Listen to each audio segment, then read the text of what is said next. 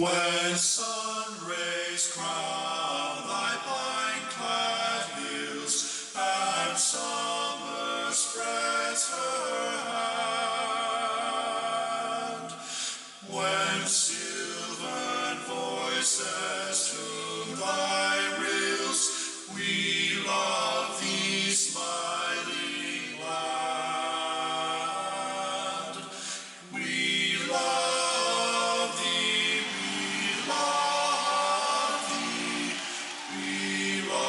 thee, smiling land. As loved our Father, so we love. Where once they stood, we stand. Their prayers we raise to heaven above. God guard thee, Newfoundland. God guard thee, God guard thee, God guard thee, Newfoundland, our land.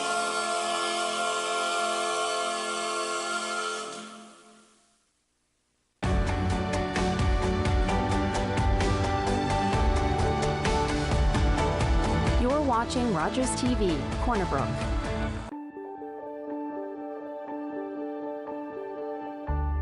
You're watching Rogers TV. If you have a comment about this program, we'd love to hear it. Email or call us, or send us your feedback through social media.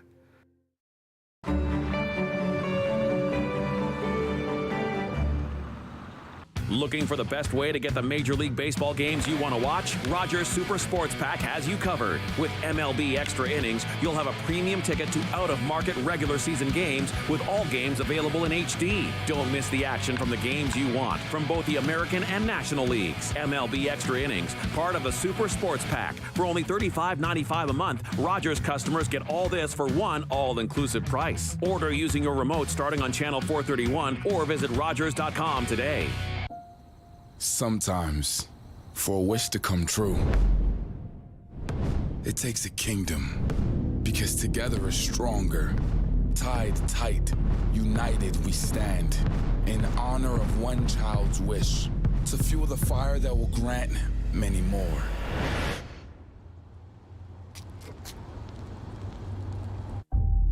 Join the kingdom.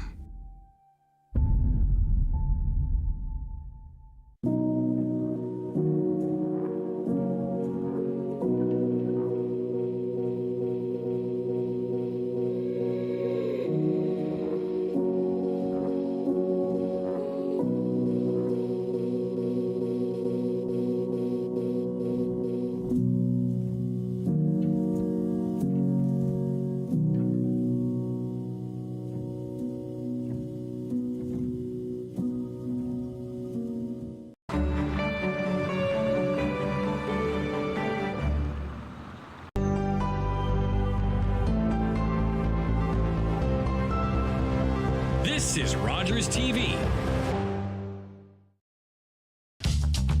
This program is brought to you by Ignite TV. Now you're in command. Visit Rogers.com for more details.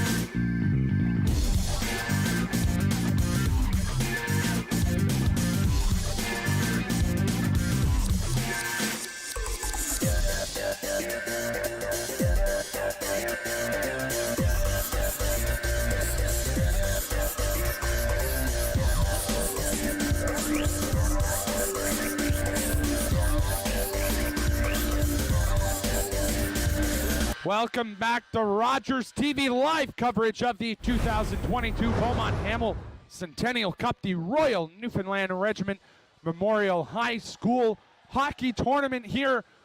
We are at the Double Ice Complex in the town of Paradise.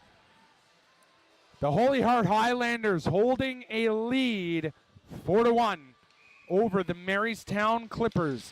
Clippers in navy, Holy Heart in white. Clippers started with a 1-second power play in that period, which evidently has expired.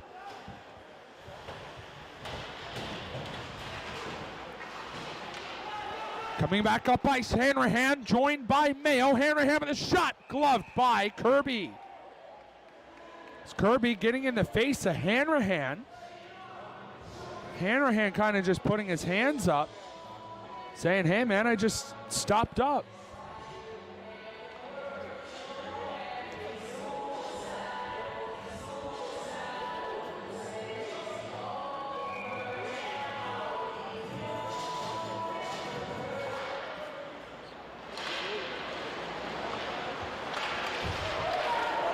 Barrington with it and alone, and it's, we're gonna have a hooking call to the Clippers. Coming back now, a hook. That's the call. Sitting down now for 2 minutes or less is going to be Noah Ryan.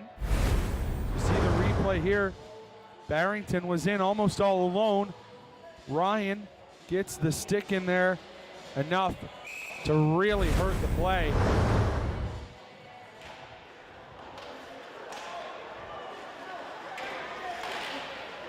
Puts it over to Daw. Daw with it now. Over to Hodder. Hodder with the shot blocked. Coming out into the neutral zone is Daw. Daw puts it over to Hodder. Hodder up to Luke Marnell. Marnell tries to stick handle here now. Puts it back up for Hodder. Hodder over to Daw. Daw with the shot. That goes wide. Marnell has to chase back to get that.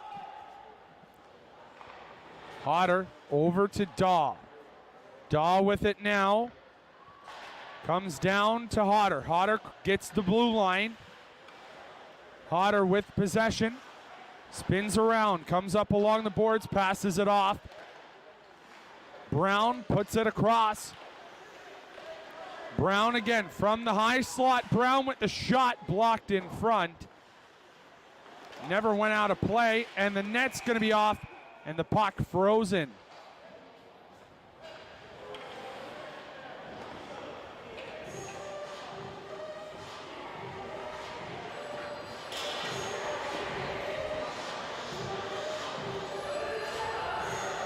Labor getting a quick congratulations there on the save.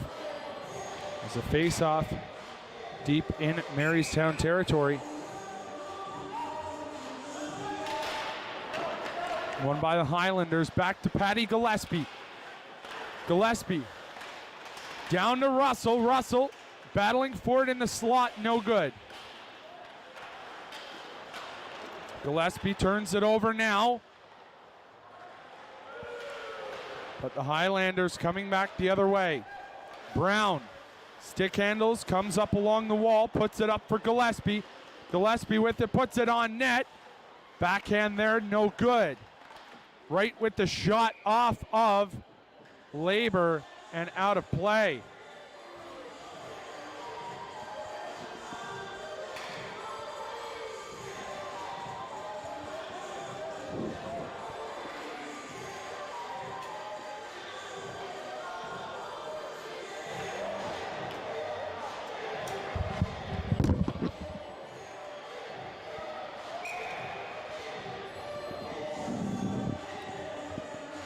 Face off now in the zone of the Marystown Clippers. 20 seconds to go on the power play to the Highlanders.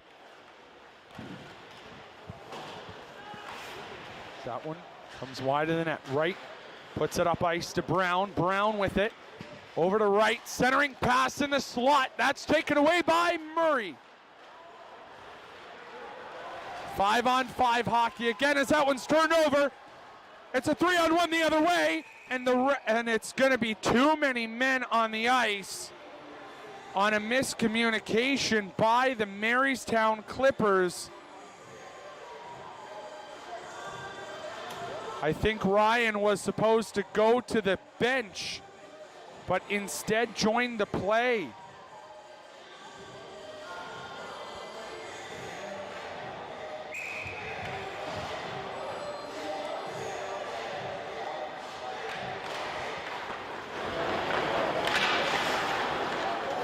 Shot there from the point, and Andrews can't put that one past Peter Labor.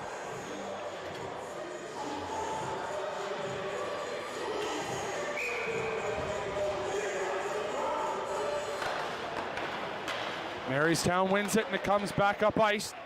Tipped off a high stick. Kirby going to play it, and it will be blown dead.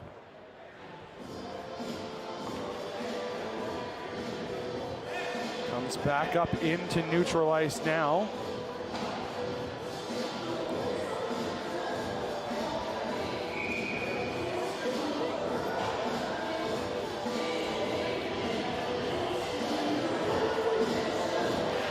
Face-off won by Marystown. Shot there, blocked in front. Coming back the other way now are the Highlanders. Pass to Quinlan. Quinlan scores! Patty Quinlan with the goal for the Highlanders, making this a 5-1 game.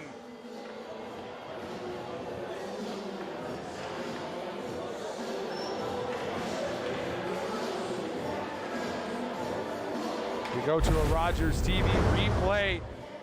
Quinlan in all alone, picked his shot. That shot was going to go high glove side.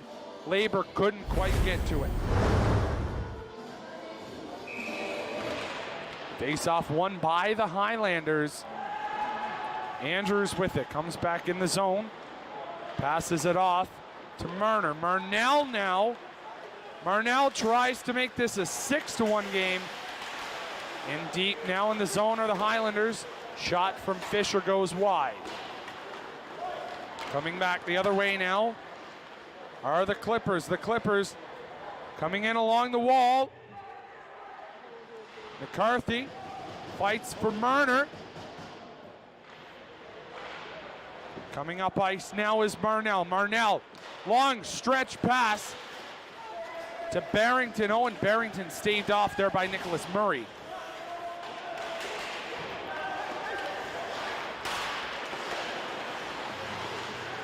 Shot there goes about 4 feet wide of the cage. Shot from Hodder, tipped in front by Marnell as Marnell has to come out to play it. Knocked off by Murray, but Marnell retrieves.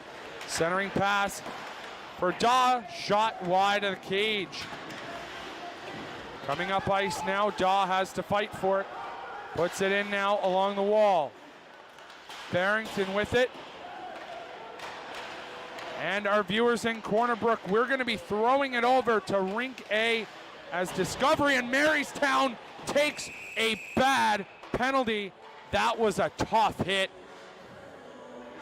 Viewers in Corner Brook, we will see you in a bit. I throw it over to Rink A for the women's game. Thank you for joining us on Rogers TV.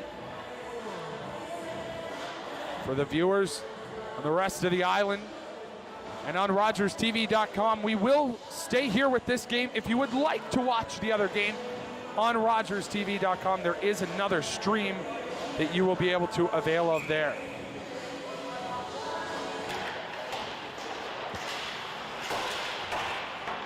It's 2-minute penalty for boarding there. Severity of that one could have gotten him a few more, in all honesty. Shot there goes wide of the cage. Kearley fights for it in along the wall. Kearley with the puck, puts it up for Hodder. Hodder puts it into the Marystown bench. And here comes the replay now, right in front of our Rogers TV camera. And boom, welcome to the kitchen.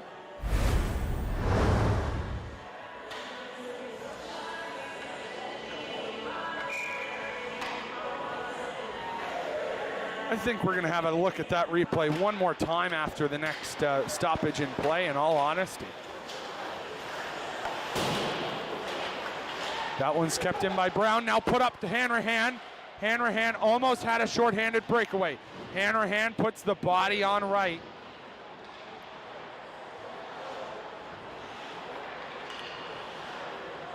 Coming up ice now are the Highlanders. Shot there from Gillespie. Gillespie looking for a pass as that's brought out. Gillespie needs to retreat. Pressured by Hanrahan, but puck retrieved by Wright. Wright with it now as he's going to go in, stick handle, Wright with a goal! Owen Wright. Elliott Wright makes this a 6-1 hockey game with 14:20. We're going to have a look at that beautiful goal. Wright coming in, stick handles around, dekes out the defender, goes low blocker past Labor. Not the fault of Peter Labor. That was a great play by Elliott Wright.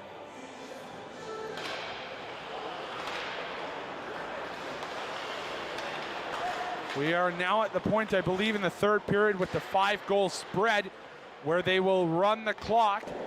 Shot there saved by Kirby. Another one pounced on by Kirby as the Highlanders come out with that one. Quinlan, stretch pass over. Quinlan looking for another, and Labor makes the save. Power went down. He's slow to get up, far behind the play. Shot there from Kirby as Mayo was almost there to put that in the back of the cage.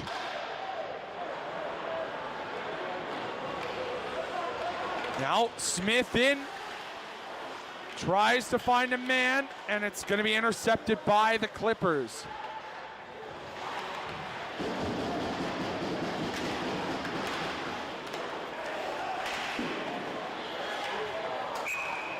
And that's going to make this one 7-1. The Highlanders. Bit of deja vu here as we saw a very similar go as the Highlanders only took a 1-0 lead after the first. We'll see that goal again. It's a nice shot there. Labor just couldn't get the rebound from Owen Barrington. Barrington, the goal scorer. Going to stay on the ice lineup for the draw. Barrington looking for another. Barrington backhands wide. Holy Hart puts that one out of play.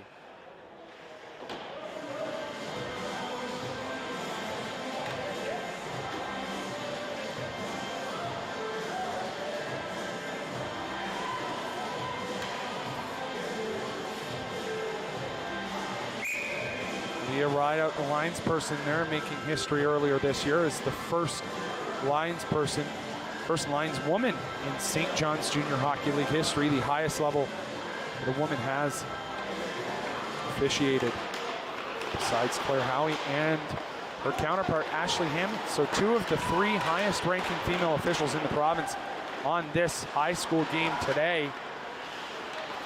Joined by Jeff Green. And welcome viewers from the Holy Heart game in the other rink. Welcoming viewers from Corner Brook to the 2023 Royal Newfoundland Regiment High School Hockey Tournament between Bonavista and Marystown. The Marystown Clippers and Bonavista Discovery Collegiate Destroyers. Both teams' first games of the tournament.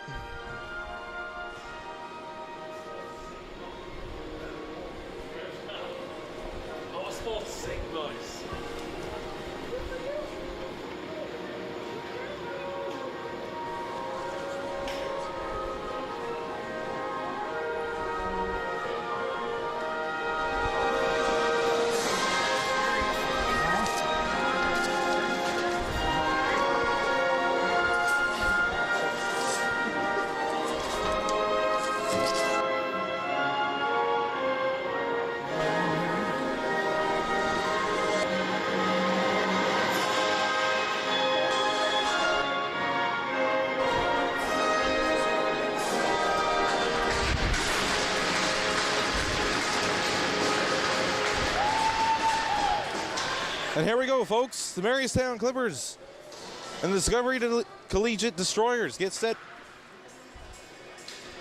for the 2023 Royal Newfoundland Regiment tournament.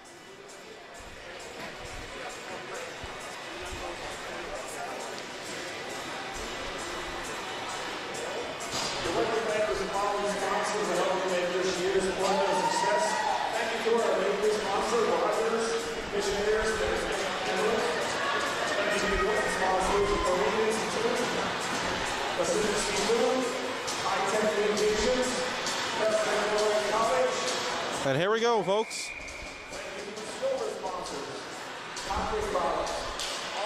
Mary's Bonavista Vista wins the draw. Discovery moving up along the boards. In the zone is Discovery.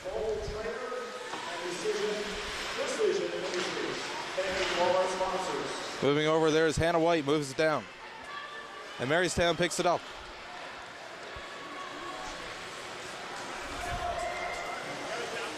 And into the zone now is Marystown. Marystown moving it around. Discovery picks it up. Moving it over alongside Mary's. So Discovery is going for a change. Nice little move there. Marystown moving it into his zone. Dump down. Picked up along the boards by Discovery. Dumps back down. There's Evans to pick it up. They intercepted there by Discovery. Dumped down by Helena Fisher. Need for the zone there. It's Chloe Pitts.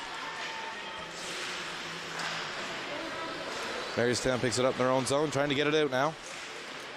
Picked up by Discovery, turn around, and the shot in that one goes above the net. Marystown looking to reset, try to get it up, and that pass doesn't connect, and Discovery's going to dump back down and go for a change. Marystown moving it up. There's Evans. Evans moving in along the side. Tries to get it over to the pitcher. There's no luck there.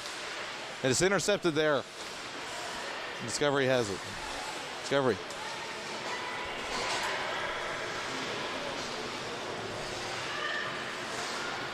Now it's back for Marystown, who dumps it in the zone. And Marystown's going to go for a change.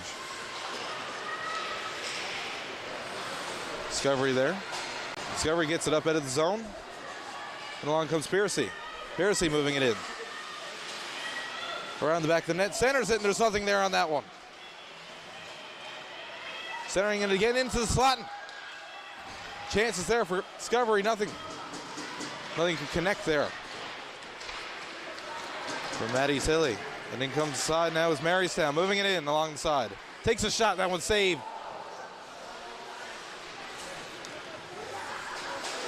Save made there now. Out comes Discovery, breaking out. Chloe Russell passes it over. And Hannah White is in there in the zone. Centers it, and there's no one there on that one. Marystown picks it up, and there's Hackett. Hackett moving in through the middle. Pressure there from Discovery. Hackett still has it. Wrapping along the boards, and she's finally knocked off there. Now Discovery's going to move it out. Maloney tries to shoot that one. Hackett's going to dump it back down. Maloney again. There's Russell. Russell looking for a pass. And she connects there. But Marystown picks it up again. And we're going to go down. And we're going to get our first icing of the game.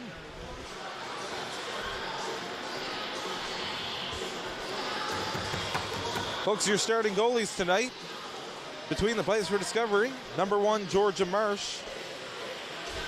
And down the other end is Taylor Clark, number 33 for Marystown. On the draw there. Discovery's going to pick that one up. Looking for options. Takes a shot there.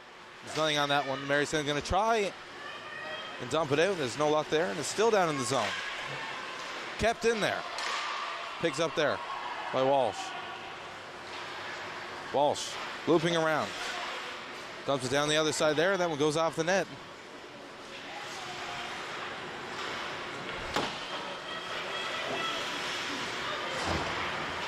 And now Marystown moves it down along the side. It's Dauber. Dauber's down, dumps into some. Discovery picks it up there. Trying to change things up, and Marystown has it. With a shot there, and that one goes wide of the net. And out comes Discovery. Discovery dumps it down in.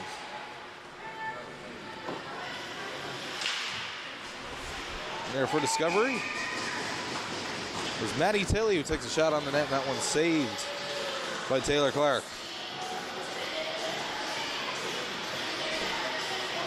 As we approach the halfway point of the first period, Discovery leads with a 3-0 commanding lead in shots. Still tied at 0-0, however.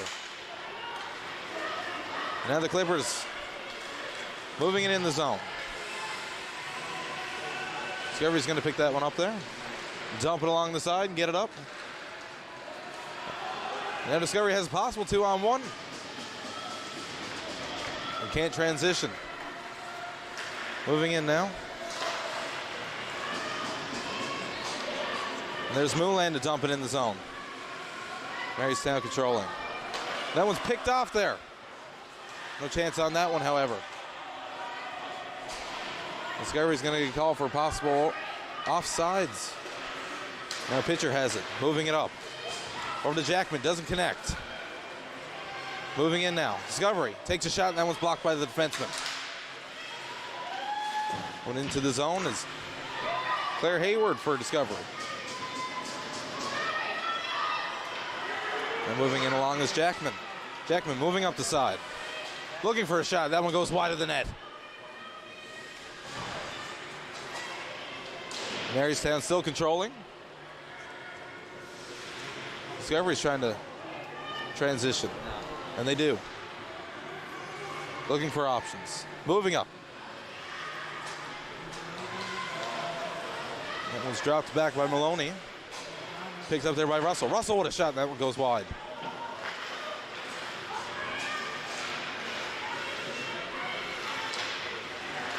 Maloney there with it. That one's picked off. Marystown moving it up. Connects the pass over. One's tipped up there. And Discovery successfully gets it into the zone again. Now we have a possible chance here. Discovery picking it up. Can move in. They still handle it. But a shot there, and that one's saved. Now Marystown controls. Breaking out of their own zone. Moves it over. That one's intercepted along the side there by Discovery.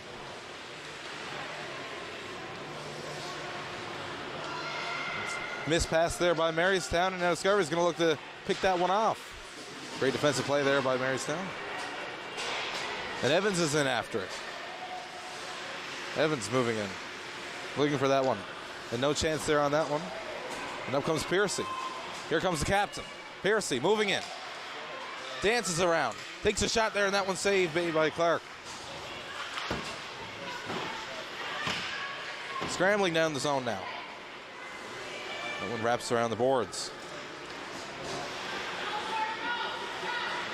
Here comes Marystown. Captain tries to get over to Dauber. No chance there, and it's picked off again by Piercy. Walsh takes a shot. That one's blocked. Now Piercy's after it again, looking for options. Tries to get over to Tilley, and there's no luck on that one. Paddle's going to pick it up.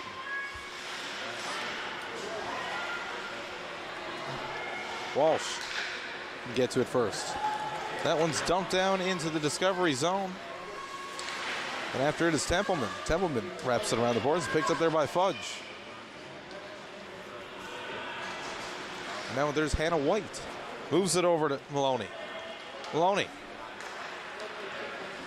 connects with Hayward. Hayward got a break now. It is Hayward. Takes a shot. That one's saved. Rebound. No shot on that one. And a great save there by Clark. And up comes the side now. It's Dauber. We got a possible transition here on this one. And Walsh is going to pick it up, but can't break into the zone due to the offsides. Marystown's going to go for a change. That's picked up there. And Hayward's going to head to the bench. And here's Hackett.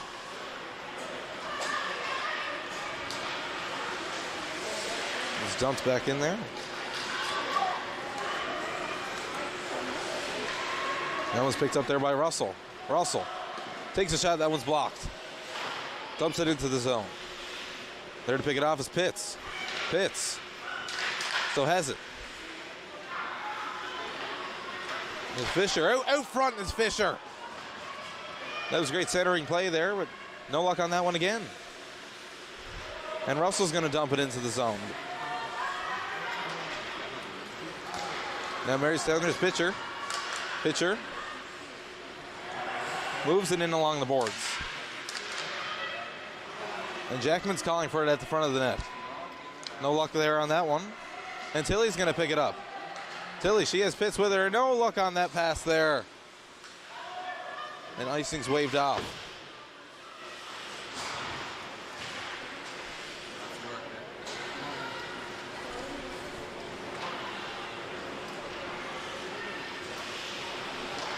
Now, Marystown transitioning.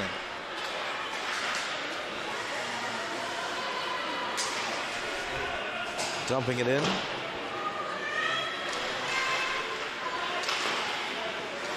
Discovery dumping in, centers it. And that's going to do it, folks, for the first period.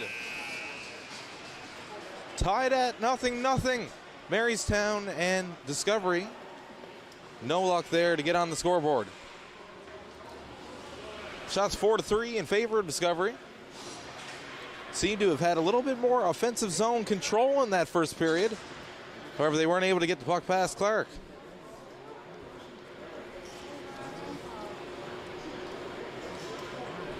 Folks from Corner Brook, we'll be back in just a few moments.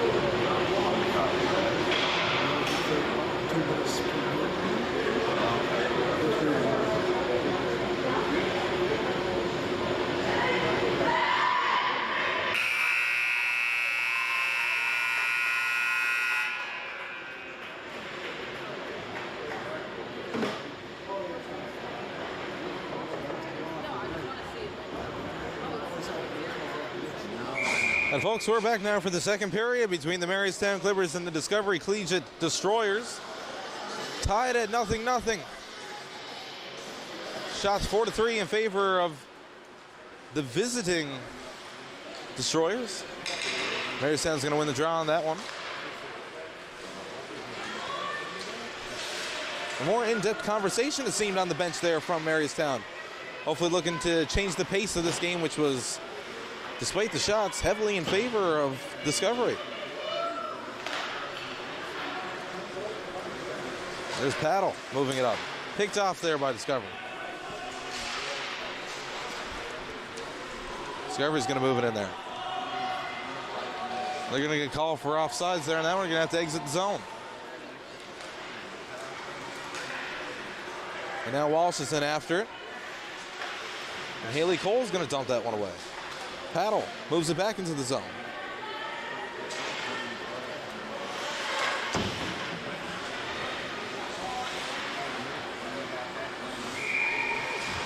And that's going to be an offsides call on Marystown.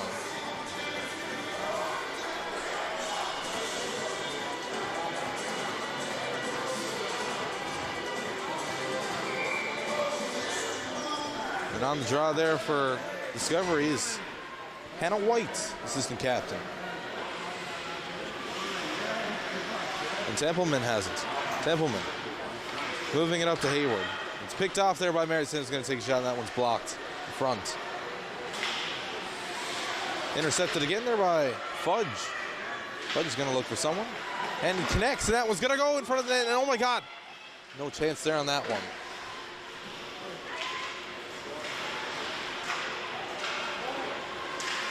Templeman's there, fighting with Stewart over the puck. It's cleared away there by Moulin.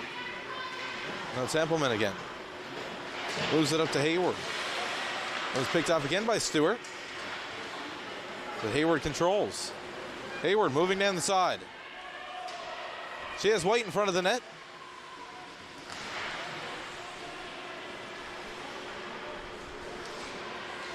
That one's kept in there by Pitts. Pitts is after it. Connected at the zone there by Russell. Now Pitts has it. A dancing move there and shots it on the net. And Clark's going to make the save.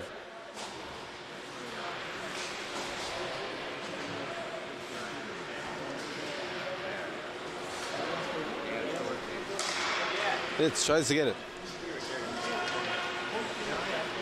And Fisher has it. Tries to center, and that one goes back to the point, and Russell has it. Another nice move by Russell. Back to Russell. Russell has a clear shot. Tries to slap it. Now we got a possible chance here. And it's a break for Walsh. Walsh moving in. Shot on that. That was, what a save made by Discovery. Georgia Marsh with a beautiful save there to keep this one tied at 0-0.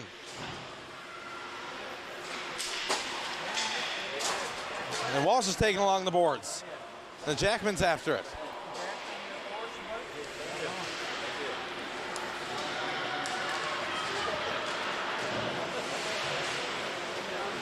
And pitcher's going to have it there. And Marystown going to look to reset. That was picked off there, but they can't enter the zone. Now there's Evans. Tries to get in, gets it over to pitcher. Pitcher moving in. Dumps it down into the corner, and after it's Evans. Evans back to pitcher. Centers it out front, and that one doesn't get by. And Russell has it there now. And Elliott.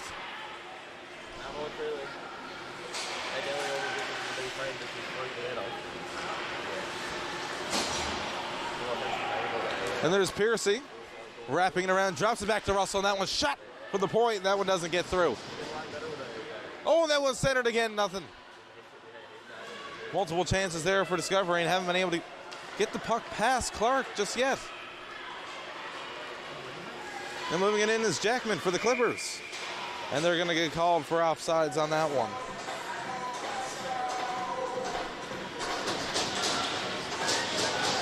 Lots of activity in front of Taylor Clark's net. Puck was able to get through to her, not very much there on that one. And Discovery is going to switch goaltenders. And in comes Cooper between the pipes for Discovery. Number 31, Alexis Cooper.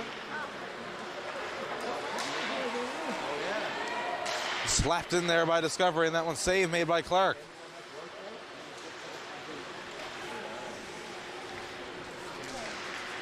Now fighting for it's Maloney. And the puck's up there for Walsh. Nice defensive play there made by Chalk. And it's Dowd. That one goes off the outside of the post. And then there's Hannah White moving it up. And that was dumped in, and they're going to get called for icing on this play. Claire Hayward was just behind the red line. Going to get called for icing on that play. We're going to go back down to the Discovery zone, folks.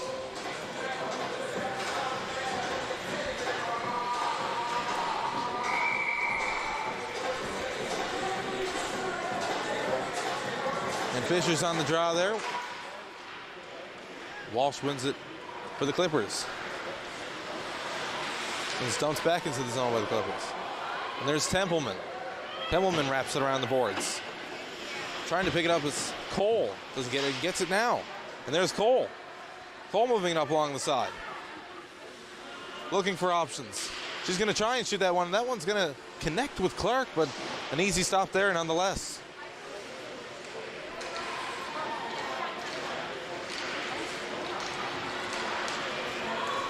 Now it's going to go back to the Discovery defenseman. Try to roll it back into the zone. And that one, a great transition on that one. Tried to do a nice move there, Chloe Pitts. And it's back up for the Clippers. There's Jackman. Jackman trying to get in the zone. Gets it over to Walsh. Walsh looking for options. Dancing in along the boards. Now here's Piercy with it. Piercy wraps it back around the boards. Now Pitts looking for Piercy. Connects with Piercy. Shot in there. That one goes wide of Clark. Now Pitts with the puck. And some chippy play is going down in the Marystown zone. Beckford is Templeman. Tries to wrap it around. The Clippers pick it off. Back to Templeman. Going to try that one again. But that's tied up in the zone there by the Clippers. Tied up play along boards, and it's going to get back to the Clippers defenseman. Who's going to dump back in the zone, but here comes Russell. Russell, nice move there. Gets it up. And in the zone there is Tilly. Tilly wraps around the net. She's slammed into the boards by the Clippers. He's going to pick it up again now. Around the side. And there's Dosey looking for it. Discovery transitions. And Tilly's after it. Back to Russell. Moving it around. Russell enters the zone. Fakes the slap. Wrapping around the side there. Looking for someone. Centers it, and there's nobody there, and Stewart's going to pick that off for the Clippers. Stewart gets it over to Dowsey, and Dowsey's going to have a break here, it looks like. Takes a shot, and that one's saved there by Alexis Cooper.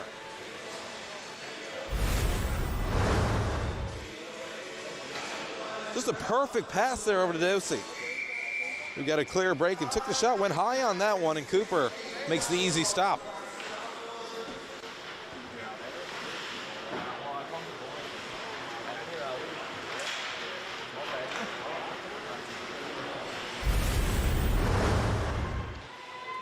And it's tied up there along the boards. Digging for it, both teams. And we're going to get a stoppage of play there. And the face-off is going to go back between the hash marks.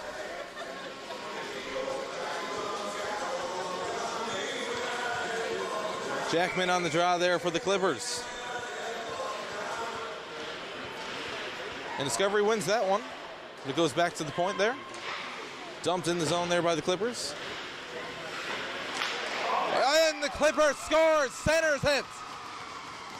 And the Clippers strike on the board first with just 1:47 left in the second. And that's going to be Evans. We're going to get another look at this play here. It was kept in the zone and went back around behind the net. Centered it there, and just a perfect tap-in for Evans, who had no trouble beating Cooper. And Marystown gets on the board first and opens the scoring in this contest. Wins the draw again now, and Discovery's going to have to go after it. Back is Walsh. Walsh takes a shot. That one doesn't get through. And Fudge has it there now. Centers it again, and there's no chance on that one. Now after it is Pitts. Pitts trying to bait the defenseman. And no luck there on that one. That one's going to go back to Clark. Marystown picks it up, tries to get over to Fudge, and dumps it all the ways down.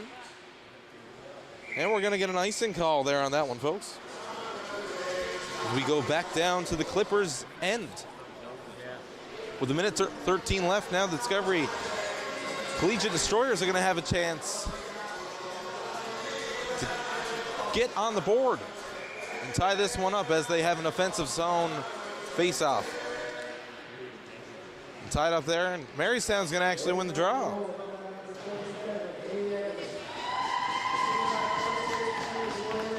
There's White with it. She's picked off, and it's over to Fudge. Fudge tries to get it to the zone, and she does. There's Piercy digging for it with Fudge. Gets it over.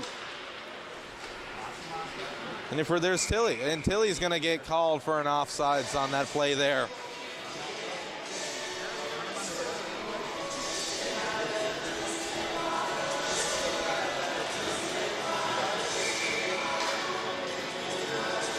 And on the draw there is Hannah White.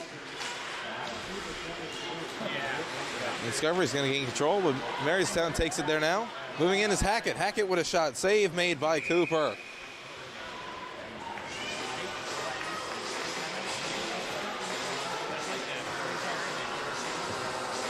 Cooper looking confident there on that play.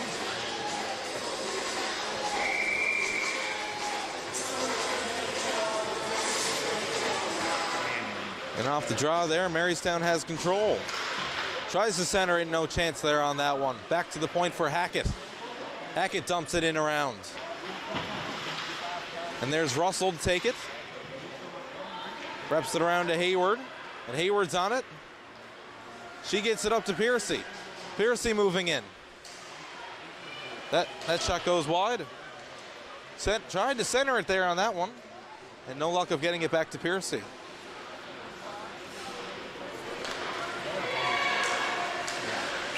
Jackman tried to break through there, but the clock is going to run out. And with the period done, Marystown leads Discovery 1-0. We'll be right back, folks.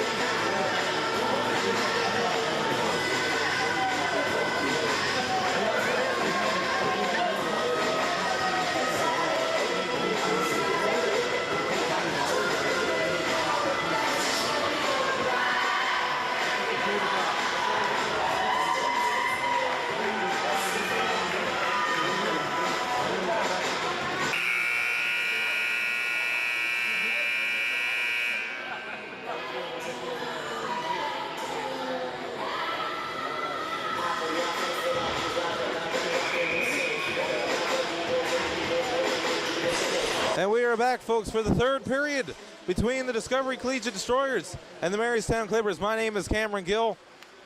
We're happy to have you Corner Brook viewers along with us. And in now is Paddle.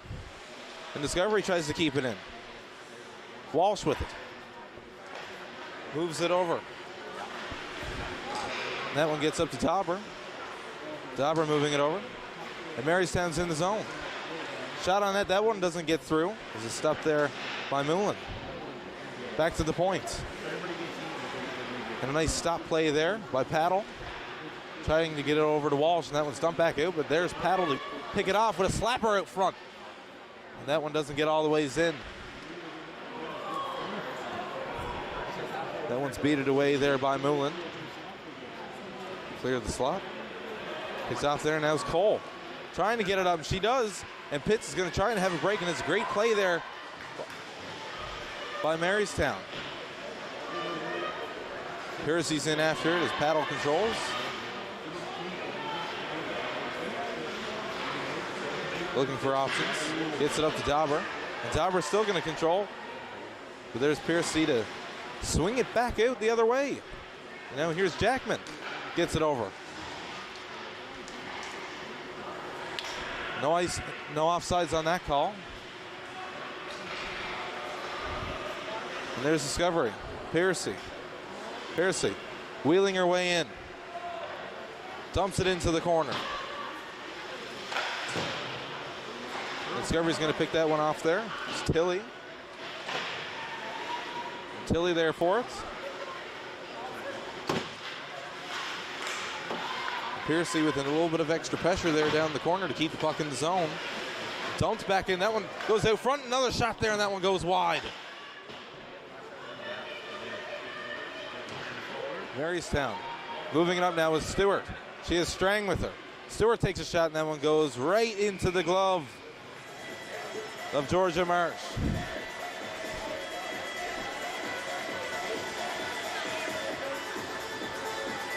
My apologies, that is still Alexis Cooper between the pipes there for Discovery.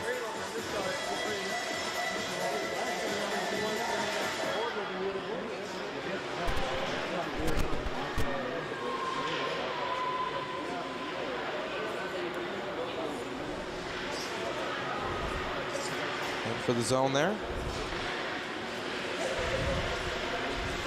And Discovery is going to control, and up the side now is Hayward.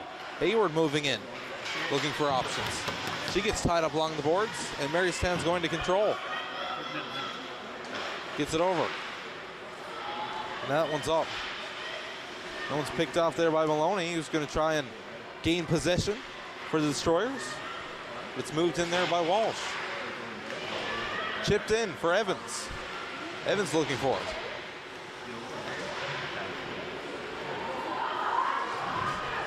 And some shoving down there along the Discovery boards. And now Russell has it. Russell up for Cole, doesn't get to it. And now that one's over to Hayward. Hayward moving in on a one-on-one play. She's knocked off there by Paddle. It's wrapped in along the boards. Discovery looking for an option with a chance here now, wheeling her way in. And Fisher wasn't able to connect that one. Back to Russell. Russell keeps it in and dumps it in the zone. And that one's kicked off there by Paddle, who now controls and is coming up through the middle. And she's taken down there by Fisher, who puts the puck back in the Marystown zone. That one's picked off there. Now it's Fisher with a chance. Takes the shot, and that one's just blocked barely, and Piercy's going to have it out front. With a slapper there, and that one's just, and Piercy's looking for it. And Piercy with control. Pass it over, tries to center it. And Pitcher's there to take it off. Dumps it out. And Moulin's going to put that one back in the zone. That's going to be dumped out by Marystown, and icing is waved off. We're going to reset around now. And Piercy's there with it. Kept in the zone by Marystown.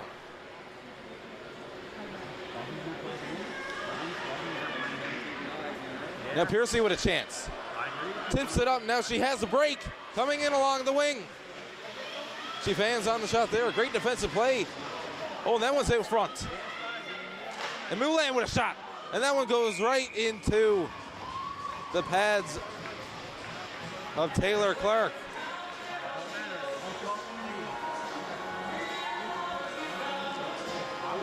And Discovery is going to go for a change with 5:15 left in the third period. Shots 11-9 in favor of the Clippers, who have done a much better job in this game of fending off Discovery. Discovery there, the shot, that was kicked away by Clark. And Fudge there tries to get out of the zone. Discovery, the shot, and that one just goes too high for Clark's glove. That one gets back to the point. Russell kicks it in. Moving it around now is Pitts. Pitts tries to get to it. Scrambling along the boards. It's picked up by Marystown, who's going to try and get it out. And Russell tries to tie up Walsh there. And now Fudge has it, breaking into the zone. It's Fudge. Fudge, she's knocked away. Now it's Maloney, and that one's kicked in. And that one's in front, the puck is loose, and a save made by Alexis Cooper.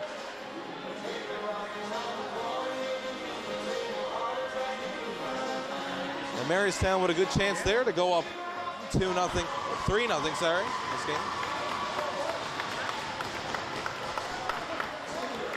And they get it. That one's going to be a goal. Cooper wasn't able to get the puck past there. It's just picked out in front and trickles in. And it's 2-0 Clippers. With 4:30 left.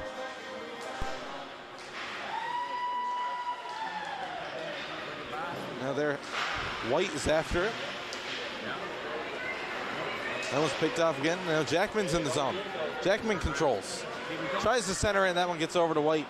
And Discovery's gonna go the other way. And Piercy tries to stop that play there. That was in the zone there, White with Piercy. And that pass just isn't good enough to connect. Now Discovery's in along the boards. Marystown. And Walsh with it. Walsh. Over to Hackett. Hackett's gonna move it up to pitcher, and that one's picked off there. And it is Pitts. Picked off. And Piercy's with a shot there. Oh, and that was a great save made by Clark. Moving it out now. And Jackman's gonna dump it and go for a change.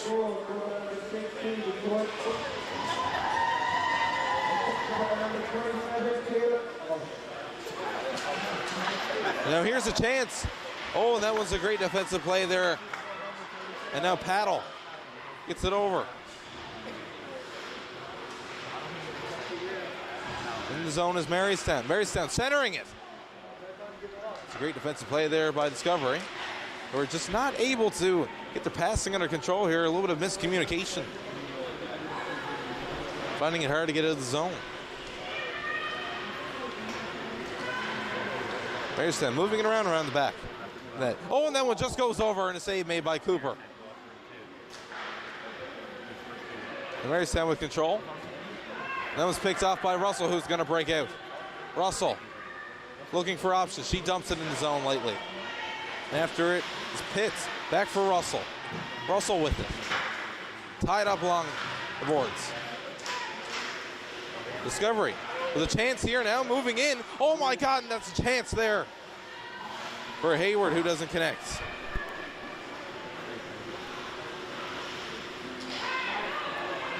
And now here's Evans, and a possible 2-on-1. And Evans is going to shoot it right into the glove of Cooper. Marystown's going to go for a change, and so is Discovery with 2:04 left in the third period. Shots 14-11 in favor of Marystown, who lead 2-0. And folks, at this stage in the game, that is most certainly a commanding lead over the Destroyers.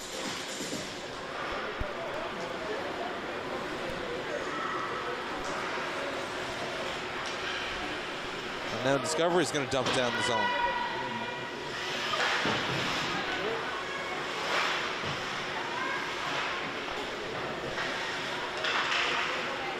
Now there's Hackett to pick it off. Hackett moving along.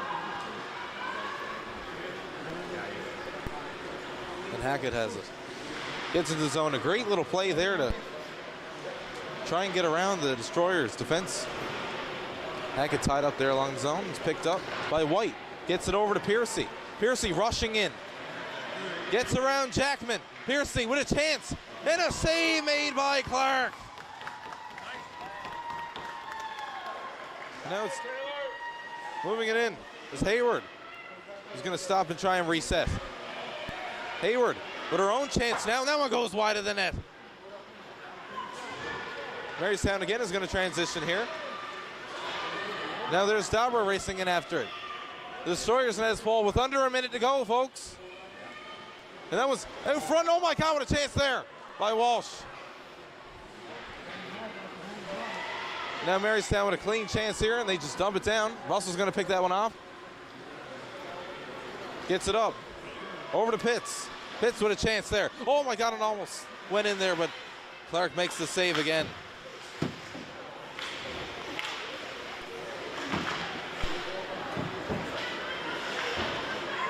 Now digging for it. The clock is ticking down. Under 20 left. And now Russell's going to pick it up. sending it over. And now pitcher picks it off, and Marystown has control again. Over to Stewart. Stewart's just going to dump it down. And folks, that's going to do it. Marystown 2. Discovery nothing. Clark with 13 great saves there to record the shutout for Marystown. And they're going to take the win here this afternoon. Folks, we're going to go now for the Royal Newfoundland Regiment players of the game for each team. Before we clue up this broadcast.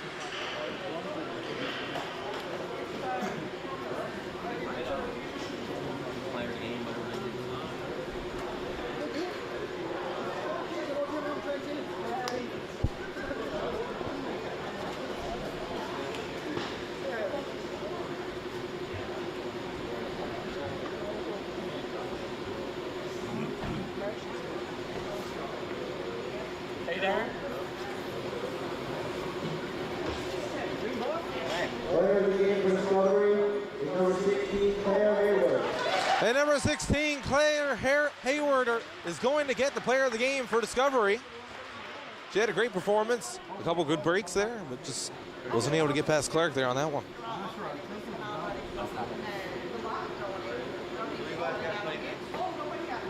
And Hayward's going to go along to fist bump with the Marystown Clipper team.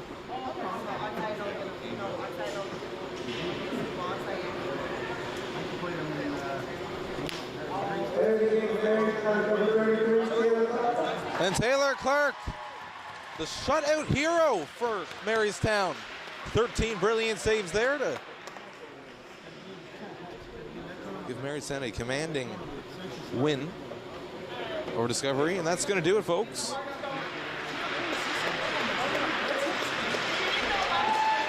Marystown 2, Discovery nothing. Thank you for watching Rogers TV from around the world. My name is Cameron Gill. We'll catch you on the next one.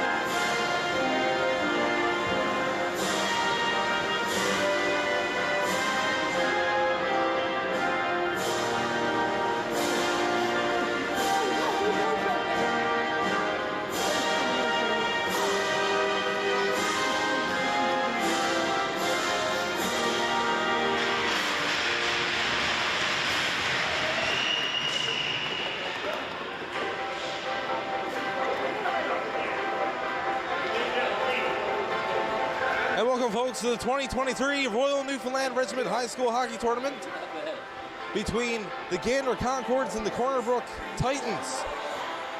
Both teams arriving today from out west are getting set for their very first games of this tournament. Your starting goalies between the pipes for Gander, number 31, Maya Calloway, and for Corner Brook, number 1, Chloe Campbell.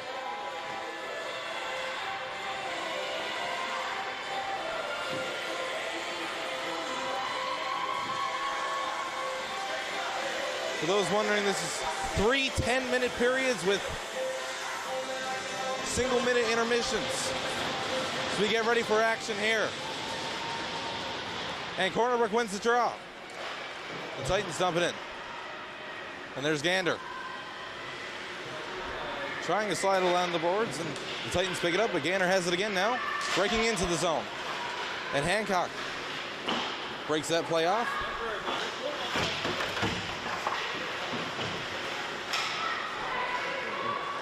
Gander keeps it in at the line, dumps it in there. We're going to get a bounce, and nice try there up front by the Concords. Kept in again at the line. Concords still have it inside the zone. The Titans chip it out and go for a change.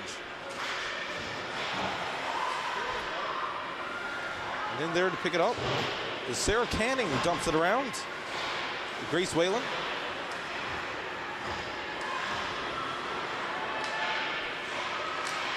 Fighting there along the boards for it. The Titans try to keep it in the zone. Gander doing a good job of clearing it out, and they do so.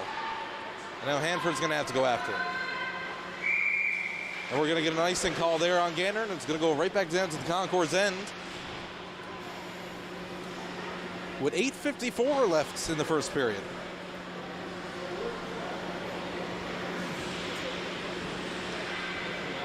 And on the draw there for Gander is Hannah Leonard. She's going up against Michaela Bugden, sorry. And the Titans control. Gets it back to the point for Woodford. Woodford with the shot, and that one's going. That's tipped, and it goes wide. The Titans keep it in at the line. Titans have someone who centers it, and that's a good save there by Callaway. As Corner Brook gets on the board first in terms of shots.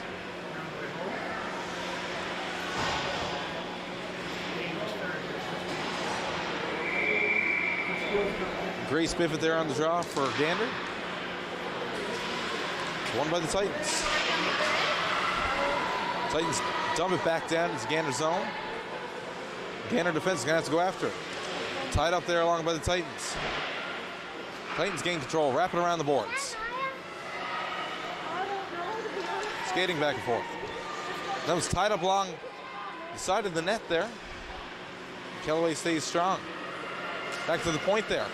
And they get it over, and it's tipped out, and Callaway's going to have to make another save. As Corner Brook's doing a good job of moving the puck around. Concords are going to go for a change there. And in for the draw is O'Brien. O'Brien wins that one. Titans fighting for it along the boards, but the Concords pick it up. And now they transition. The Concord's moving out. In around. Moving in alongside the boards. Hancock picks that one up. Wraps around the back of the net. Stops and tries to go the other way. Hancock moves it up. Connects that pass over, but it's lost. Now Hancock's going to have to try again. She rushes up the side. She moves in. That one goes wide on Callaway. And the Concords are going to transition, but the Titans pick him off, keep it in the zone. And after now is Cole. That was centered out front there. Titans looking for it. Titans with a shot and they score! And the Titans get on the board first.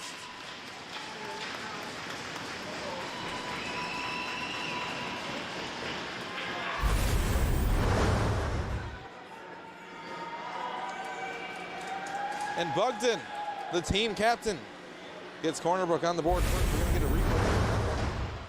Just a simple centering and in the low slot, and that one goes in 5-0 on Callaway. With 7:13 left, not even 3 minutes gone in this period, and Corner Brook's already on the board.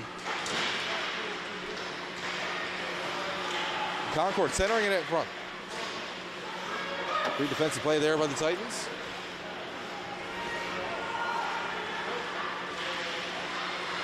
Now they're after it. Concord's trying to put on a bit more pressure, and that one stopped there by Campbell. And both teams are going to go for a changeup.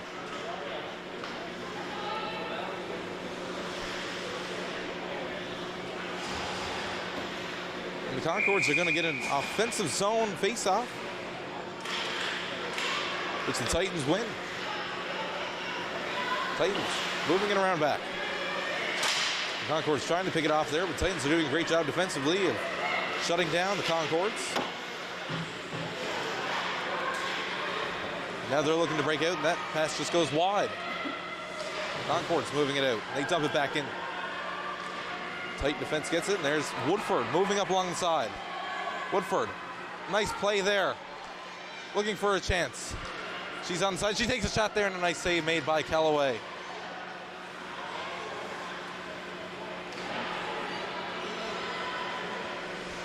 Burton dumped it into the zone there, and now the Concords are going to try and transition. Titans really putting on the pressure here so far in this game. They've been the dominant force so far as we go for the halfway point. That one's shot wide.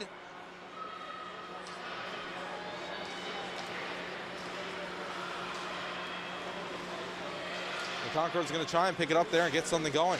They do. Dumps it in. From a save made by Campbell. At the point. Couldn't keep it in as the Concords. They're going to have to reset. Fans on the shot there. And a bit of miscommunication there on that play, and goes back into the Concord's end. Now the Titans are going to pick it up. Moving in around the neutral zone. The Titans break out into the Concord's end. Shot there from the side and a nice glove save made by Callaway.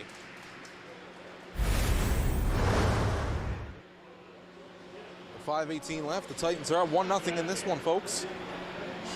Shots on net 4-2 in favor of the Titans.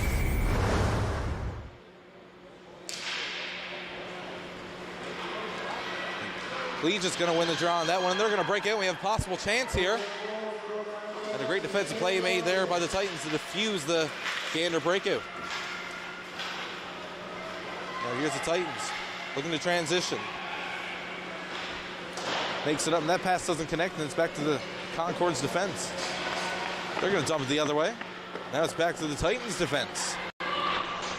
Going end-to-end on this one.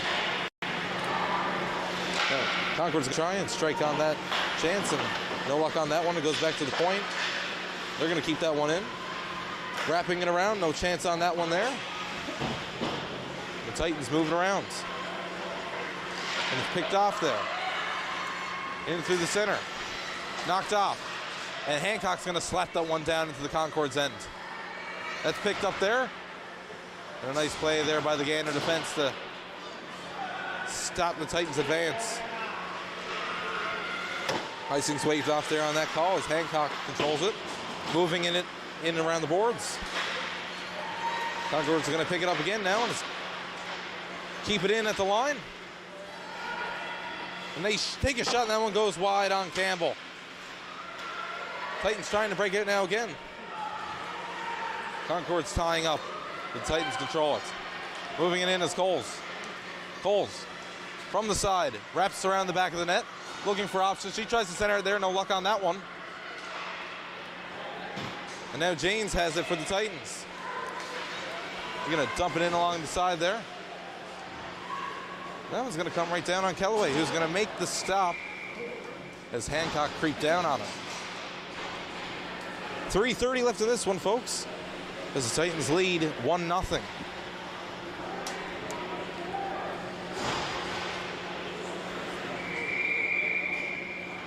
The Titans with an obvious amount of offensive control so far in this game. They've really been pressuring down on the Concord so far and haven't allowed them to do much. Concord's looking to transition there now. Stopped again by the Titans. And it's picked off there. And there's Hancock. Hancock looking. Takes a shot. She scores. And the Titans go up 2-0 with 3:08 left in the first. A beautiful shot there by the Titans. We're going to get a replay here on this one. Perfectly picked off there, and Hancock's going to capitalize on that chance and right between the defense goes high glove on Callaway and beats number 31 to put the Titans up in this game even further. And off the draw now, the Titans defense hold it again. Wrapping it around. The Concords pick it up and dump that one in.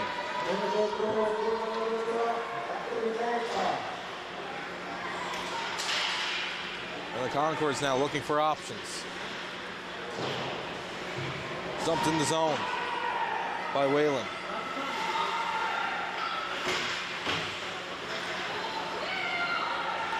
And now breaking out are the Titans. Coles is in. Coles takes a shot there, and that's saved by Callaway. Both teams are going to go for another change here. We're going to get some fresh legs on the ice for the Concords as a new set of Titans defense comes on the ice. Titans win the draw there on that one, and a shot right off the face-off. Callaway controlled that one nicely with the blocker. And now moving out of the Concords with a 2-on-2. Moving it over, wrapping it around, no shot on that one. The Titans are going to go back the other way now. And there's Coles. Coles. A nice move there, doesn't get past the Concord's defense line. Concord's going to try again here, and they just chip it in the zone. And they're going to go for a change as Campbell makes the easy stop. And Hancock out there again for the Titans. Makes a nice pass up through the center. Taking a shot.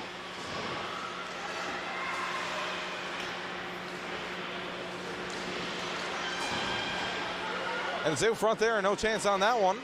Titans really putting on the pressure here. Trying to make this one. And Hancock, with another shot, she scores! And there's Hancock with her second of the game. 3-0 Titans with 1:22 left in the first. This top line here for the Titans have been completely dominant of the Concords. Had zero trouble breaking into the zone and putting the puck in the net. Now here's George up the side off the draw. The Titans, that one's clipped off. Concords are going to try and go the other way. No chance on that one. It's over, and Hancock has it again. This tipped out front there.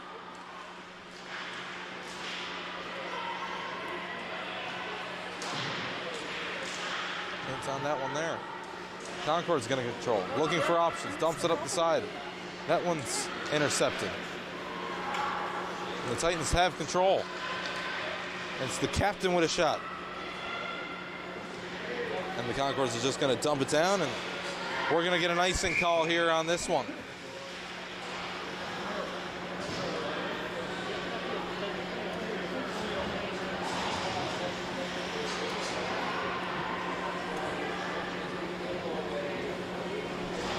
Coles is going to come out there for the draw for the Titans. Gander wins the draw. Concord's wrapping it around in their own zone. Centering it out front, that one's picked off. Concord's lost it there, and now we're going to have to go back. Titans, what a nice shot there, and a nice save made by Kellaway. Tried to get the rebound on that one, no chance. And a pass too far there for the Concords, and Woodford's going to pick it up and circling back around their own net.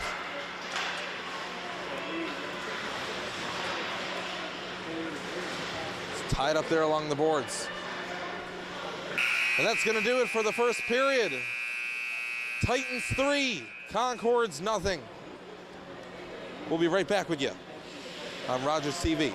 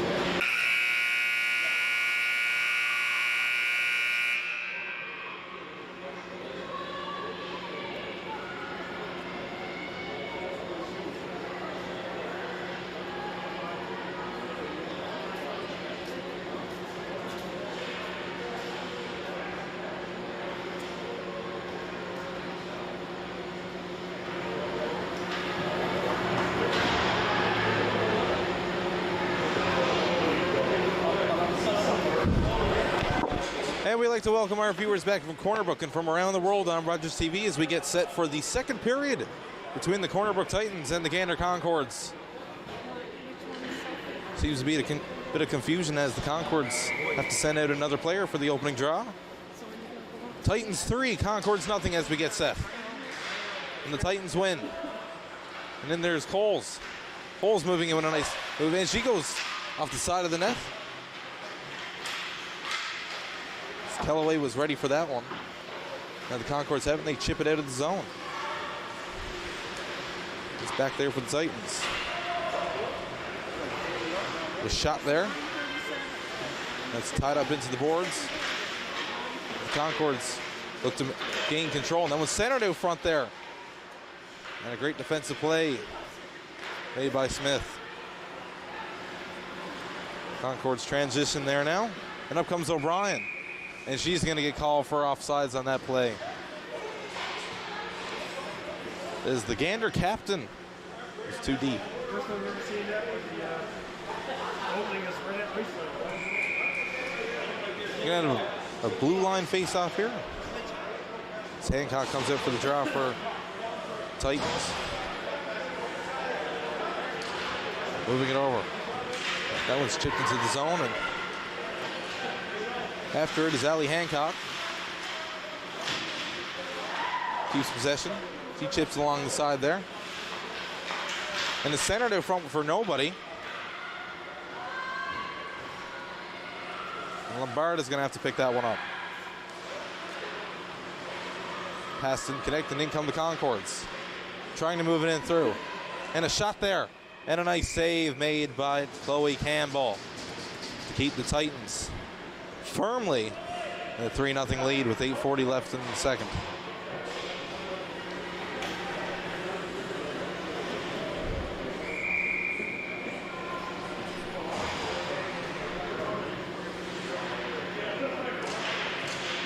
And the Titans are going to win that draw. And out come Corner Brook. The Concords do a good job there to knock off that offensive drive, and puck is back in the neutral zone. Bugden's after it. Good play there by the Gander defense, and now it's back up to the Corner Brook defense. And the Concords gain control. Moving in. Didn't get the full power there on that shot. We're going to go back down into the Titan zone. And off there is O'Brien, who tries to get it in. Can't get the shot off on that one. And they'll race it here to Spracklin. Spracklin gets it over to Bugden. Bugden centering it. And a shot. That's good save there made by Kellaway. Pass too far there on that one for the Concords, and Titans are going to reset and break through. And there was George powering in. She's around the side. Hancock keeps that one in. Out front for George, and a shot. And what a goal. And Maya George has the Titans up 4-0 in this one. A magnificent play here as Hancock just centered it. A great play through the defense and to the high slot, and that one's going to go top right corner on Maya Callaway. 7:48 left in the second as Corner Brook now leads 4-0. Shots on goal, 11-4 in favor of the Titans as well. And we have another one. A 2-on-0. And a great play there and a great save made by Callaway.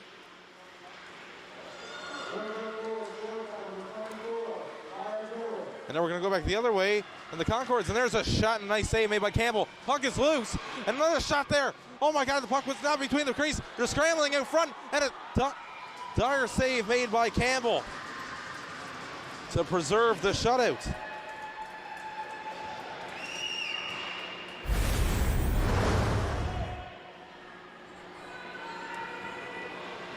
The Concords look a little distraught after that one.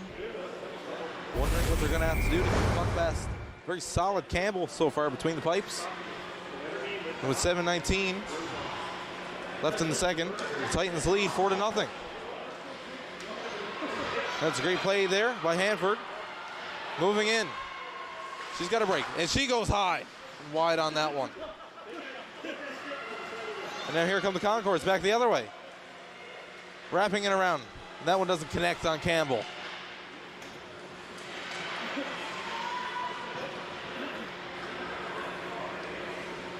And the Gander defense is going to have to knock that one back down into the Titans' end. Titans control it there now.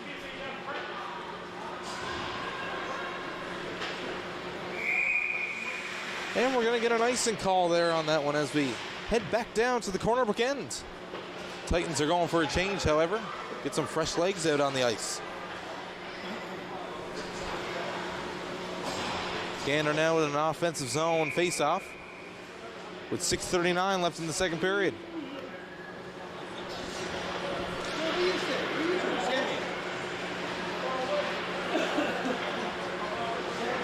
There's the Titans breaking out. As Hancock gets it over to Spracklin. And Hancock with it. Over to Spracklin again, who's going to wheel her way out front in the backhand. That doesn't connect. Now we're scrambling out front, and Kellaway with two nice saves there to deny the Titans of getting up even further in this game.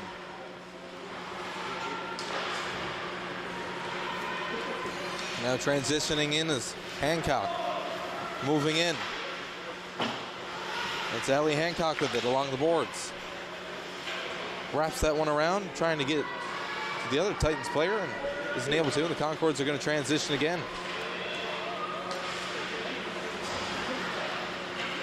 No luck there on that one. And Spracklin picks that one up, and we're going to get an offsides there on that call. Spracklin entered the zone with the Titans players still left in there. We're going to blue line face off here as Bugden, the team captain for Titans, takes a draw. And O'Brien's going to win that one. The Titans control there now. And Cole's with it. Cole's moving in the zone. Centers it out front. And that one goes in.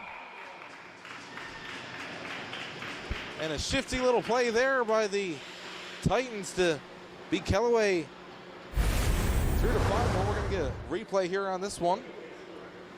As you can see, Coles just wheels her way in around the sides and does a simple backhand and sneakily gets past Kellaway, and Titans are up now 5-0 with 5:21 left in the second period.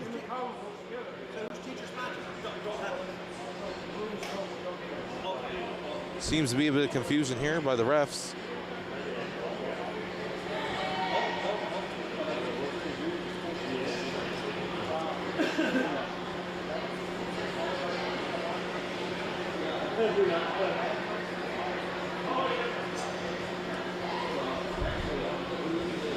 Referees seem to be reading over the rules of some sort to figure out what's going on here in this game.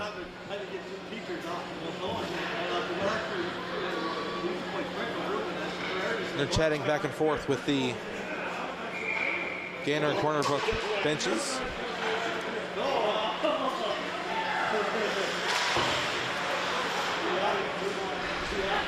James there, gets it over to Hancock, who slaps that one over, and the Concords are there with it now. Dumps it into the zone. It's back for James. And O'Brien can't get it.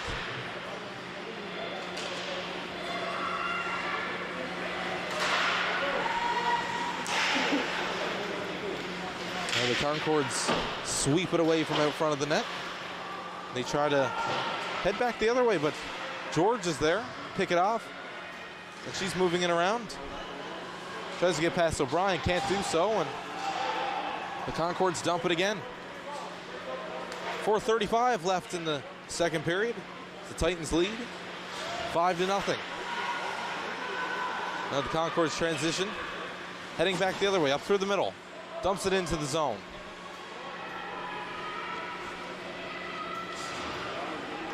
And back come the Titans now in full force. They move in. Centers it out front. There's nobody there to pick that one off. And a shot there, and that one goes wide. And the Concords pick it up again and head back the other way. Oh, and she's laid out there. And Corner Brook's going to get called for that one, and we're going to have our first power play of this evening. And it looks like Gander's going to get on the power play for the first time. With 3:47 left in the second period, 2 minutes has been put up on the board against the Titans.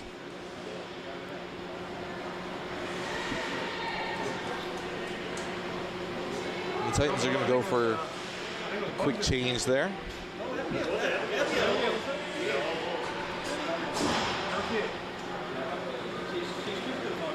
And 2 minutes is going to go against number 73, Abigail Woodford.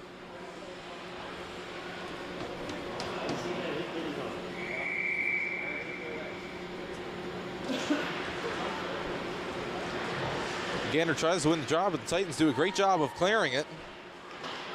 Back down to the Concord's end.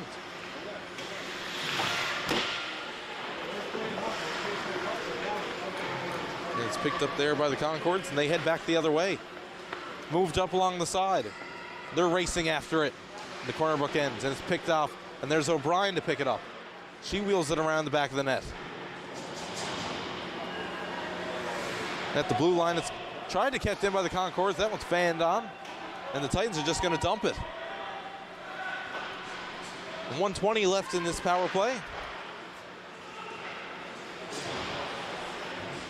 There's the Concords coming in over the red line. O'Brien moving in. Gets it off, and the one-timer isn't able to be pulled off there on that play. They're going to shoot back in. And O'Brien's there behind the net. Back to the point. And another shot from the point there. And that one can't get through to Campbell. O'Brien tries to drop it back, and the Titans dump it. 45 seconds left here in the first power play of tonight's game. As the Titans control them, the Concord's end. They tried to center it, no chance there on that one. And back come the Concords now. Moving it up along the side. And she misses that one. And a shot there. And a save made by Campbell. She keeps it in at the line now. The Concords move it back in around the boards. Tries to center it, no chance on that one. And the Titans, with 5 seconds left on the power play, they're just going to dump it. And out of the box is Woodford. We're back to full strength now.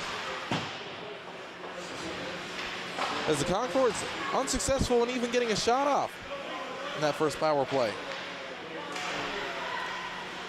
Now George has it. Hancock. And that one's just dumped out by a desperate Concord's team to get a change. Gander looking a little gassed there on that one after a full 2 minutes out on the ice. And we're going to go back down the Concord's end with 1:27 left in the second period.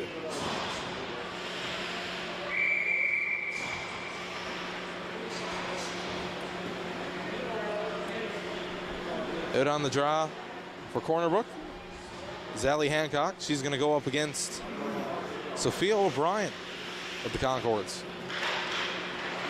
And Hancock wins that one. Then it goes back to the point, it's dumped in the zone. And Hancock controls. There are the Concords coming back up the side. And O'Brien can't get to it. And it looks like both Hancocks are going to get messed up. We're going to get an offsides there on that one.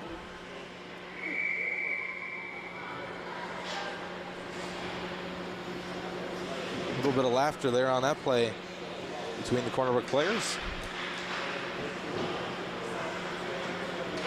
Gander wins drawn. Titans intercept and are headed back the other way. And then there's Woodford. Woodford tries to center it. Can't get to it in time. And the refs are going to flag this play down.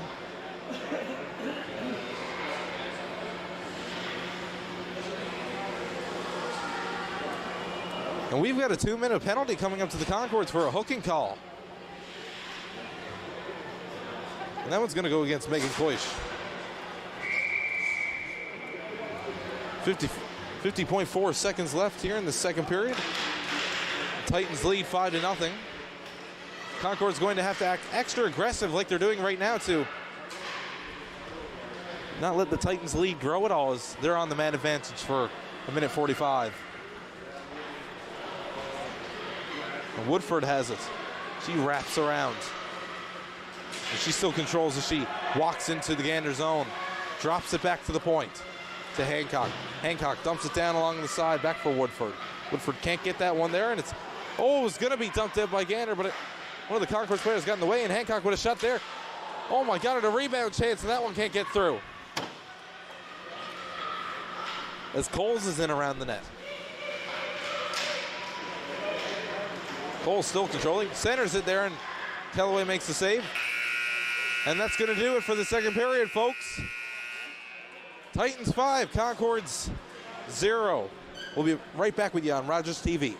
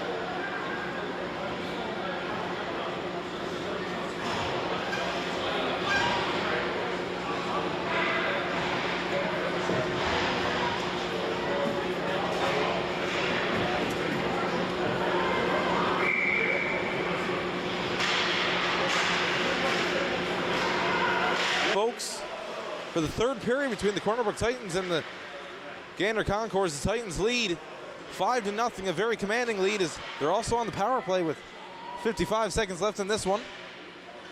They enter the zone and center it. A nice shot there on Callaway, and she makes the save. And the Concords dump it out.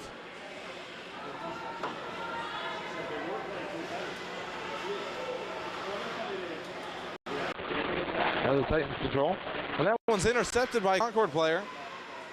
He's able to tie things up, and they just dump it back down to their own zone to kill time.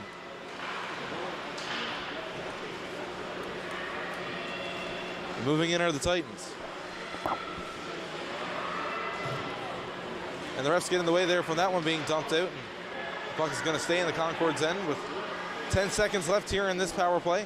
That one's kept in there at the point with the Corner Brook defense. Intercepted again by the Concords.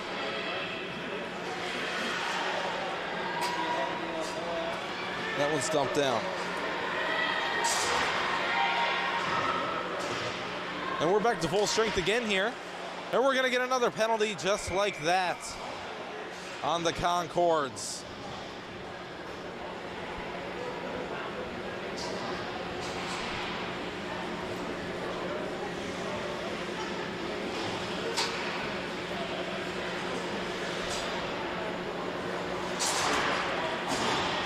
To the box is number 20, Sarah Canning.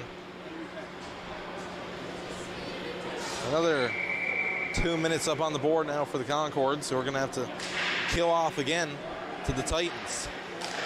George is there at the point. George moving it over. And a slapper there. That one goes wide of Callaway. George has it. Over to Hancock. Hancock with a shot. Nice save made by Callaway. And we're going to get whistled down as the net came off there when Callaway made a push save on Hancock.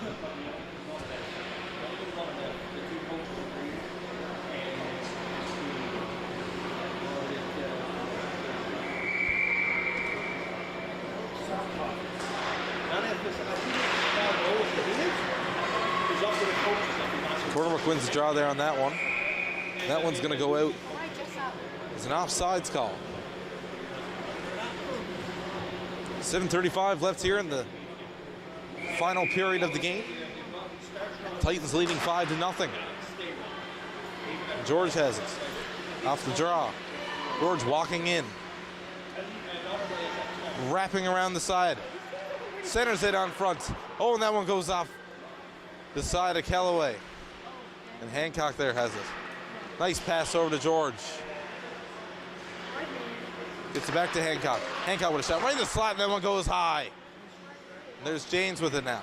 Janes takes a shot. That one's blocked there by Concord defense as they look to clear it. And we're going to get a call there. Seemed to be an aggressive shove there from a Titans player. As Corner Brook's going to go to the box for 2 minutes.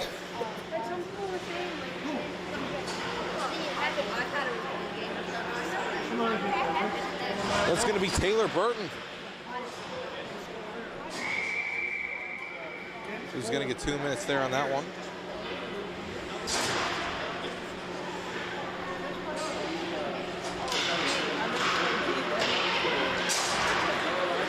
And Gander's out of the box there now.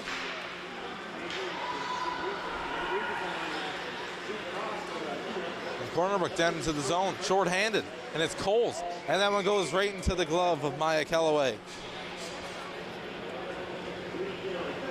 With just over 6 minutes left here in the final period.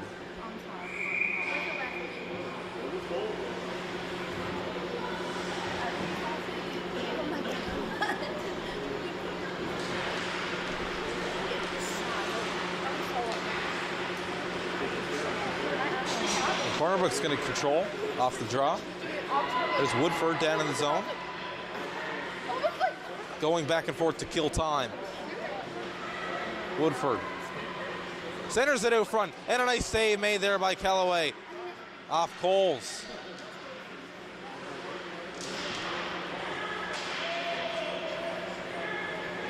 And Gander lays out a Titan player there down along the boards.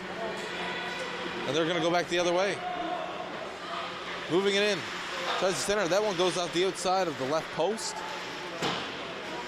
Campbell. And Gander controls down there. Tries to center it. No chance on that one. Tied up down in the Corner Brook end. It goes back to the point. And it just slips out of the zone as the Gander defense aren't able to control it. And they're going to go for a change-up now. And out come the Titans.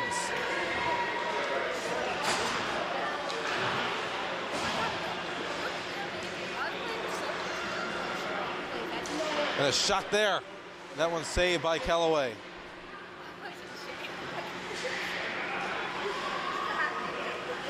And Peckford's going to pick that one up. As the Concord's now control. With a chance. Tries to take a shot. That one goes wide. Titans doing a great job defensively of preserving that 5-0 lead.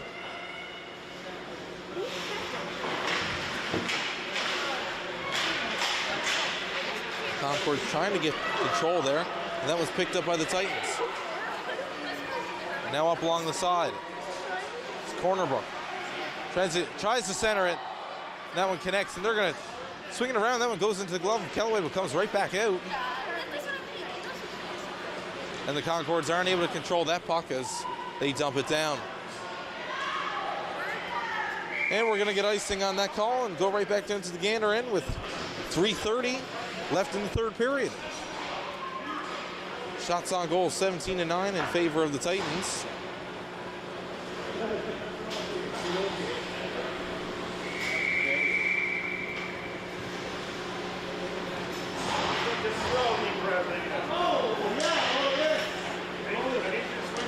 And off the draw, it's the Titans who take it.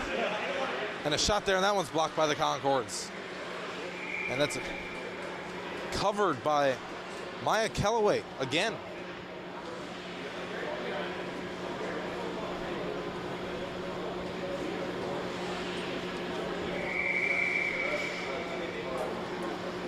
Under 3 minutes now left in the third. Off the draw, Janes controls it. Janes with it. Moving it over.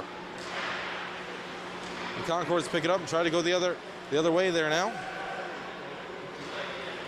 And they dump it in. Titans transitioning, gets it over to Hancock. She's down the side. She wheels her way in. Nice move, and that one just goes high of the goaltender. And she picks it up again now. The backhander save by Kellaway. And again, Corner Brook picks it up, tries to center it. That's picked off by George. He's going to take a shot. That one goes wide. And a shot there by Hancock goes right off the chest of Kellaway. Another centering play out there that doesn't connect, and Janes has it now at the line. Janes with a shot in. And another save made by Kellaway. As the Concords control along the side. That was kept in again by George. Lots of offensive pressure here by the Titans. As we near the final minute of play here in the third period. Hancock gets it over to George. George in along the side. Moves it back to the point. Another shot, and that one's blocked by the Concords. George, another chance there. Another shot, another save made by Kellaway.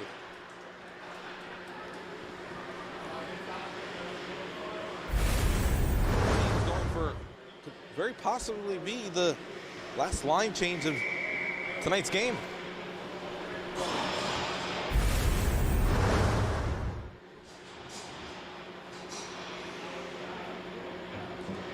And with under a minute to play, here we go. Titans 5, Concords nothing. The Titans win the draw, and it's back to Hancock. Hancock with a shot from the point. That one goes wide. And Woodford's in after it.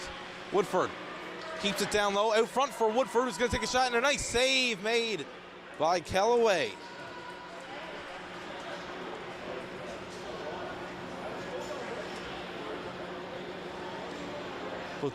Both lines stay out for the hash mark draw. Concords win that one. And they're out on the rush. Not able to connect on that pass.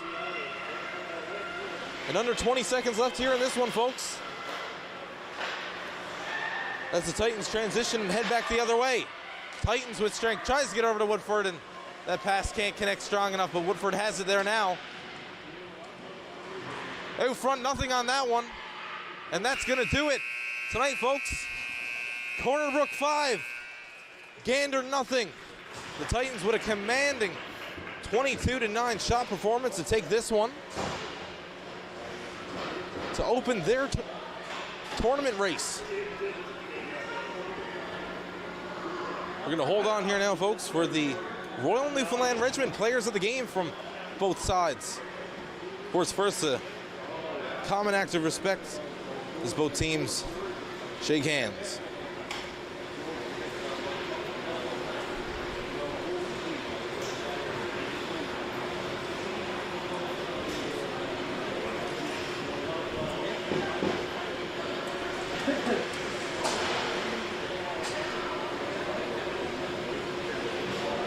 Both teams are going to line up along their respective blue lines there now as we get ready to see who's going to be the heroes from both sides.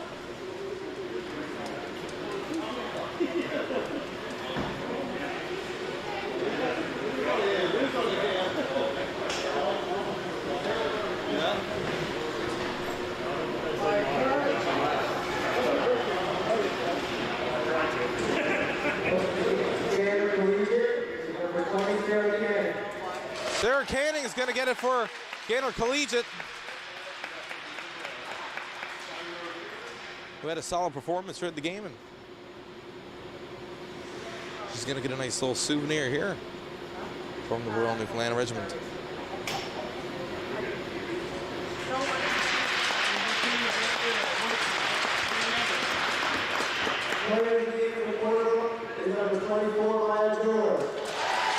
And Maya George is going to get it for Corner Brook. She had that beautiful top right corner goal in the second period. The souvenir there for her as well. And that's going to do it, folks. Corner Brook 5, Gander nothing. Thank you for watching us on Rogers TV from Corner Brook and around the world. My name is Cameron Gillen. Catch you on the next one.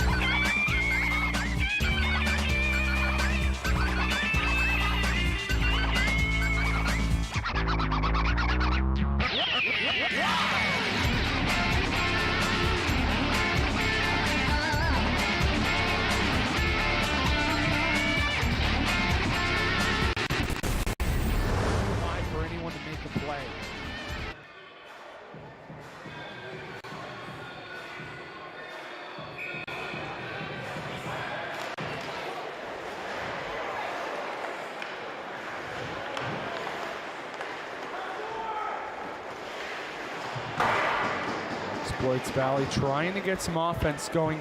They haven't been able to so far. 20 shots right now. And another miscommunication from the Eagles defense.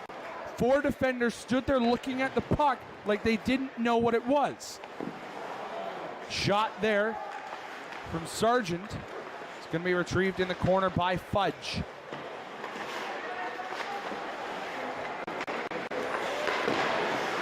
Russell tries a centering pass off the pad. Behind the net now. A couple players getting into a little shoving match. Nonetheless, that's going to be kept in by Sargent. Sargent with a shot blocked in front. Sargent going to get it again from the point. Burns chasing after that. Russell in the corner. Russell with it now. No hooking call there. Interesting. This is getting very interesting between a couple of these players.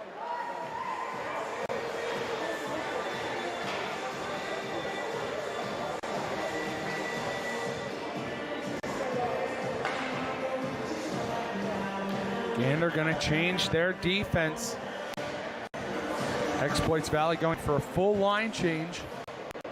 Going to be joined here now for the last 4 minutes and 33 seconds. Cameron Gill. Cameron, great to have you here in the booth. Thank you, Nicholas. Now we got 4 minutes and 33 seconds left. Gander wins this face-off. Exploits Valley, I'm going to fill you in on this one as you're just coming over from the other rink. Shot their blocker safe, but during this stoppage here, I just want to walk through the game. Gander came out strong, pretty even out of the gate. Gander gets 1. Gander gets 2. They take a break. Gander 3-4 real quick in the third period. They've controlled the whole play of this third period so far, and as you can see by the shots, they control that as well. What kind of play do the Exploits Valley Eagles need to show to beat the Concords? The game, it's not such a matter of winning, it's a matter of stepping up your game for the next one. And I think the Eagles right now really have to do a better job of applying more pressure on the Concords, and they need to show that they're able to come up to their level of skill and possibly play like they did earlier in the game, as you mentioned. They need to be a little bit more consistent, and going forward, they need to carry that through. Now, the Eagles past couple weeks haven't had some great run-ins with the Concords. The Concords hosted the 2023 Concord Cup, winning that in the finals 6-2 over, guess who?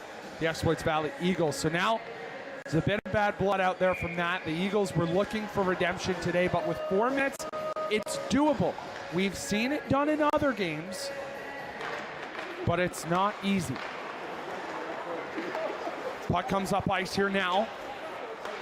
Chris Oldford trying to get that. And it's going to be called down for icing. Coming back into the Exploits Valley zone. I think that's what you mean when you say stepping up the game. Those icing calls, allowing the 2-on-1s, allowing breakaways. Right before you got up here in the broadcast booth, we had a play when a Gander, I'll call him a defender really, turned into an attacker, went from the outside face-off dot just outside the blue line, and the puck was about 10 feet in front of him.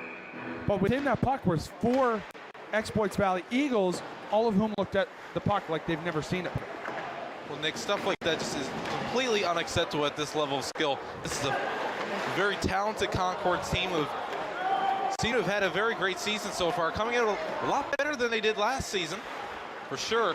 And for the Eagles, they need to recognize that and definitely step up their game if they have any chance of beating the Concords at all this season, including in this tournament. That one's going to come up now. Another 2-on-1 shot there and goes in the back of the net. Adam Pinson gets the assist. Reed Fowler gets his second goal of the game, and I think that's going to put it away now for the home team. The Exploits Valley Eagles. Cameron, walk us through that replay. Which is exactly what I'm talking about, Nick. Allowing these just perfect chances for the Concords to come up and really strike, and they did so on that one. A perfect 2-on-1, simple over, one-timer, and they beat the Eagles goaltender easily on that one. Well, they're going to take their time getting back to the face-off circle. We thought it was done at 4 minutes, 3:10 with 5 goals as the deficit. Going to be pretty tough to come back from that one.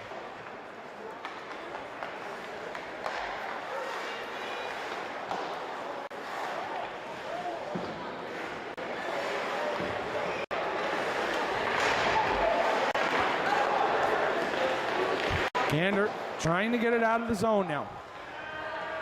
They do, and it's put right back in.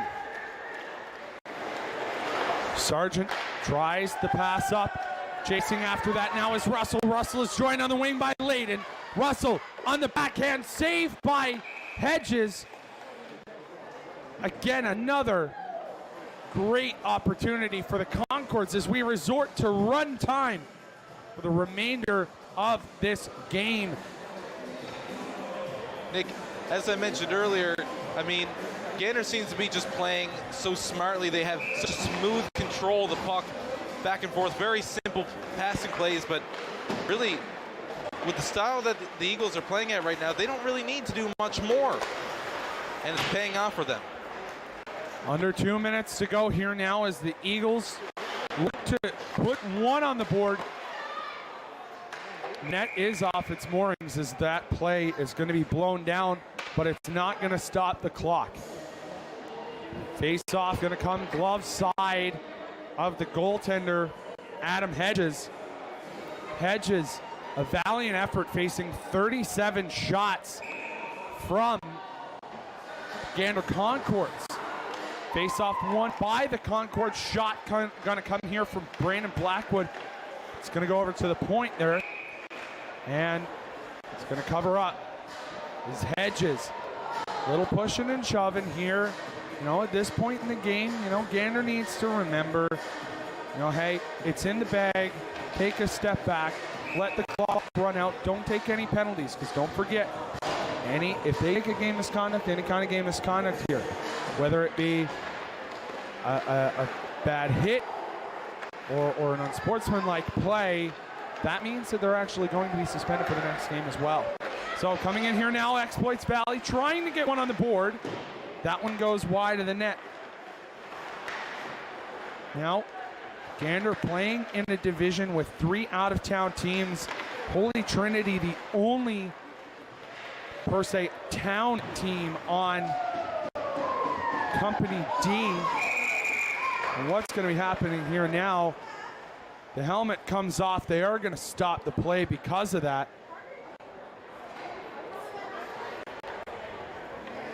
As he's going to quickly put his helmet back on. That's Parker Trope.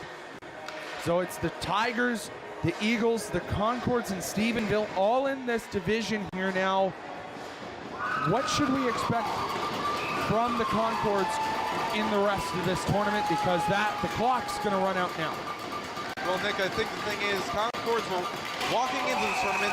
They knew they weren't going to have an easy time, and I think the name of the game is we're going to have a little bit of a melee here. We got an Exploits Valley player on the ice. I didn't see if there was much of a shoving match here. As he's down, holding his head. That's going to be number 9, Noah Bone. Bone been a big part of today's offensive generation and a bit of the defense. He's been hitting hard today. Exploits Valley going to get their coach out. The clock has just run out.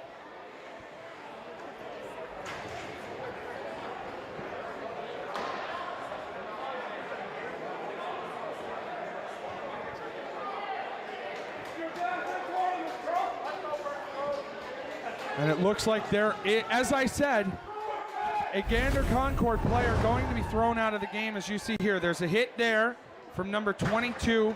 That's going to be Carter Yetman. Then a couple guys go into the boards. That's the hit. I'm watching that player right on top of him there. As Gander Collegiate does have a player, I don't know if that will register as the game misconduct. I know I just mentioned that. And for this Concord's team, if they're going to want to make something here in this tournament like they've never done before, they're really going to need all hands on deck and keep playing as the team that they have.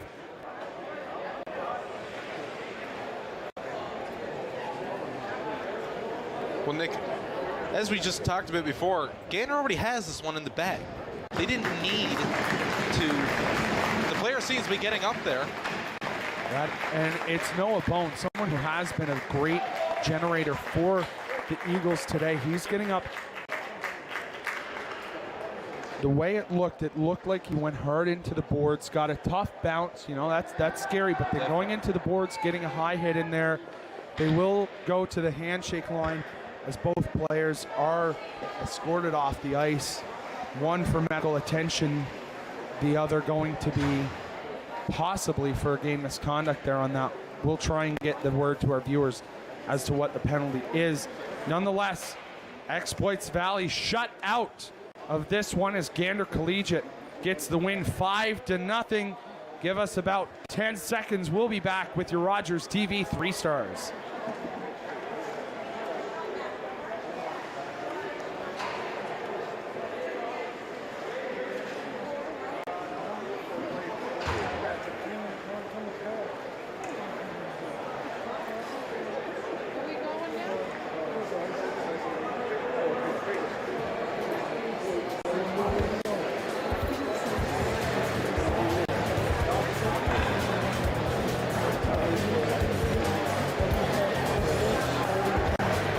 Welcome back here. Now we're going to have our Rogers TV 3 stars followed by the Royal Newfoundland Regiment players of the game. Your Rogers TV third star of the game going to be from the Gander Concourse, number 99, Alex Calloway. Second star, goaltender with the 21 save shutout, Simon Tompkins. And your first star of the game with a couple of points tonight, number 17, Reed Fowler. Honorable mention in that bunch has to go to Adam Pinson. He had a great game today as well. But this Gander Concourse team, Cameron, I've been following this tournament for years. I've been calling games for this tournament for years. And I will tell you that this Gander Concourse team is something special. It's a team that we have not seen before from Gander. And I'm really looking forward to see how they play. Tomorrow, obviously, they got 2 games, one against Holy Trinity, one against Stephenville, and then we move into Saturday. We move into the playoffs day. Then we move into Sunday, semis and finals. Will we see the Concords there? If they continue to play like that, I see them competing with the high-level elite teams like Holy Heart and the O'Donnell Patriots. Race and party. For sure, Nick. I mean, I think coming into this game, big deal for the Concords to step up their game and play, as you could almost say it, a town brand of hockey.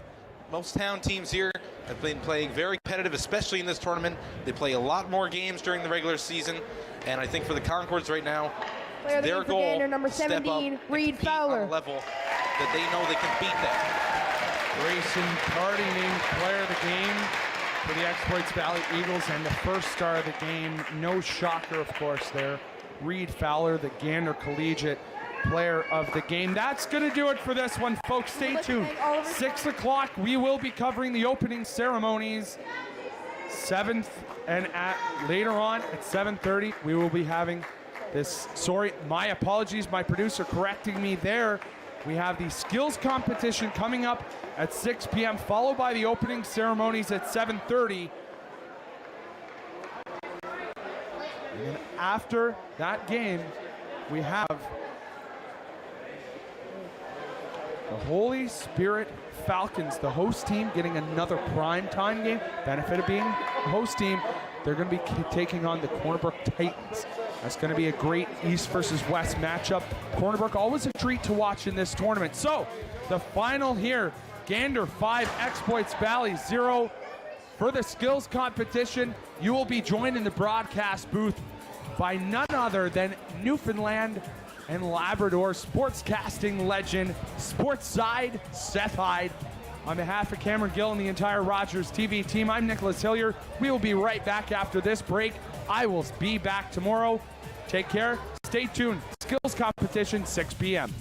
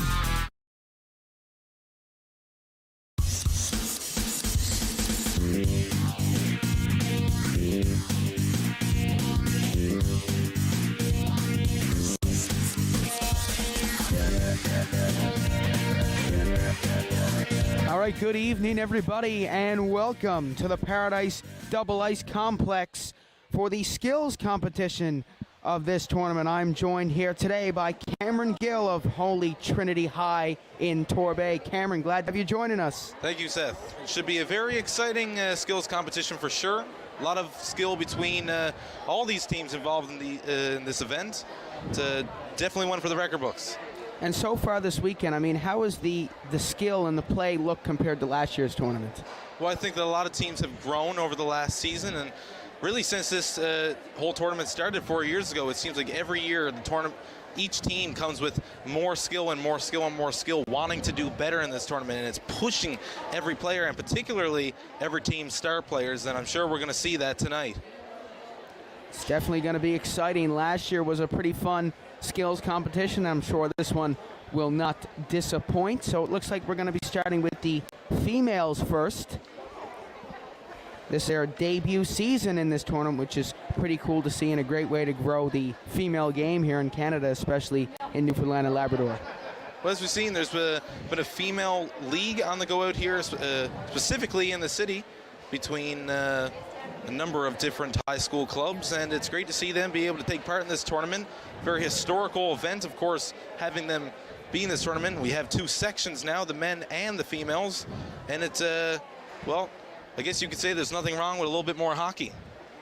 And you got to give credit to the organizers, too. They must have had such a headache trying to organize all these games, but they pulled it off. And this is the first normal, I guess we could say, tournament since 2019, so it definitely feels a lot better for the organizers and everything. Well, definitely. We get to see what seems to be a very large crowd showing up here now for the skills competition. Get a lot more people in the building, a lot less pressure now that we're finally coming out of the COVID-19 pandemic. And it's great for the players, too, to get to see all their fans out in the stands cheering them on. So out come the male netminders, ready to get started at the Royal Newfoundland Regiment Memorial High School Hockey Skills Competition. The defending champion for goaltender, fastest skater is out there, Scott Kirby. So let's see if he'll repeat as champion this year. And Seth, Scott Kirby has been absolutely electric so far in this tournament. His team now has 2 wins, backed up by him. He's been, I guess you could say, a bit of a sheet of plywood between the pipes, and has stopped so far pretty much every shot that's came onto him. And Holy Heart does have really good netminders, as you were just saying. They also got Jack Barrington in between the pipes as well, I believe. So they got a pretty solid back end, that's for sure, and they're a favorite to win this tournament. Well, of course, they're league champions here in the Metro City League, but of course you can't put past just about any other team in this tournament. The Gander Concords won the Concord Cup recently out in Gander and really manhandled any team that they went up against, so they're definitely in the competition this year. And of course the O'Donnell Patriots, who have won this tournament a number of times now and have done very well in their recent history in the high school league as well. Yeah, and the Concords just beat the Exploits Valley High School team 5-0. So this tournament is going to be a good playoffs. That starts Saturday, the playoffs for this tournament. So that's going to be pretty exciting. Well, I think from this tournament you can see that the skill has really just came up to a whole nother level, and that every team is playing just really so much better, and it's definitely something not to complain about. So out come the female skaters now, getting ready for their first skills competition in the Royal Newfoundland Regiment High School Hockey Tournament. And what an honor it must be for these females out here tonight. Well, I mean, this is obviously a very big deal for them being able to take part in this tournament. A lot of skill on the female side of things. A number of just magnificent, wonderful players that have played across this province so far for every female team involved, especially in this tournament. And it's great to be able to see them come out and display their skill.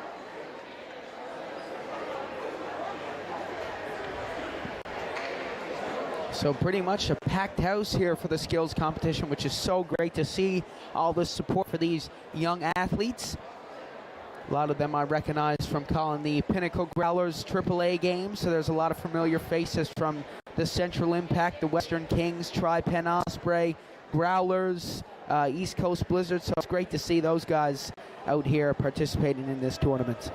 Well, obviously a very high brand of hockey, very skilled brand of hockey, the AAA League here in this province.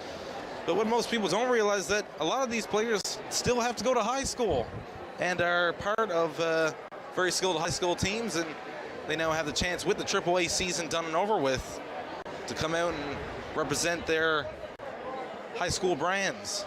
And we get to see a lot of them out here this evening. As they make their way out onto the ice here. A lot of returnees from last year's tournament getting ready to make a name for themselves. A lot of them, this is their last year playing high school hockey, so looking to go out making a large impact. As we get ready for things to get going here, the place, still people coming out to sit in the stands, and I tell you, the crowd here is quite impressive and should be very exciting. The skills competition, obviously one of the focal points of this tournament, one of the most exciting parts. So here we go, everybody out on the ice, and they're all excited and ready to go. It's going to be fun skills competition.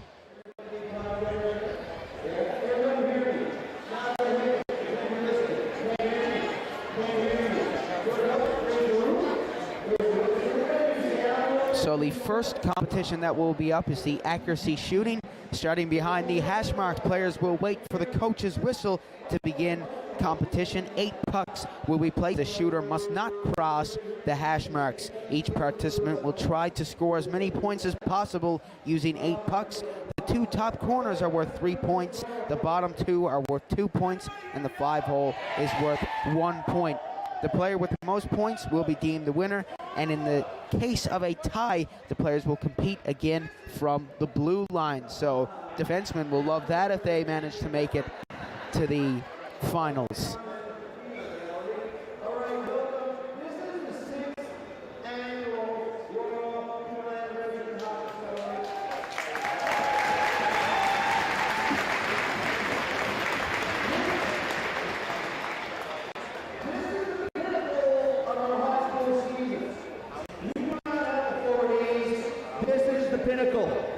What John Lee and the Holy Spirit and all the Royal Newfoundland Regiment have done to put this together. Put your hands together, because this tournament is ridiculously good.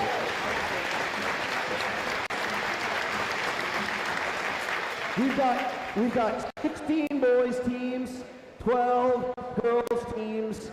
First time for the girls. Raise the roof for that one.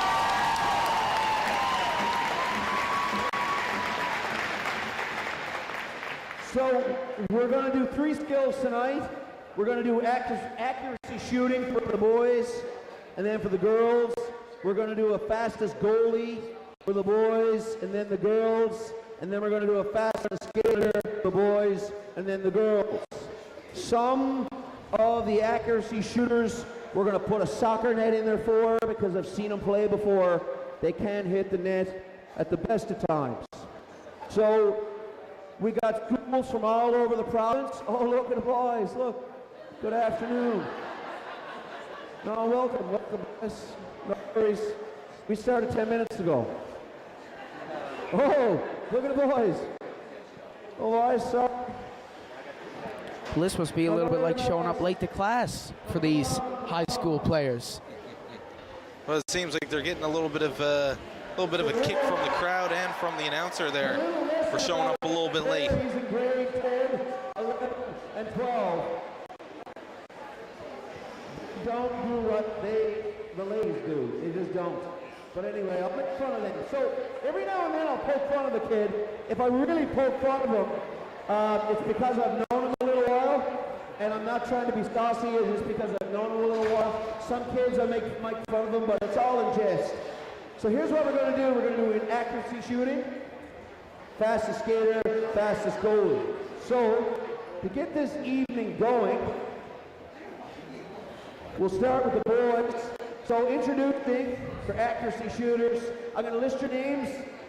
First and foremost, I'll call you up. Jaden Dyke from the Astros, Drew Dillon from Holy Spirit, Tyler Howell from Gonzaga, Adam Guy from QE, Mason Daw from Holy Heart, Caden Dove from P-Dub, Dylan Holloway from Clareville, Ryan Roach from Holy Trinity, Ryan Lovelace from Mount Pearl Senior High. Oh, hey, Ryan Lovelace fan club is in the building. Lucas Andrews from OD, Patrick Hanrahan from Marystown, Darren Mears from Carabinier, Adam Princeton from Gander, Caleb Rashway, am I saying that right? Caleb? Sorry. From Corner Brook, Grayson Kearney from Grand Falls, and Griffin Simon from Stephenville. All right, first things first, Jaden Dyke, come down here. Here's what we're going to do. You're down at this end. All right, so it looks like we have our first shooter coming up here. It is Jaden Dyke from out in Ascension with the Ascension Astros. The top corners are worth 3 points. as he gets ready to shoot his 8 shots here. So he is up first. He got to set the tone for all the other shooters here. How much pressure must that be? Well, it looks like we're going to get a bit of an idea, a bit of a feel out of how difficult this first skills competition test is going to be with the accuracy shooter. Jaden Dyke, playing for the Astros now, is representing his team proudly. We're going to see if he can show that the Astros are a skilled team. And down in the other end, we have Drew Dillon from Holy Spirit High, which is the hosts of this tournament. All right, so Jaden going up first here. Let's see what he has in his tank to start this off.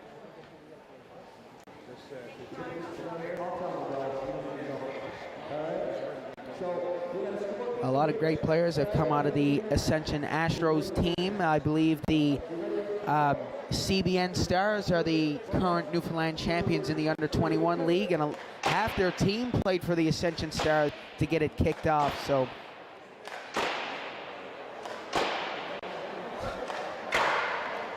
and does it matter about time in this accuracy shooting, or can he take his time? I don't believe it matters about time. It's so much it's not on a point system of where you shoot, so I guess you can take as time as you want. Dyke didn't have too much luck there on that one to start off. But as you mentioned there just a few seconds ago, the CBN Junior Stars are reigning Junior Hockey League champions here in St. John's. They beat the St. John's Caps in 4 straight games and are now on the mainland playing in the Atlantic tournament. I believe they just beat Team PEI today, actually. So they're making all of us back here in Newfoundland and Labrador very proud as Drew Dillon takes his shots to be the second shooter here. And it looks like after round 1, Jaden Dyke is going to have the lead in the accuracy shooting contest. Well, it definitely looks easier than it is.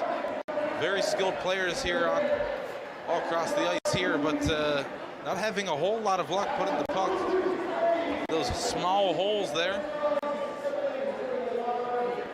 So we got Tyler Hallwell of Gonzaga and Adam Guy from Queen Elizabeth out in CBS.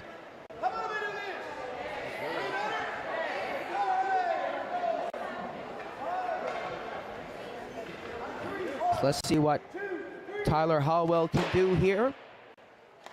Let's see if he can dethrone Jaden Dyke. And it seems like they start at the bottom and work their way up as they continue to shoot more and more pucks. Well, Hallwell just not having very much luck there on that one. Isn't able to get a single puck in the net there. Attention just a few moments ago. Definitely looks a lot easier than it is, as Hallwell isn't able to get the Vikings on the board there. Yeah, and as we saw down in Florida during the All-Star game this year, Leon Draisaitl couldn't even finish off the accuracy shooting in under 30 seconds. So even the pros have a challenge trying to knock out all the targets or trying to score as many points as they can. And after round 2, Jaden Dyke is still leading the accuracy shooting contest. Well, definitely one of the hardest tests in any skills competition, whether it be amateur, minor, or pro. Mason Daw up next of Holy Heart. And let me tell you, I see him play all year with the Pinnacle Growlers. He is quite the defenseman, and he has quite the shot. So we'll see what he has here, and let's see if he can unleash a bit of Pinnacle Growler here in this skills competition. And as you can see, he's taking his time more so than the other contestants here.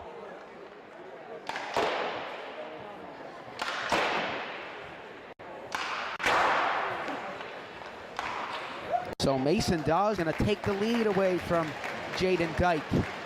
Daw's been a centerpiece so far in this tournament for the Highlanders. Has been a big impact on the blue line, keeping the puck in the zone very well on the power play and the penalty kill. And now it's Caden Dove from PWC, and he snatches the lead right away from Mason Daw. And what a skillful third round this has been so far, Cameron. It seems like both Dove and Daw were able to get a bit of a feel for how how hard this is going to be by spectating the last few competitors and have used that little bit of knowledge to their advantage. As you see Dove there with a little playful celebration back to the bench. So Dylan Holloway of Clarenville is up next. Let's see what he has in store. You can tell as they get into the later rounds, they are starting to take their time a little bit. I'd say a lot of them thought this was a timed challenge, but it matters about who gets the most points as we send it down to Ryan Roach of Holy Trinity, your very own Holy Trinity, Cameron. I'll tell you, Ryan Roach has got one great shot on him. Very hard, very sharp, and it's a no-brainer picking him for this accuracy competition. I'd say Holy Trinity got the coolest jerseys. Looks like the New York Islander jerseys. Definitely a great color scheme on that one. Oh my goodness, look at this. Unbelievable showing here, and he's already taken down Caden Dove for the #1 spot. Wow, unbelievable. Roach just tying, absolutely tearing it up there. Some great bar down shots there to put him in the league and make HTH very proud. What an unbelievable performance that was. And now up next is Ryan Lovelace of Mount Pearl Senior High. And also they got some pretty cool jerseys as well. A lot of cool jerseys these high school hockey teams have.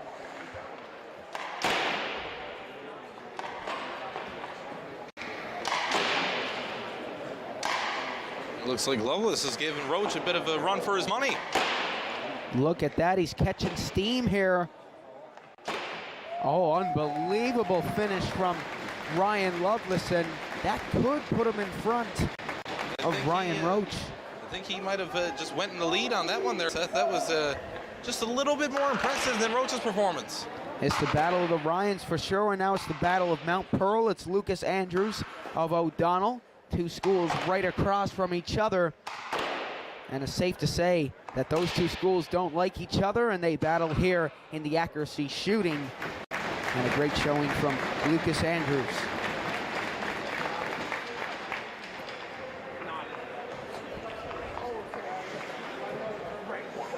So it's Patrick Hanrahan up next from Marystown.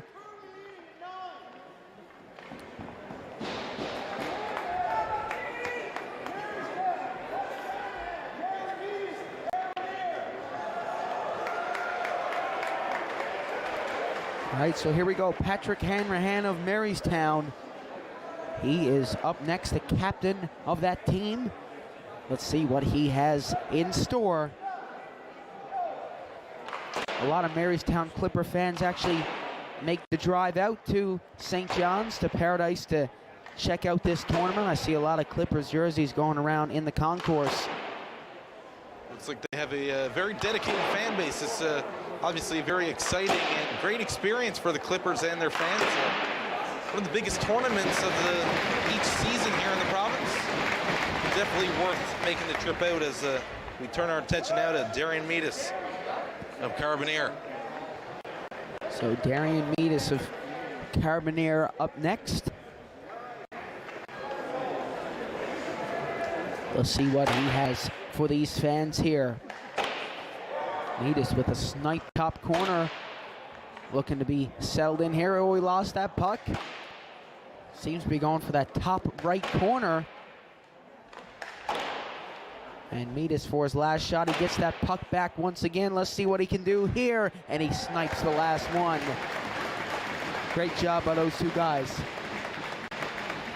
Well, Meadis obviously representing Carbonear. The Sentinels gave the defending Beaumont Hamel Cup champions, the O'Donnell Patriots, a bit of a run for their money yesterday, taking them all the way to overtime.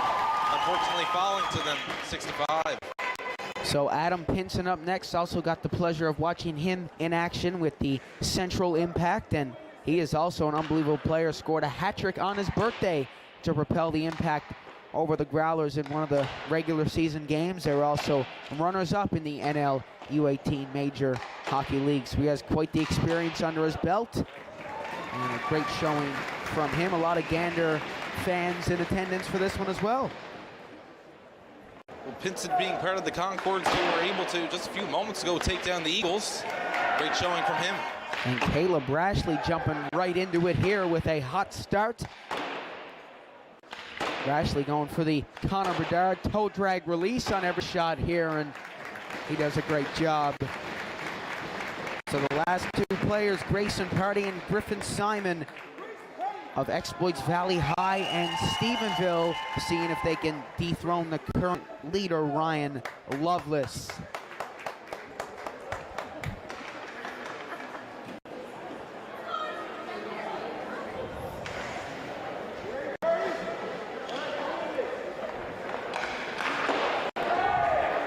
And wow, what a start. We might have a new leader here by the end of this, but I think the commentator's curse comes in and bites him here. Got to go top corner on these last two shots, and it looks like Ryan Lovelace is still going to have the lead as we send it over to Griffin Simon of Stephenville. Well, the final shooter here for the male division, Griffin Simon of Stephenville. The Stephenville club will be in action later on tonight against the Holy Trinity Tigers. Now, Cameron, I got to ask you, which do you think has more pressure, the last shooter or the first shooter? I definitely got to go with the first shooter there. A lot of these players have been in this tournament before, but we are seeing a couple new faces in this tournament. And for this skills competition, if you're new coming into it, and better yet, if you're the first one, the pressure's on to make an impact. Absolutely. So we'll see who is the champion of this one. Who will be this year's accuracy shooting winner for the Royal Newfoundland Regiment Hockey Tournament. I believe it'll go to Ryan Lovelace, who had an amazing showing.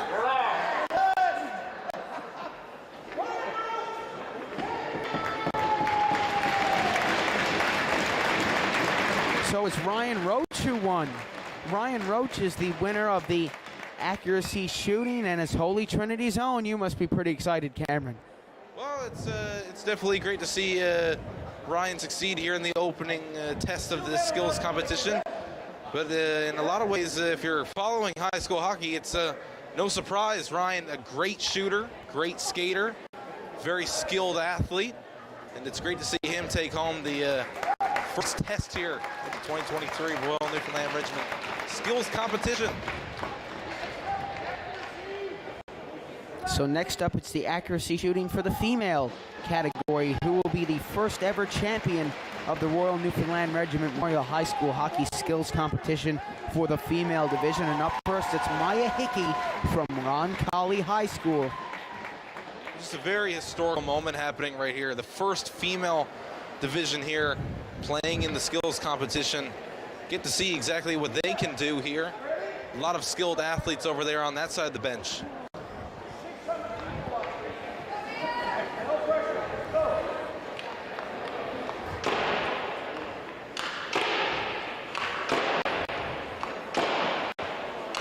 So Maya Hickey off to a rough start here. Let's see if she can bounce back in these last two shots. She'll get 2 points for herself. Great start to the competition for the female side. And now we send it over to Maggie Strong of Holy Spirit High. Well, there you have it, the very first female competitor going back to the bench. Oh, what a start by Maggie Strong. And going second and doing that well is pretty impressive. So after round one, Maggie Strong is going to take the lead. Definitely not to be surprised if some of these female athletes here can give even the best male players here a bit of a run for their money. So it's Aaliyah Shepard up next from the Ascension Stars. Ascension sporting a different kind of jersey between the males and the females. Nice to switch it up. Looks a little bit like the Avalon Celtics colors. Yeah, that's right. So Shepard, sounds like she has the lead so far on this one. Let's see how she does on her last shot. That's going to be tight between her and Maggie Strong. Now we hand it over to Waterford Valley's own Haley Ryan, who's up next.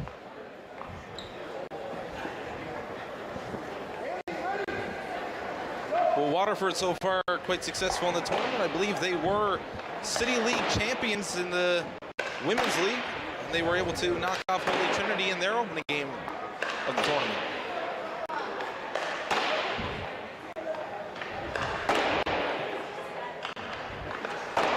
So Haley Ryan with a great job from her. And after round two, it's pretty tight between Aaliyah Shepard and Maggie Strong. And up next is Kendra Hipditch and Olivia King from Mount Pearl Senior High and Holy Trinity High once again.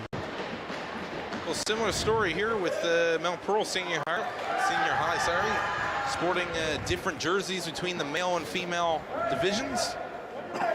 Both nice, as always.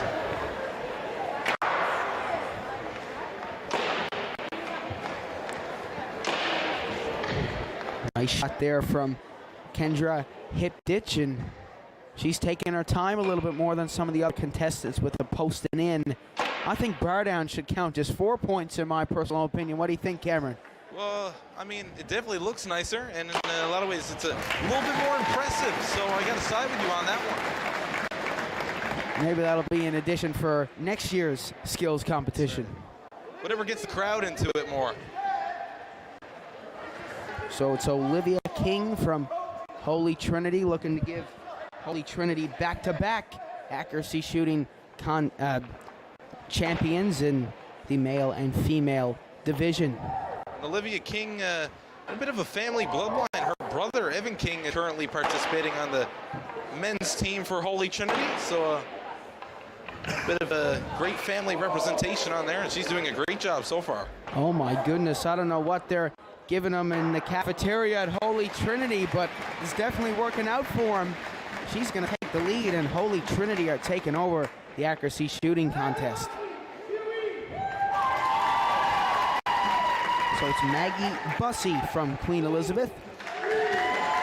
Emily Stride from O'Donnell, I'd say that's a woman to watch very closely in this tournament. Stride, very, very impressive so far, captain of the Patriots. But we'll look at Maggie Bussey first. Nice top corner snipe from Bussey. She's starting to get warmed up here. Another posting in shot. And a great job from Maggie. And now we send it over to Emily Stride from O'Donnell, the captain, as you mentioned. Love those new jerseys as well. The new black and green jerseys, different from last year's design, and they look absolutely fantastic. Give you that NCAA vibe a little bit. Yeah, it's definitely a little different seeing the numbers on the front of the jersey, mixing it up a little bit. Something you don't see a whole lot in hockey, but a nice touch for the Patriots design. Emily Stride there with a great performance. Taylor Burton with a large fan club here at the Paradise Double Ice Complex. And Grace Whalen from Gander on the other end. And I think it's most spirited battle here in the skills competition. They both have pretty passionate fans in attendance, and that's got to be a big booster for these girls. Well, both clubs just went up against each other just a little over an hour ago, as the Titans were able to knock off the Concords 5-0. See what both sides can do here in this one.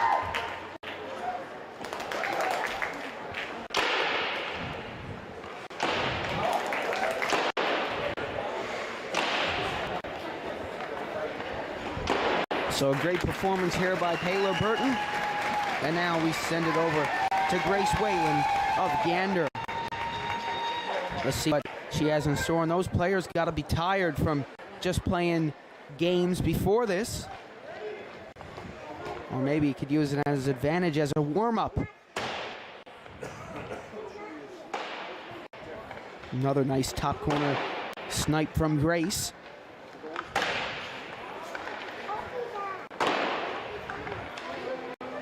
So after this, we have two more shooters left to go, and we'll see if anybody can dethrone who's at the top right now, and that's Olivia King, but a great effort by Grace Whalen. And you know Gander have a bright future in their high school hockey teams. Well, very great organization they seem to have in Gander, producing some great clubs. It's great to see the women's side of things getting involved now under the Concord brand at Gander.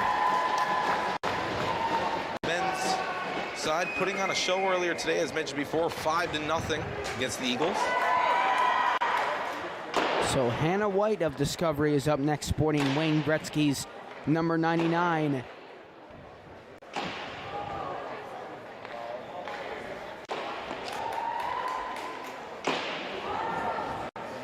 And she got a little bit unlucky there, trying to go for the top corner, and every time she'd almost have it through, but the top of the puck would just catch the outside.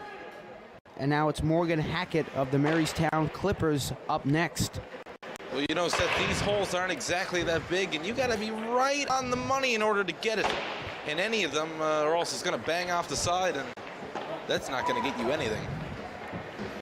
And we noticed a trend of them going for the top left and right corners that are exposed, which is a pretty good trick. Hackett on her final shot. She has a look, takes her time, and rips it, and just going wide of the target. And it looks like Holy Trinity are going to sweep the accuracy shooting category.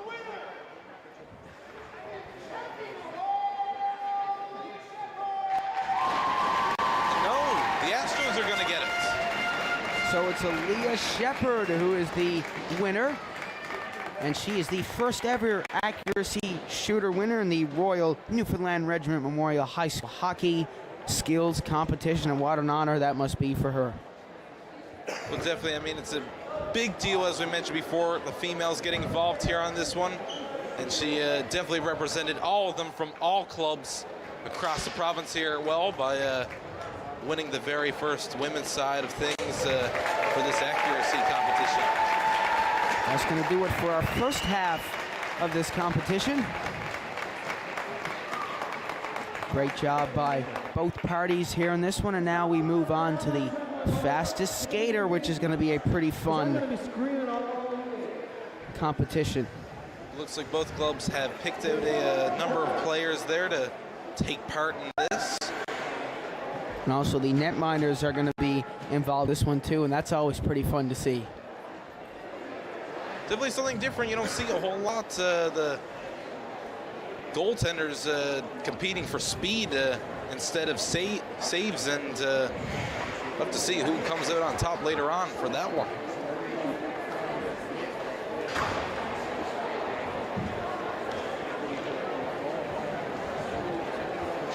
So here we go, fastest skater, always a fun one for the crowd to get into. And this one, unlike the accuracy competition, will be timed. So they can't slow it down at all in this one. They have to go, go, go with everything they have.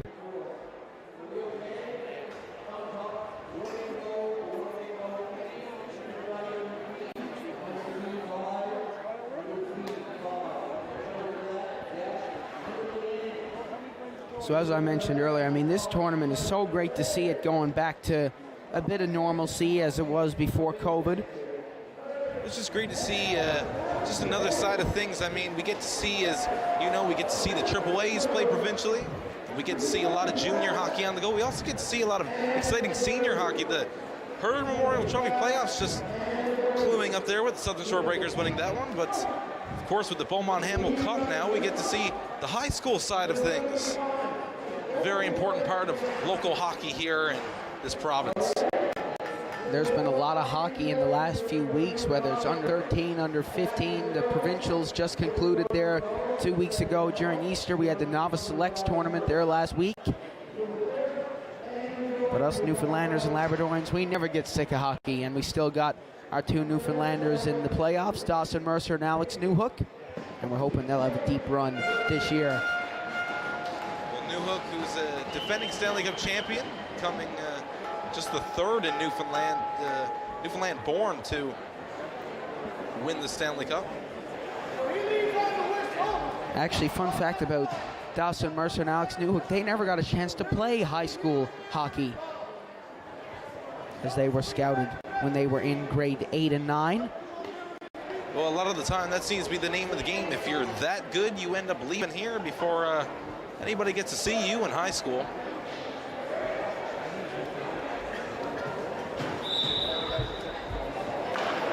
So here we go. Up first, it's Liam King representing the Ascension Astros.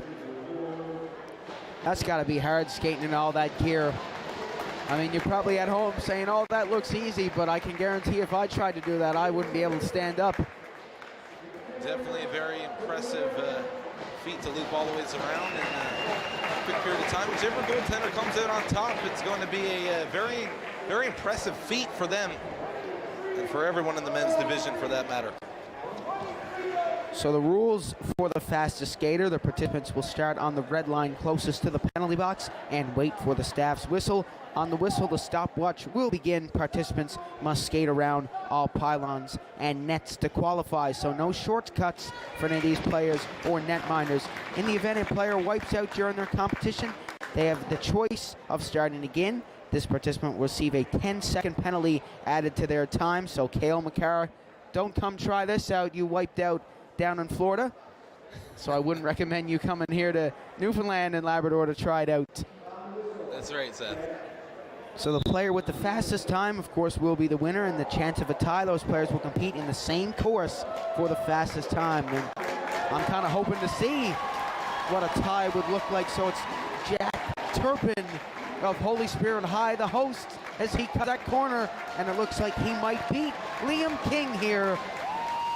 So to start it off, looks like he has the lead. Very impressive. That was a pretty fast skate there out of Turpin. That's 19 seconds. He got 19.6 seconds for him. That's pretty impressive for all that gear. And it's Clay Ryan, another one who I've seen in action with the Pinnacle Growlers. I know he can flash that leather, but can he skate is the question. We're going to get a good look at him here now. Won MVP of the playoffs in the NLU18 Major Hockey League. A little bit different seeing him here opting to go the other way around. And a good start from him. Let's see if he can finish off strong here. He cuts that corner, and he got to give her here. Will he beat Jack Turpin is the question. Let's find out.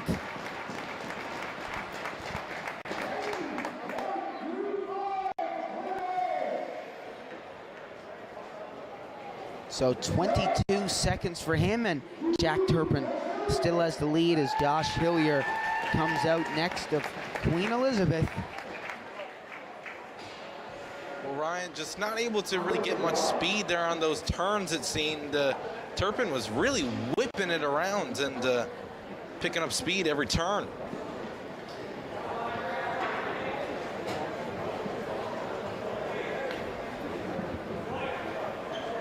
So let's see if Josh Hillier can dethrone Jack Turpin here.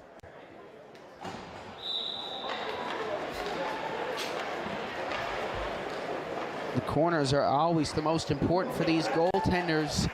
It's pretty hard to cut them low. They usually kind of got to stop and glide around the corners.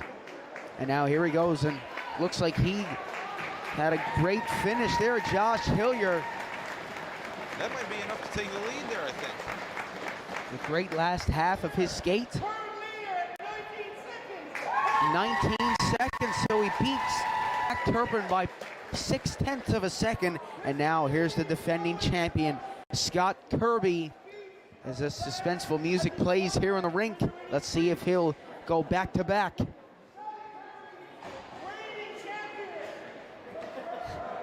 And a little shout out there by the announcers down there for his reigning championship.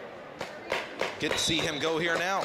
Also plays in the NLU18 Major Hockey League. Has to make quite the trip out if he wants to practice. He's on the Tri-Pen Osprey.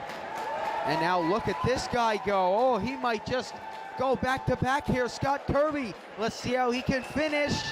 and he dives through the finish line, the fans. Love that one.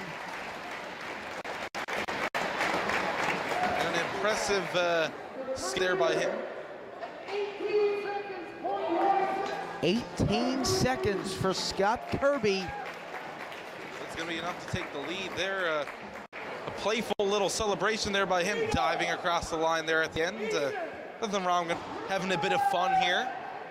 So Eason Strickland up next of PWC. So Strickland racing up ice. Oh, he takes a tumble, but he gets back up quite quickly here. And I mean, once again, as we talked about earlier, you got to give him credit. That's hard to do, skate in all that goalie gear, and he is going to finish the fastest skater here. That's going to make the blooper reel. For sure, Seth. It's definitely no easy feat. Flying around the sides here and kicking off your speed with all that goalie gear on, and Strickland just really wipes out there on that one. So Kyle Spurl up next of Clarenville. And oh, wow, look at that, flashing his skill there. What a move there by Spurl. A little And bit of here he fun is. there Look for at the that, crowd. wow. Regardless of the time here, I think he's won over the crowd completely there on that one.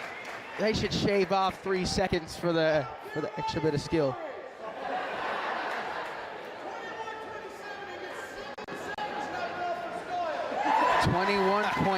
.27 seconds, and Daryl Power, the announcer, says he gets 7 seconds knocked off for Stalin. I like that a lot. Connor Roach of Holy Trinity High, and let's see if they can continue their parade here in this skills competition. Connor, a very impressive and interesting athlete himself. He's done very well this season for the Tigers. Skating along there now. Almost blew a tire going around the first net, and he finishes strong here. Great job from him. It's going to be hard to dethrone Scott Kirby. Let's find out. 21 seconds, so the sweep is over for Holy Trinity, but he currently sits in third place. And it's Noah Jones from the Mount Pearl Senior High Huskies.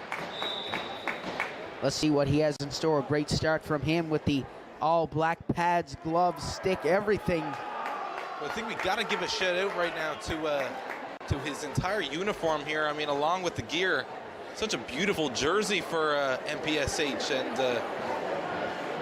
definitely with the nicest looking here in this tournament. Let's see how he did. We'll find out here from Daryl Power. 26 seconds from him.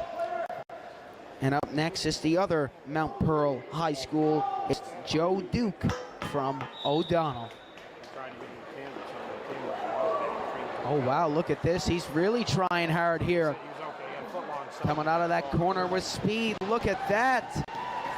Duke absolutely burned it, really trying to give Kirby a run for his money, but losing a lot of speed there along those turns. Will it be enough as he crosses the finish line? He dives. With a nice little dive there.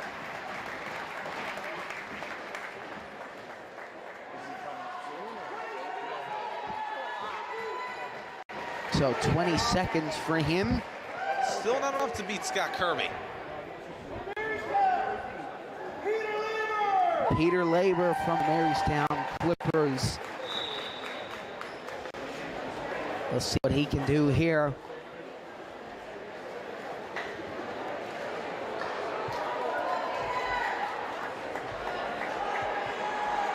Love how he cuts those corners, doing some nice crossovers. Power skating coaches will be very proud of that as he crosses the finish line with style.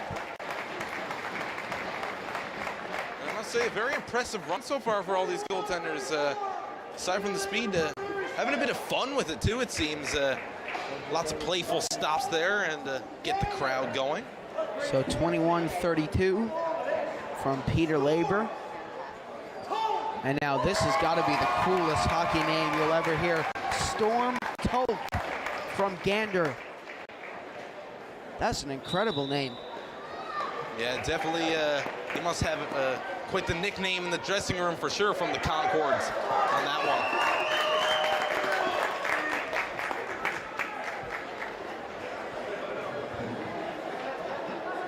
Here he goes, cutting that corner pretty quickly. And now can he get there in time? And he's going to dive across.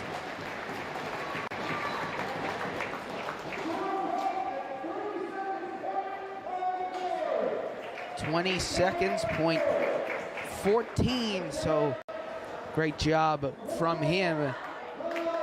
And he'll still hold the title for coolest hockey name of all time. So Kay Morse-Berry up next. The Corner Brook Titans, always great to see them in this tournament, and he's burning it around there. Even on the turns, he's going, moving his legs. Wow, Scott Kirby must be getting anxious over there on the bench. Look at this. Look at this. He might do it. He's going to dive across. And that must have it. I mean, that was what an impressive performance there from the Corner Brook Titan.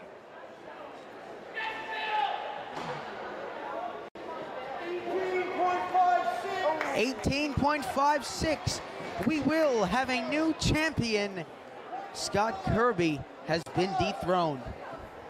We have to wait and see now if the Corner Brook Titans can hold on to the lead, or we're going to see something different out of Grand Falls and Stephenville. The final two competitors. Adam Hedges coming out for the Eagles. Adam Hedges played every single game of the NLU 18 Major Hockey League Final. Every single game, all 10 of them for the Impact. He started, and what a tournament he had. And now can he do it here? Is he gonna dive? Oh, he tripped up. Oh my goodness. Well, a different kind of dive from him. Well, that might have busted his chances of taking the lead over Cal Moores.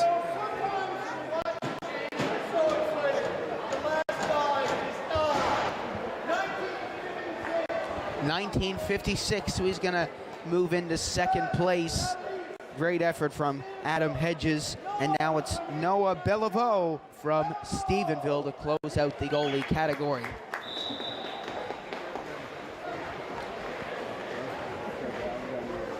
I mean, this has been such a fun skills competition so far. The crowd is into it. Everybody's into it here. And once they cut that final corner, everybody on the benches rise up. And here he goes, and he's going to dive across the finish line. Noah Beliveau. Let's see if he'll beat Kai Morse-Berry.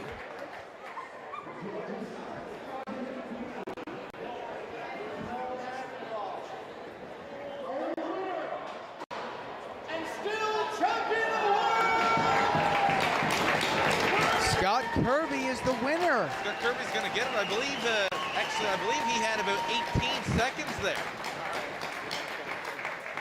So he is still the winner. We thought he lost it, but he's going to retain as champion. Definitely a great showing, though, from the Corner Brook Titans, who are excitingly in this tournament this year. Scott Kirby's going to take it home for Holy Heart, who have been dominant so far as well in this tournament. He must be sick of winning fastest skater in this tournament. That's back-to-back years. That's going to do it for the fastest skater for the goalie side of things in the male division. So we get set for the female side of things again now.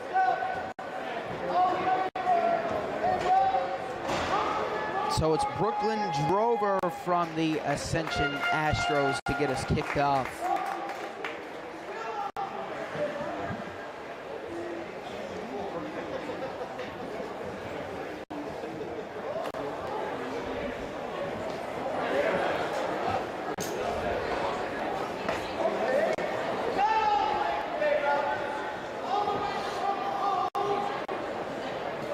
So it looks like we're going to go to Maggie Byer instead.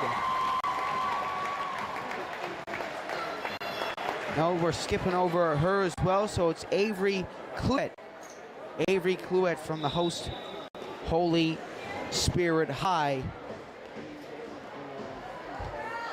She's whipping around the side there now too. So once again, the very first female competitor for the fastest skater goalie side of things.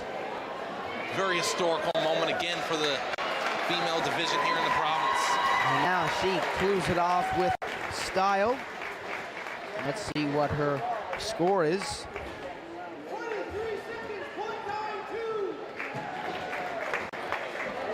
So 22 seconds. And a great way to get it kicked off. So now it's Brooklyn Drover from the Ascension Astros.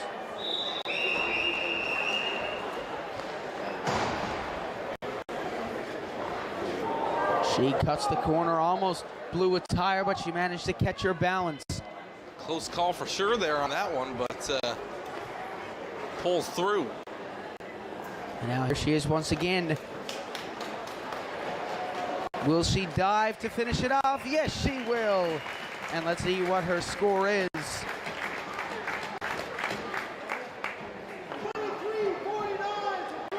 23.9 seconds for Brooklyn Drover. And now it's Maggie Byer from Waterford Valley High.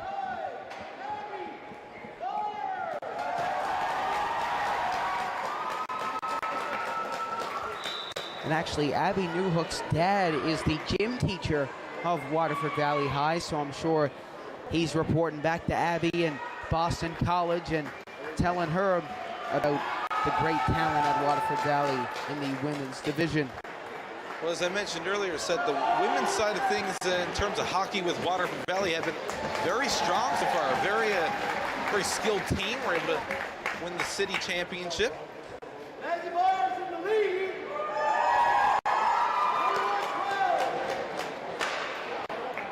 So 21.12 seconds from Maggie Byer. Put her in the lead. And it's Katie Windsor for Mount Pearl Senior High. There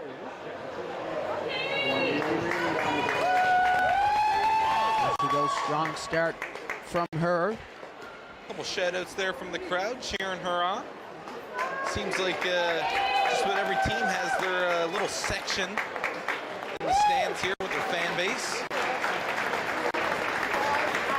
All the fans here obviously very loud and proud.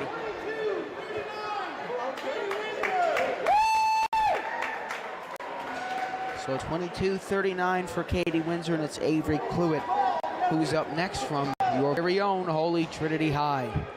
Avery Clouet, another skilled goaltender.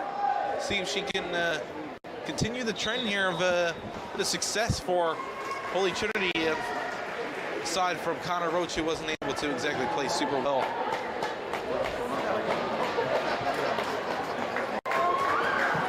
So here she goes, making her way down the ice. Now let's see how she'll end it off here. Cuts the corner. Here she goes, speeding to the finish line. And a great job from her.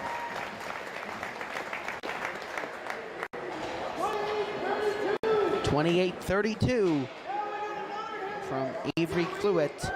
And now it's Sarah Hillier from Queen Elizabeth out in CBS. Let's see what she has in store for us. Great start from her. Oh, showing off the skill. Pulling off what I guess can be coined as a Claremont Cougars move now at this point. Tries it there on both ends. And she does it again. She's really showing off for all of us in attendance. And another skill bonus for her.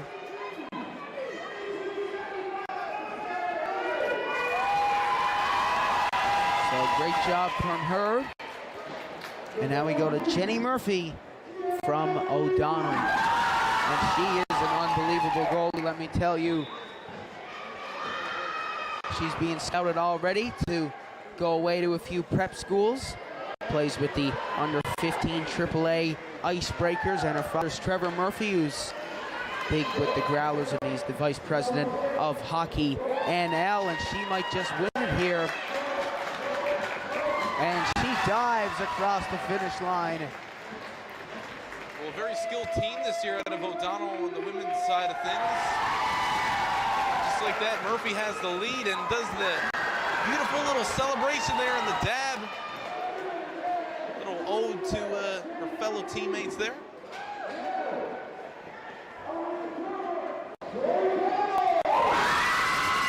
Oh, wow, listen to that crowd for Chloe Campbell.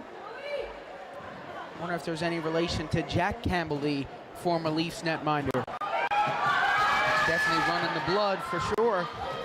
That's right. And Campbell coming off a impressive shutout earlier today against the Gander Concords, representing the Titan brand very well, and she's having a great showing, just like her male counterpart, the Titan side of things. And as just mentioned, we'll go to the Concords now. So here we go, Maya Kellaway from the Concords. Her brother's Alex Kellaway on the Central Impact, and she comes from a pretty good hockey family. Her mother's also a big help with the Gander Flyers and organizing tournaments and all that stuff. Seems like a bit of a trend here in this tournament, a couple different hockey families involved. And a great start from Maya as she cuts the corners pretty quickly here, and she might just dethrone Jenny Murphy. Maya Kellaway of the Gander Flyers, and let's see how she does here.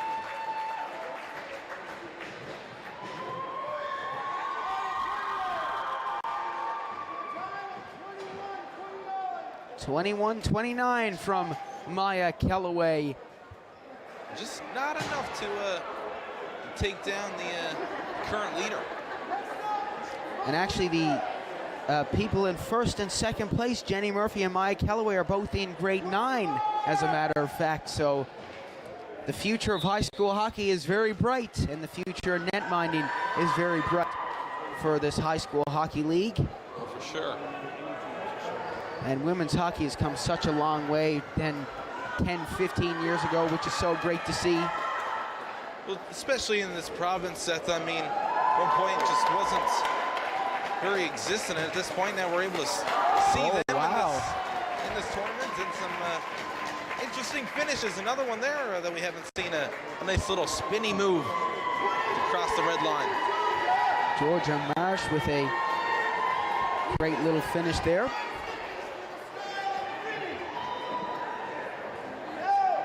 That should be a point deduction, like the U-turns, I think they call those, that the Claremont netminder was doing earlier on. So it's Taylor Clark to end it off, and let's see if she can dethrone Jenny Murphy. Clark is the current player of the game right now for her Clippers women's team. The team was very successful today. They took down the Discovery Collegiate Destroyers. Jenny Murphy might be in trouble here. Let's get the verdict.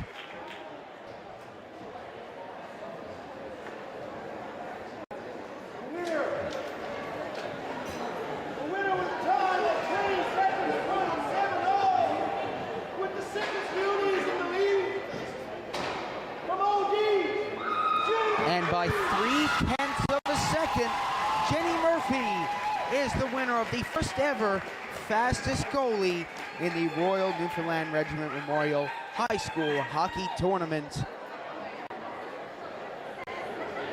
Just a great showing from Murphy. She did incredible there overall with the strides through the middle of the ice and along the turns. Yeah, so she takes down Maya Kellaway by 0.3 of a second, a close race, and she's going to make history and be the first ever winner. So a great battle from those two. Came right down to the wire. Now we go to fastest skater, and we're going back to the male division. Well, arguably the most exciting event in the skills competition. We're going to get to see some very impressive showings, hopefully, from the male side of things, and later on from the women's side as well, as we head into the player fastest skater. Now here's a little thing that's different. The male fastest player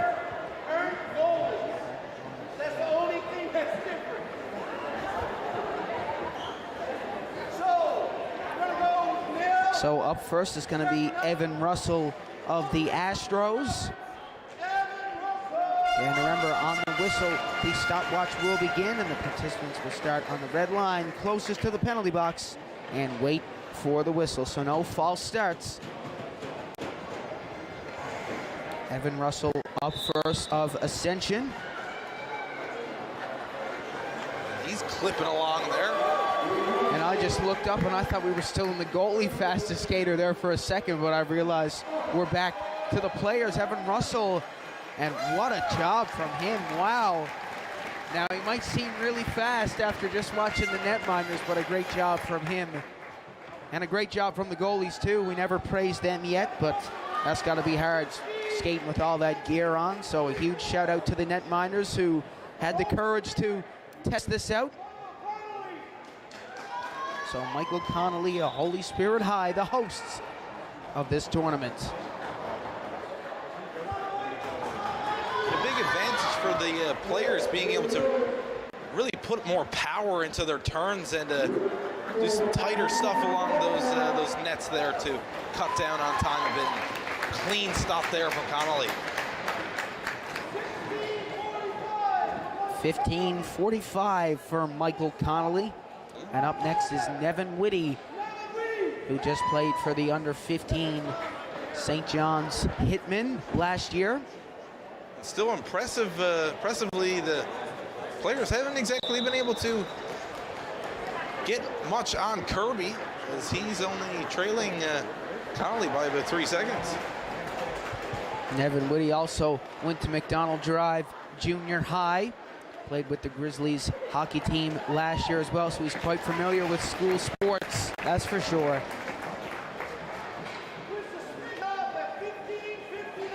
15:59 for Nevin Whitty.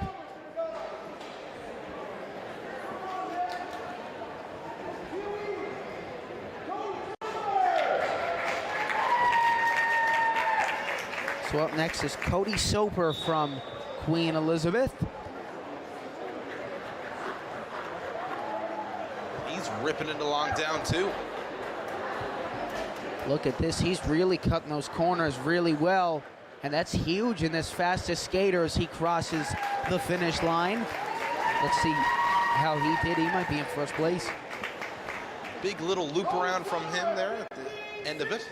15:60, so it's pretty tight in that 15-second mark, and it's the captain of the Holy Heart Highlanders, Luca Rotondi.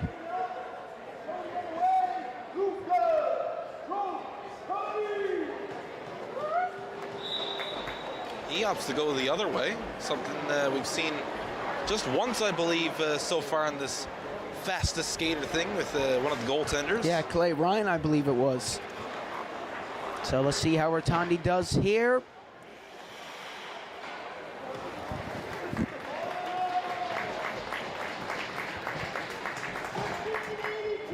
15:82, so every skater so far has got 15 seconds at least. And up next is Ash Mitchellmore of PWC, play for the East Coast Blizzard in the NLU18 Major Hockey League, and let's see how he does here. And a shout out to Mitchellmore, who pulled off quite a show there a few nights ago when he asked a spectator to grad this year from the ice service following PWC's win. Wow, that's incredible. I don't know about that. That's definitely a stylish way to do it. Did she say yes, though? That's the question. I believe she did. All right, well, that's awesome. And now imagine if he wins fastest skater here.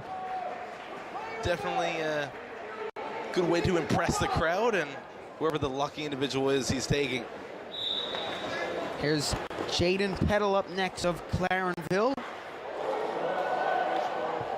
Close call for Peddle.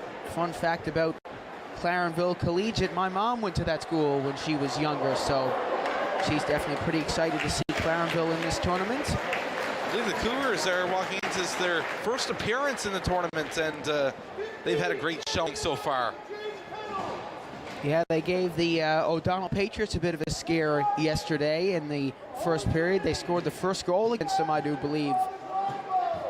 Definitely not an easy feat.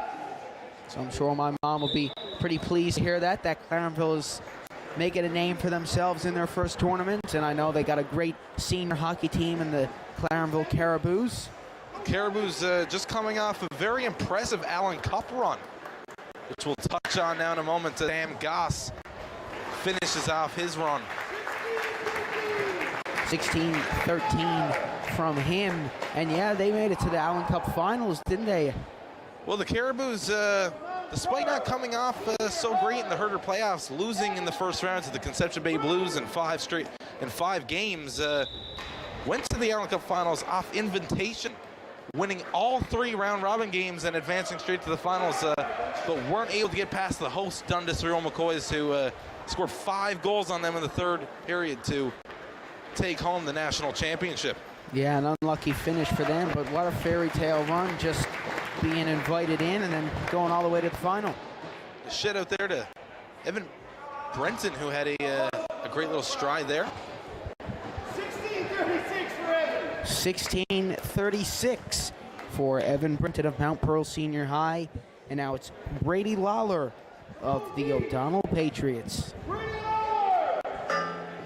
Well, O'Donnell walking into this event as defending champions. The last 4 years, because they had that little COVID break as well. They definitely have big boots to fill here in this tournament, but it seems like they have some even bigger competitors, as Lawler almost busts a tire there on that one.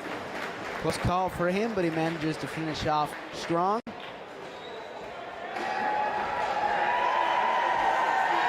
Bit of a crowd cheer again now for a Clippers player. It seems Marystown fans are in big numbers this year. So it's Sam Gazer of the Marystown Clippers up next. Another interesting and cool name. A couple different hockey names here in this one. Sure makes for some interesting nicknames in the dressing room. Absolutely, that should be a contest next year. Coolest name, because I know who I picked still is, and that's Storm Polk of Gander. Gotta side with you there on that one, Seth.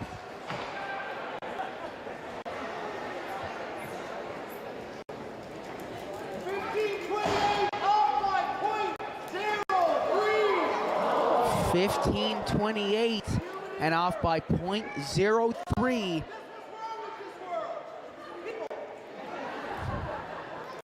A couple jokes there from the announcer down on the ice service. Oh, it's Jacob Kennedy. Close enough. Alex Callaway and Kennedy can get confusing of Carboneers. So Jacob Kennedy. Representing the Sentinels here in this one. Now let's see what he can do here. Haven't seen anybody blow a tire yet in this one. We almost saw it a few times. A couple really close calls on this one so far, but players have been able to stay pretty steady for the most part. So Jacob Kennedy. And now here comes Alex Callaway. His sister just did the fastest goaltender. His sister Maya just lost out by 0.3 of a second. So let's see if Alex Callaway can redeem her in the male division. And that must be pretty cool for that family to have 2 of their kids in the high school hockey tournaments. And in the skills competition as well. So. Yeah, they definitely come from a pretty skilled family, that's for sure. And whatever the Gander Flyers are doing out there, they're doing a fantastic job. Alex Callaway, part of the Central Impact leading point scorer this season for them in both the regular season and the playoffs, and they finished runner-up in the finals. This is his senior year on the team, so he's making the most of it. What a showing there from Callaway, who was ripping it around the corners there on that one. Oh, you've got to be kidding me. He got second place. Second place for Alex Callaway. So the 2 Callaways are in second right now, but we know they are fast skaters, that's for sure. Bit of a curse, unfortunately, for that family, it seems. To get ready for the Titans. At least they finish in the top 3. That's right. So Adam Lambswood of Corner Brook. And man, he's flying through this. It'll be enough to take the lead here in this one. I'm not sure if that was quite 15 seconds. 16:31. I stand corrected. So Noah Harnett up next from Exploits Valley, also on the Central Impact team. They got a great showing here in this tournament, that's for sure. Definitely a lot of fans coming out from the Central and Western Coast. So let's see how he does here. Noah Harnett of Exploits Valley. Oh, and there we go. Commentator's curse is the one to bite him. He blows a tire. First time we've seen that in the male division. Shout out for a quick recovery, though, from him. Oh, absolutely. Didn't seem to plague him for more than a couple seconds. Is impressive. I remember when I used to do power skating, they get you to go down on your knees and get up as quick as you could. It seems to work out for him in the fastest skater. Definitely pays off when you get into this exciting skills competition. So Tristan Bullen for Stephenville, and he will be the last male skater.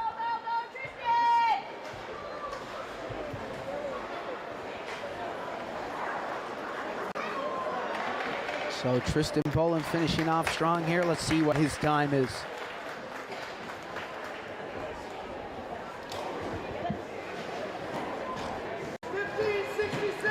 15:67, and let's see who our winner is. Ash Mitchellmore is your winner of the fastest skater in the male division. Great job from him. He had a fantastic run, or skate, I guess we should say. And the Prom Hero is going to wrap that one up for the male participation here in the 2023 Royal Newfoundland Regiment High School Hockey Skills Competition side of this tournament. Yeah, we were just talking about that. How impressive would that be to be able to go to prom with a lucky date and now be able to take home fastest skater? What a week this has been for that young man. Looks like we're going to get set now for the women's side of things as Ron Colley's going to kick it off for the final part of this skills competition, which has, I must say, has been very exciting so far. Oh, this has been an incredible skills competition. The crowd has been so great, and it's Martina Compiani who is up representing Ron Colley. So another cool name we got here, Cameron. Yeah, definitely some interesting ones here, but nonetheless, hockey names.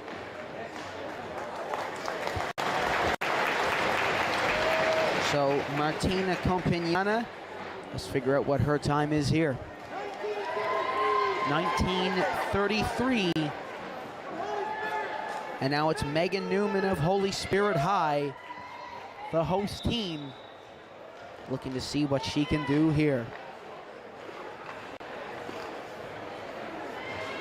Newman's definitely burning it around and putting on the speed here in this one to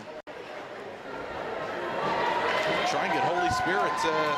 Oh, she blows a tire at the end, but that's the best time to blow a tire, that's for sure. Well, it's definitely too late there for it to affect her outcome.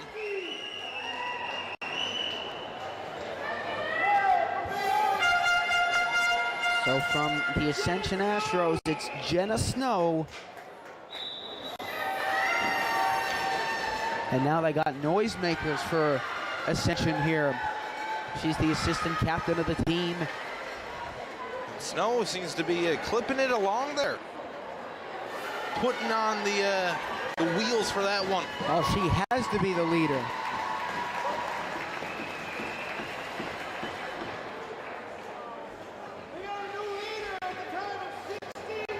$16.97, and she is the new leader of the pack so far.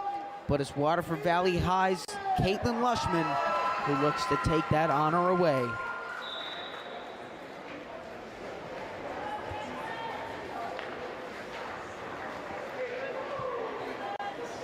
Lushman there with the excellent form, it seems. She comes around her final bend. Let's see how it'll end off for her. Great skate.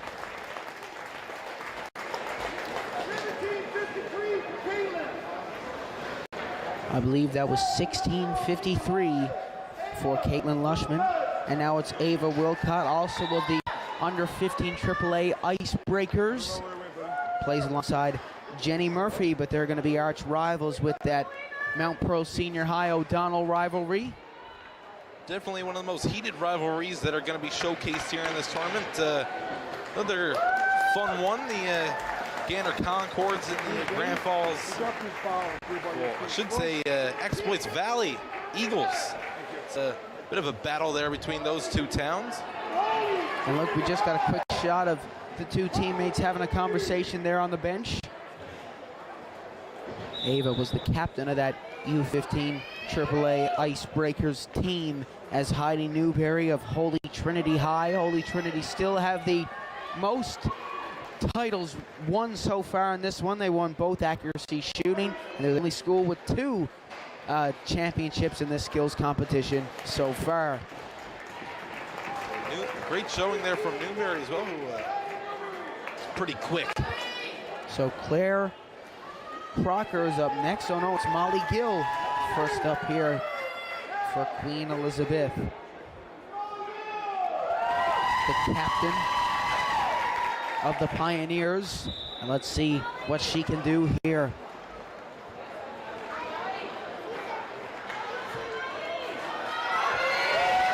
And she might just do it here.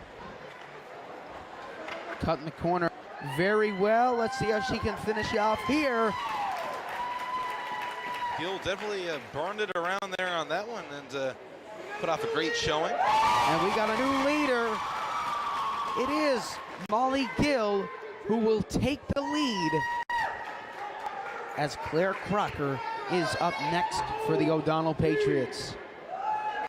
Just another notable name there for the Patriots. Just such a skilled club they have this year. Very impressive. A lot of great skaters, great puck handlers.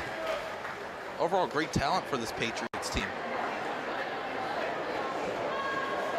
So great job by the O'Donnell Patriots, and Claire Crocker might just snatch that away. 17:04, and it's Michaela Budgeon up next for the Corner Brook Titans team. Oh wow, listen to that crowd.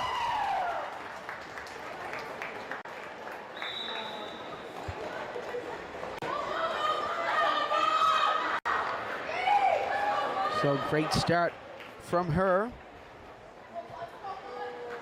We'll see how she can end it off here. Let's see if she can end it off on a high note. Nice stop there from Bugden to end that one off. 16:95, and it's Hannah Leonard of Gander. Let's see what she can do. They've had quite the showing here in the fastest skater, second fastest netminder, and second fastest skater in Alex Kellaway. So let's see what Hannah Leonard can do. Part of the Central Ice Pack team that took home the provincial championship this year, taking down the under 15 AAA Icebreakers. Seems like a lot of skill going around here in this tournament on the women's side of things. And that time was 15:96. Jordan Piercy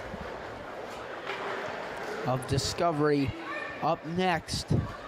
Piercy had a fantastic game earlier when her club played. So Jordan Piercy, the captain of Discovery. Let's see what she gets.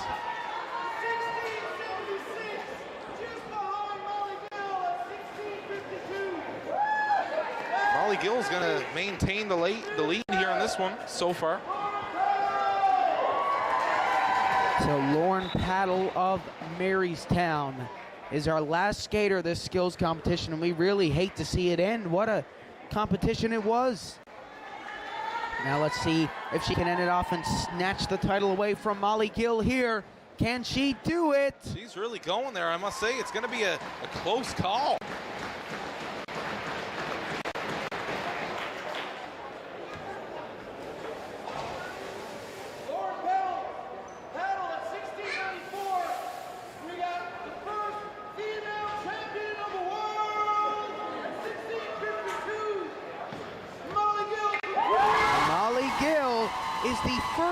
ever fastest skater in the female division, the captain of the Pioneers.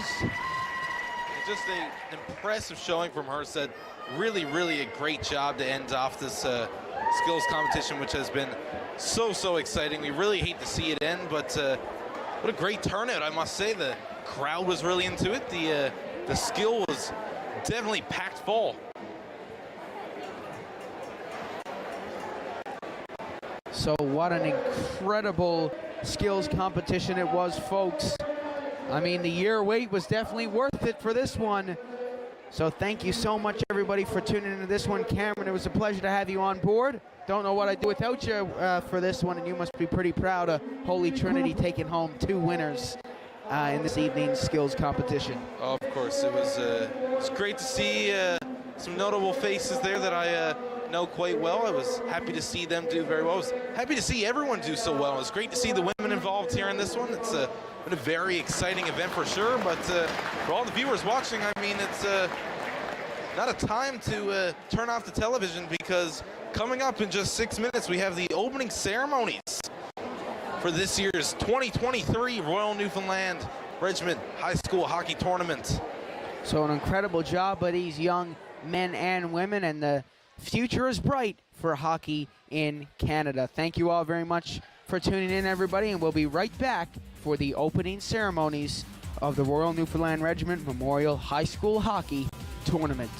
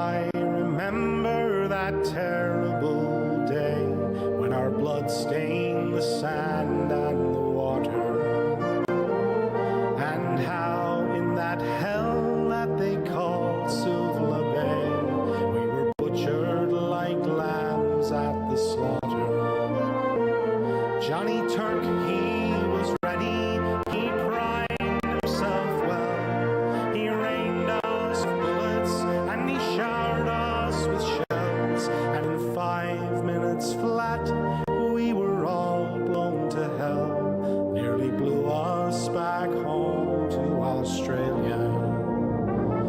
And the band played Waltzing Matilda when we stopped to bury our slain. And we buried ours, and the Turks buried theirs, and it started all over again.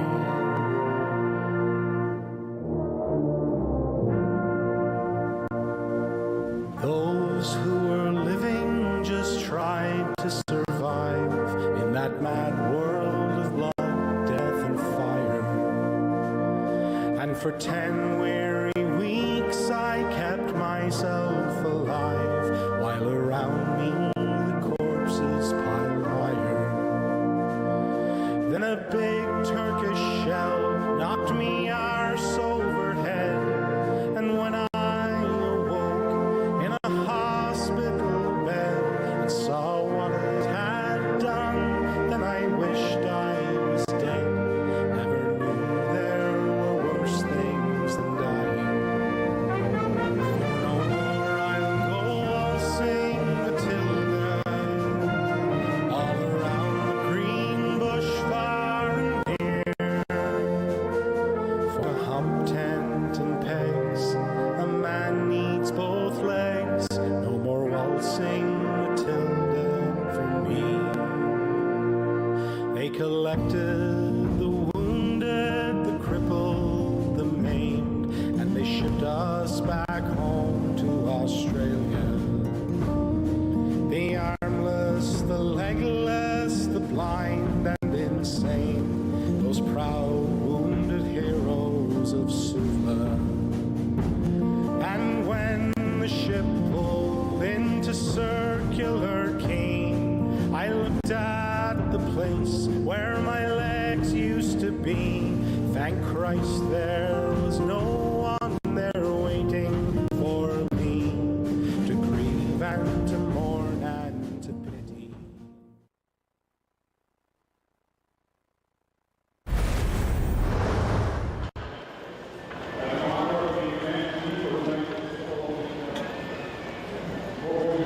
I would ask if you would please silence your phones.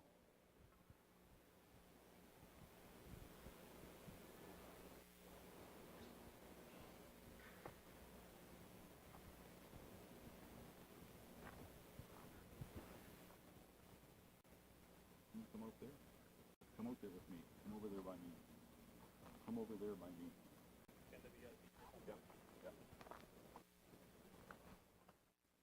And gentlemen, and welcome to the Royal NL Regiment Memorial Hockey Tournament opening ceremony.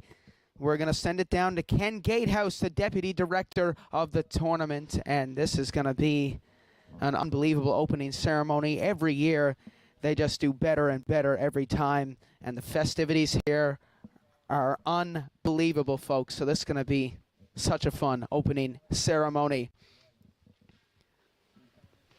So just waiting for Judy Foote to come down.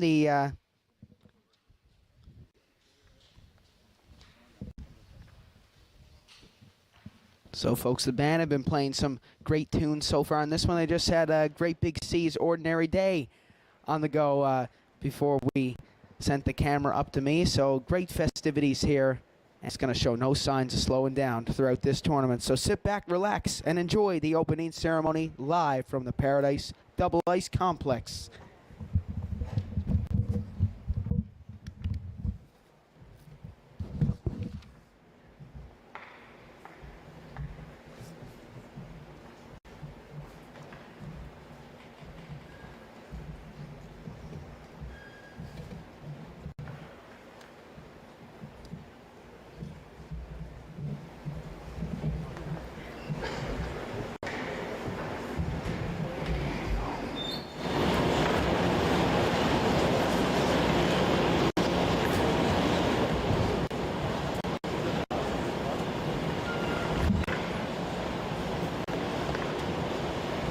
Ladies and gentlemen, as you are able, please rise for the arrival of the Honorary Colonel of the Royal Newfoundland Regiment, the Honorable Judy M. Foote, Lieutenant Governor of Newfoundland and Labrador, and His Honor Howard Foote.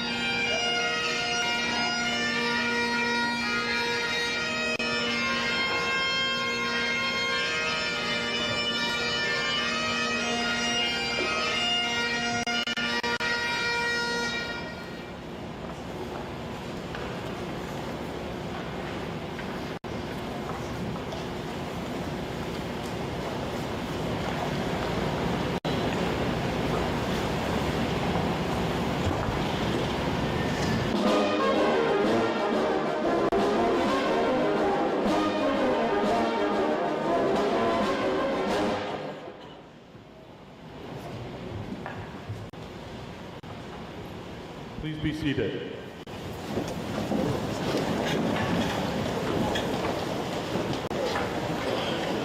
It is now my pleasure to introduce our very special guest joining us at ice level.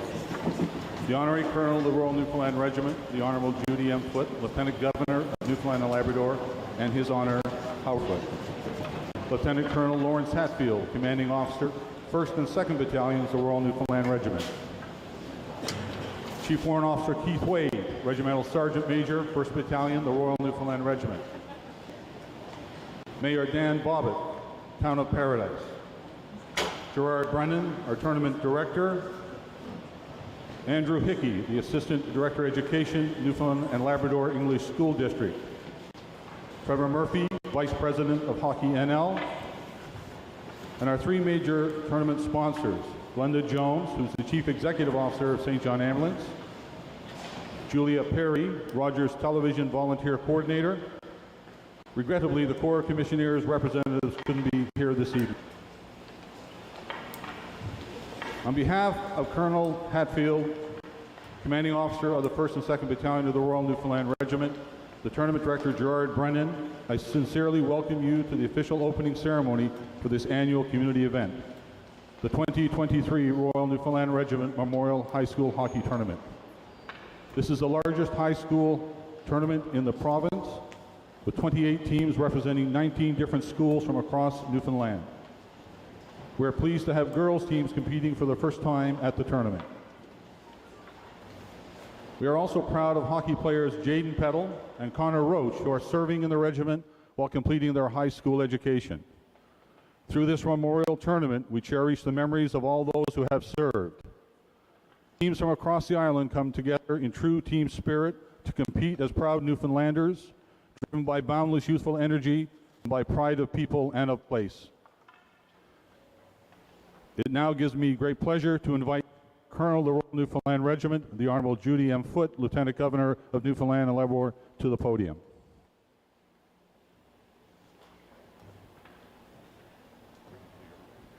Thank you. Good here. Thank you, Ken. Thank you so much. Is this on? It's on? Okay.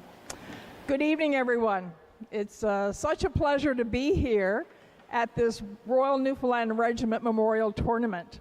And I have to tell you how excited I am as the first woman Lieutenant Governor to know that there are 12 women teams, female teams playing in this tournament. I think that's worthy of applause.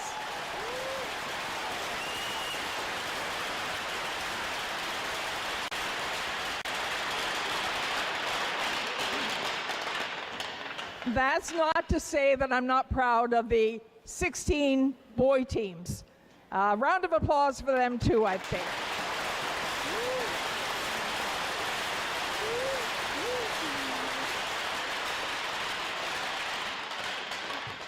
I'm sure you're all aware of what an incredible undertaking this has been for the board and for all of the volunteers to pull off the largest high school hockey tournament in our province. So a round of applause for that too, please.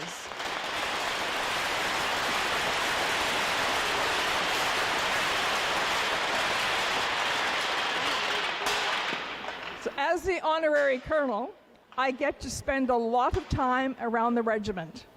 And it is amazing to watch those involved perform the way that they do and make sure that we never forget those young soldiers from Newfoundland who went to fight.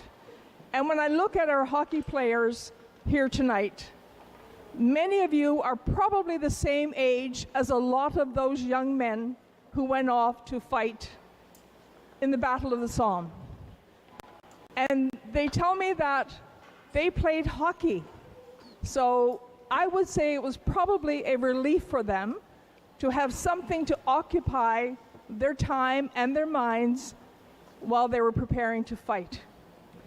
So just think about that. The young men who went over to fight from Newfoundland were probably no older than you are. And I know that, having visited some of the cemeteries and seeing the ages of some of the young boys, 16, 17 years old, who went to fight. So the fact that we have this memorial hockey tournament speaks volumes of who we are, first as we were as a country, and now as a province. Thank you to everyone who's been involved in organizing this tournament. Thank you to all of the sponsors for making it possible. But I especially thank the volunteers to pull off something as amazing as this is, to have so many young people involved, to be able to come together, boys and girls, from 14 different communities in our province. That was quite an undertaking. So thank you so much. It's good to be here with you. And I'm not going to say may the best team win. I would just, all of you could win.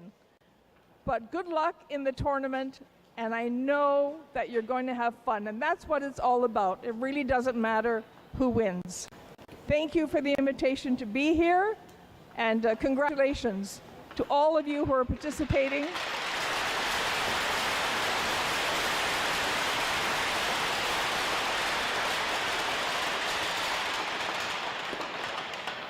And thank you to the family and friends. This could not happen without you. Your support means so much. Thank you.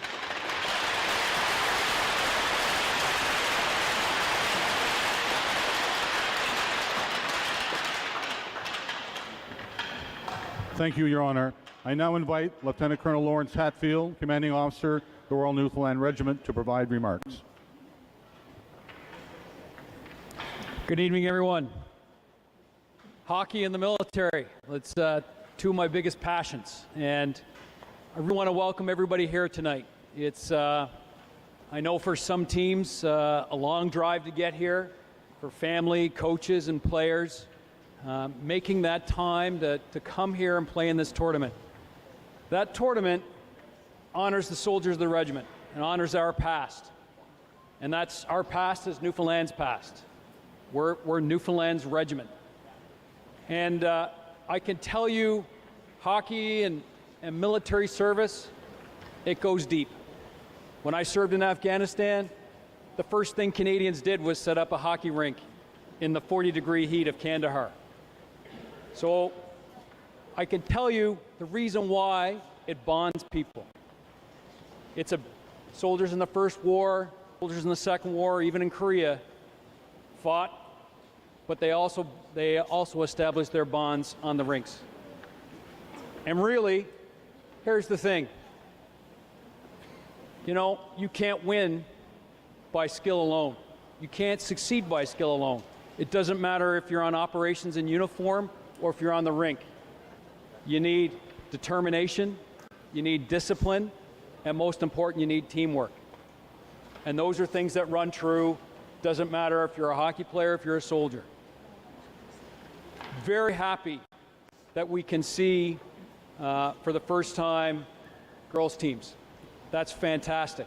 Because I'm going to tell you, that means that this tournament now represents the modern face of the Royal Newfoundland Regiment, where we proudly have female soldiers that perform quite well with our regiment. So I'm really happy to see that piece on the ice. I want you all to have fun. I want you to work hard, leave everything on the ice, respect each other. Everybody try to live up to our motto, which is better than the best. Have fun.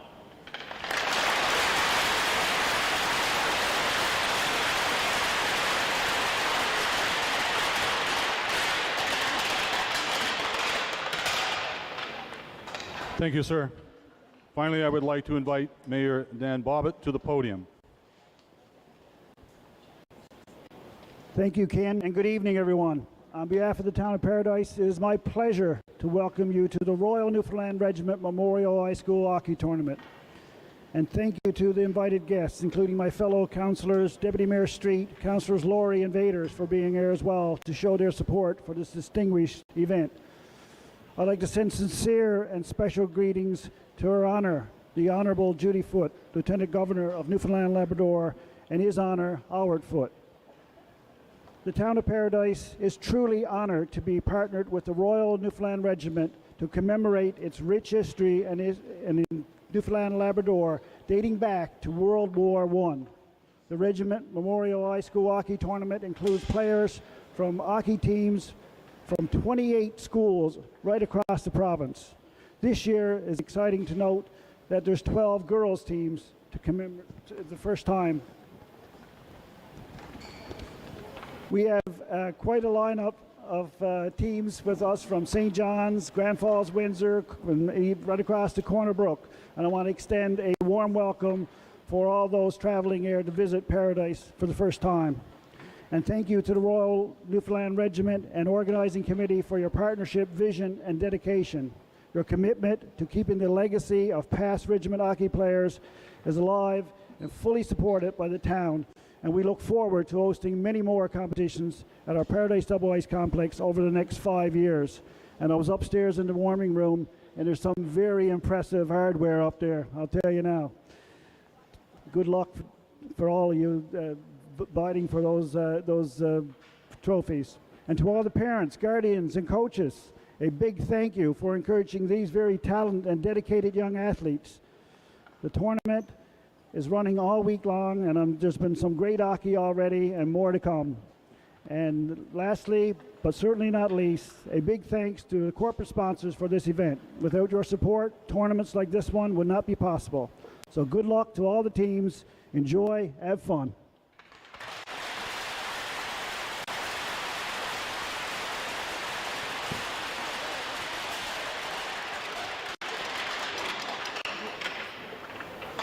Thank you, Mayor Bobbitt. Shortly now, I will ask you to stand as you are able as we begin the remembrance ceremony. I ask that when you stand, if you are wearing hats or caps, to please remove them out of respect for our fallen heroes. After we stand, O Canada will be played, followed by the last post, 2 minutes of silence, the Piper's Lament for the passing, Reveille, the act of remembrance, the Ode to Newfoundland, and God Save the King. Following God Save the King, we will have the official puck drop. I would ask the players to remain and face into the center ice. We have Private Jaden Peddle, who plays with the Clarenville team as the flag bearer of the Canadian flag at center ice. Thank you for your cooperation. Now please stand.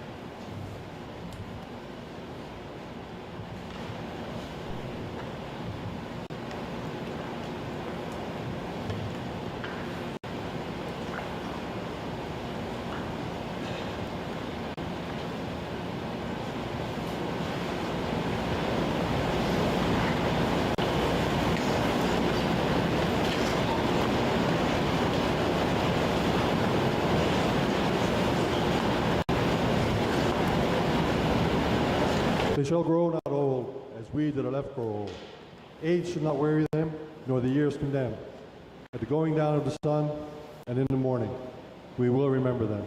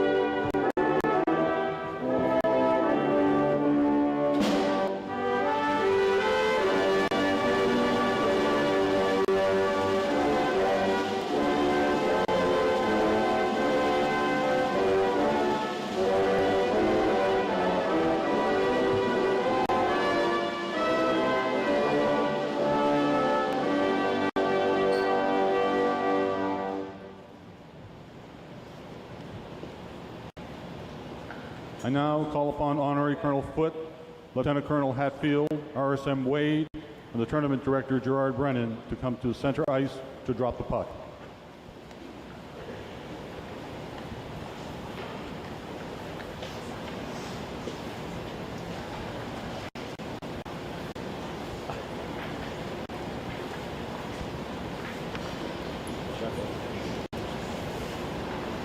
I would ask Olivia King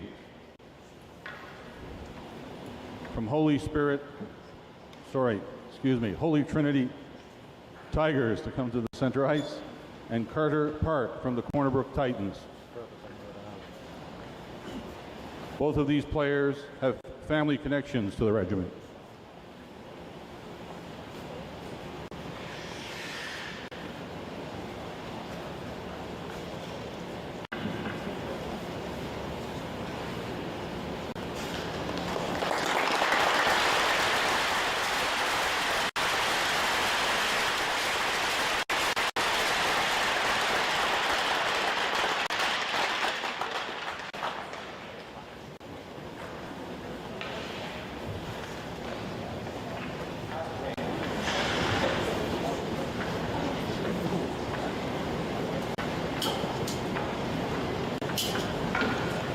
We can now officially declare the tournament open. Ladies and gentlemen, as you are able, please rise for the departure of the Honorary Colonel of the Royal Newfoundland Regiment, the Honorable Judy M. Foote, Lieutenant Governor of Newfoundland and Labrador, and His Honor Howard Foote.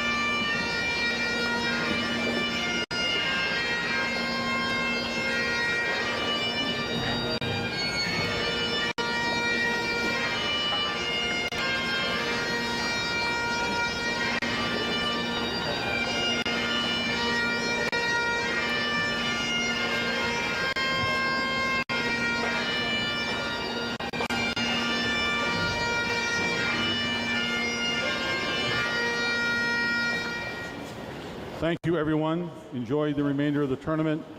I wish continued good luck to all teams.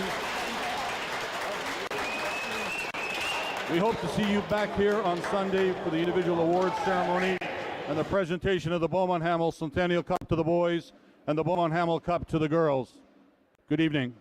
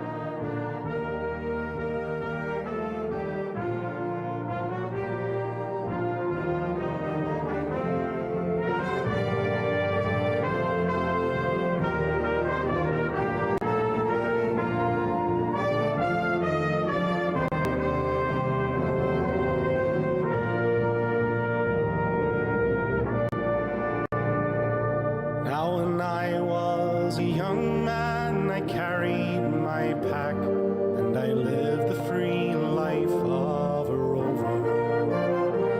From the Murray's green basin to the dusty outback, I waltzed my Matilda all over.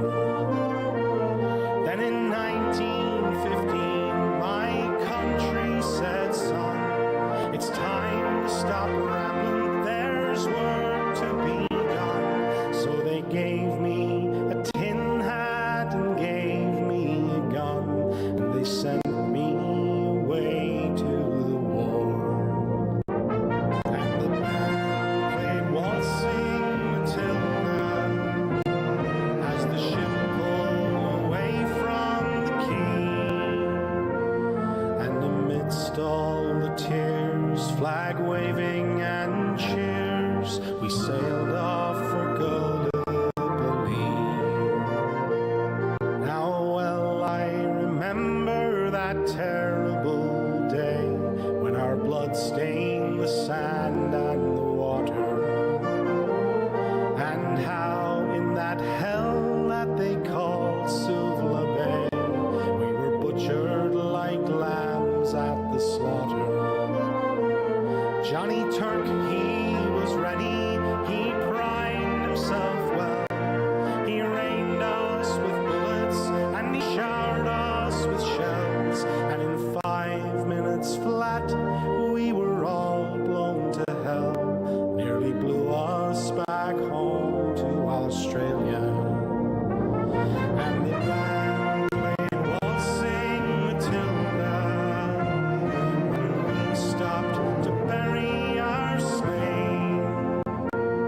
And we buried ours, and the Turks buried theirs, and it started all over again.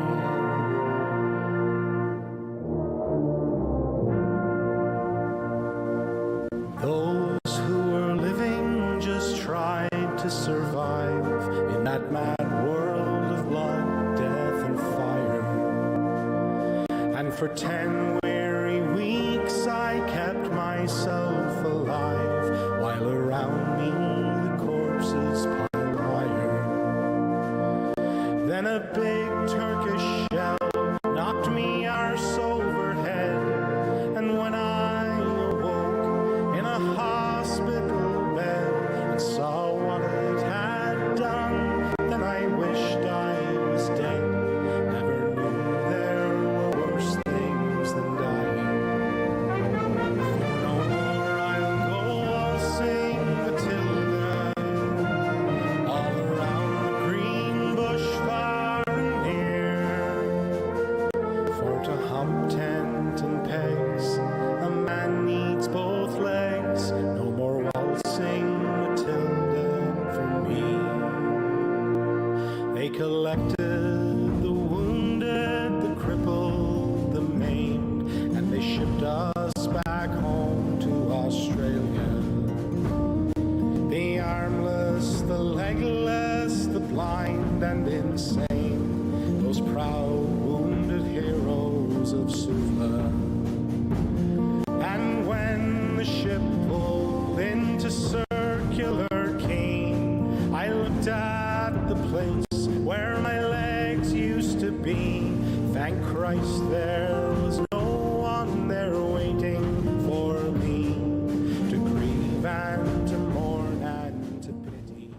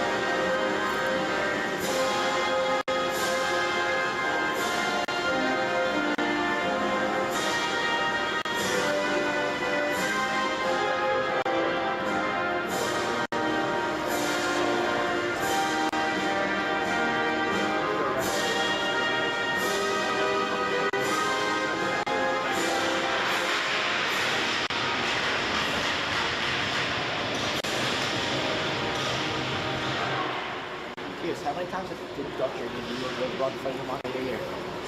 Too fucking many, man. This year you're not ready. You're not expecting to get there.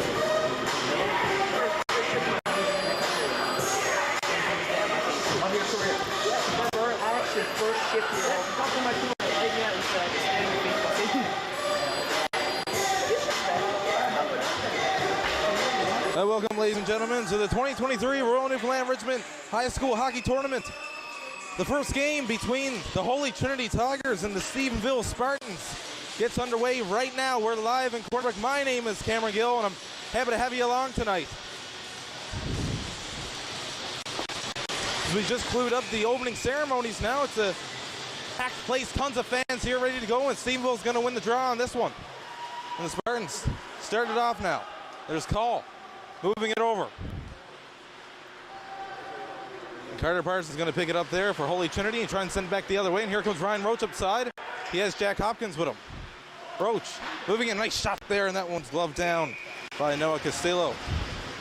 Your start goalies for tonight, as I just mentioned, number 1, Noah Castillo for the Stephenville Spartans, and on the other end is Lucas Durant, number 31, between the pipes for Holy Trinity. The Roach line is going to stay up there for the Tigers. Stephenville wants to draw again on them.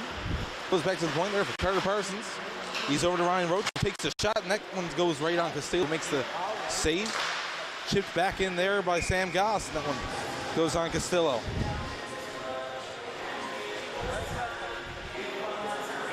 Both teams are going to get a change here. We're going to see Spencer Hiscock, Cameron Turner, and Evan King come out for Holy Trinity.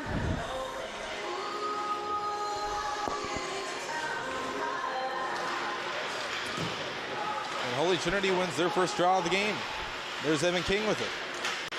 King moving it around. He swerves in, takes a shot, and that one goes wide. There's Turner to pick it up. He loses it, but now here comes Stephenville, who have possession. They send it up. And that one gets just past Quilty, who's getting shoved around along the board, and the Spartans can pick it up, and they're in the zone. And Zach House is after it. House controlling. Tries to get it up there. And it's too far there for Turner, and it's going to go back, and Hiscock is going to tip it up to him. Bit of a scuffle there along the boards, and Stephenville's going to gain control here and head the other way. Long shot there, and that one goes against Durant, and then another break in there, and Durant makes the perfect save. That one goes in front. Another shot there by Stephenville. Stephenville still has it as they wrap around. Holy Trinity starting to put on the defensive pressure here, hopefully get them out of the zone. There's a shot up. Spencer Hiscock can't get to that one. Sorry, that's... My apologies, that's Alec Hickey, and that one's a shot that goes wide there by Stephenville. And now the Spartans look to regroup as they make a change. And here comes the new fresh legs, and Holy Trinity is going to tip it in, and they're going to head the other way with it. Coleman's in after it. Spartans get to it first, and up they come through the neutral zone. Moving down the left wing, along the side. Short side there, isn't able to beat Durant. As Carter Parsons chips it up. The Spartans go the other way again. Bit of back and forth here in the opening minutes of the game. Carter Parsons has it. And he passes it right back to himself. Parsons wheeling his way in, looking for a chance there. He wraps around, looking for someone. He finds Sam Goss, who gets chipped away, but Jack Hopkins is there to take it. Now the Spartans have it. They just dump it out through the neutral zone, and Ryan Roach is going to pick that one off, and we're going to get a call here for too many men, it seems.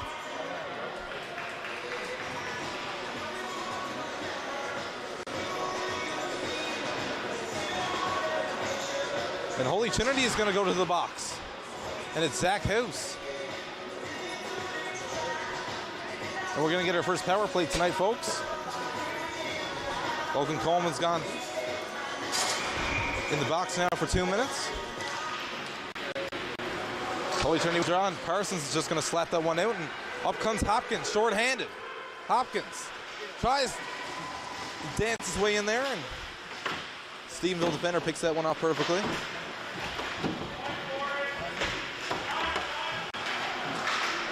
And up come the Spartans the other way now. Sam Goss is able to knock that one away and keep the pressure on. Here comes Ryan Roach, winner of the accuracy competition just about an hour ago. There's Carter Parsons. He's just going to flick it in the zone and kill time with 1:20 left on the clock for the Tigers penalty. Up come the Spartans. Moving in. They're calling for it at the blue line. And again, the Tigers pick it up, and Hopkins is just going to move it up there, trying to get to Nathan Hopkins. Nathan Hopkins is going to get it. That one goes right out to the crowd area. Quick bounce there on that one. That one goes out of bounds, and we're going to have a blue line face-off here with 11:05 left in the first period. Shots tied 4-4 between the Spartans and Tigers. As the Tigers win the face-off here. And Quilty's just going to dump it down into the zone. Spartans after, and there's Call. And Call has it. And he moves it up there. Moving it over. Will Grant's going to go after that one. Cameron Payton takes that one. And Hopkins is able to drive it out. And the referee's going to blow this one down, and we're going to see what the call on this is.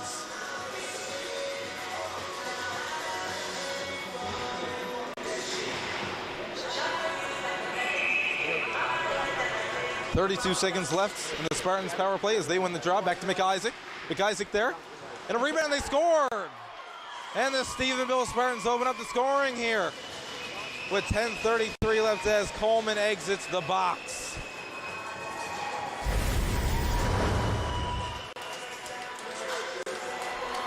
And that's going to be number 10, Liam Dutcher, who opens the Spartans scoring. 1-0 Stephenville with 10:33 left in the opening period. And Dutcher's going to go back again and take the draw confidently.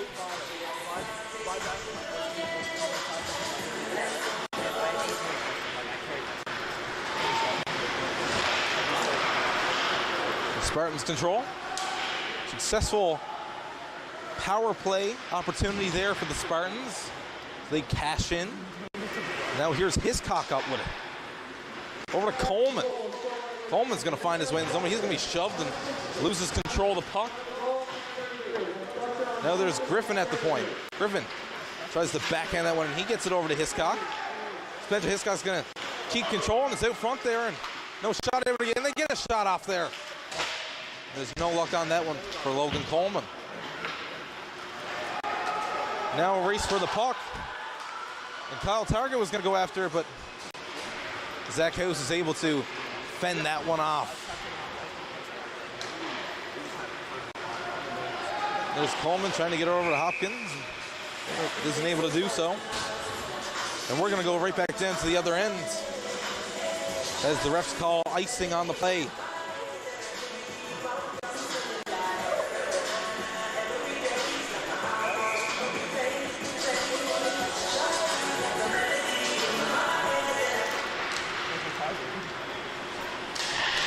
Spartans drive one there into the zone. That one goes wide. There's Parsons, and he's hammered into the boards. He gets it to Hopkins first, who loses it. And now Roach has it.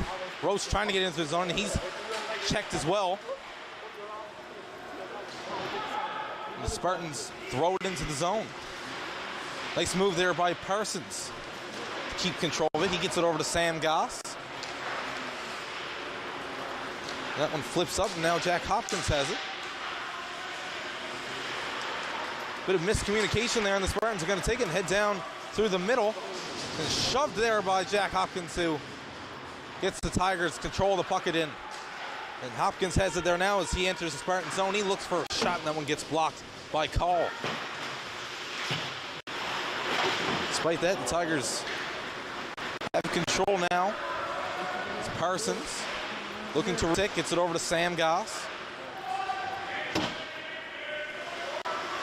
Cole's going to go after it again now and get it past Hopkins. And out come the Spartans as they break through. Goss chips that one in.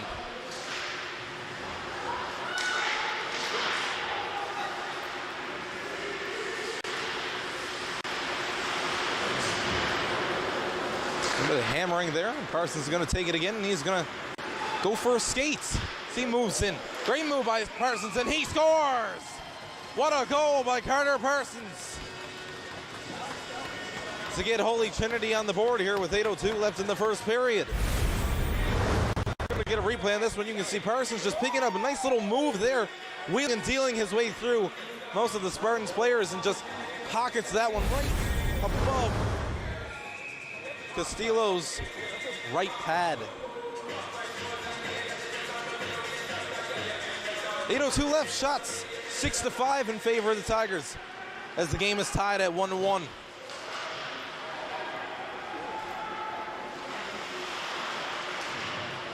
There's Quilty trying to get the puck there.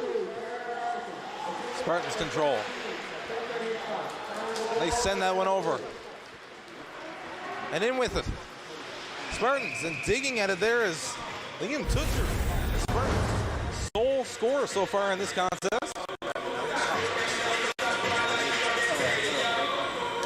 So team, it looks like the Tigers are going to go for a change here on this one. I believe the Spartans made a defensive change. Get some fresh legs out there. They win the draw, and it's Dutcher, and he's going to take a shot, and a nice save there by Durant. That one goes back in the zone. Great defensive work there by Ryan Roach.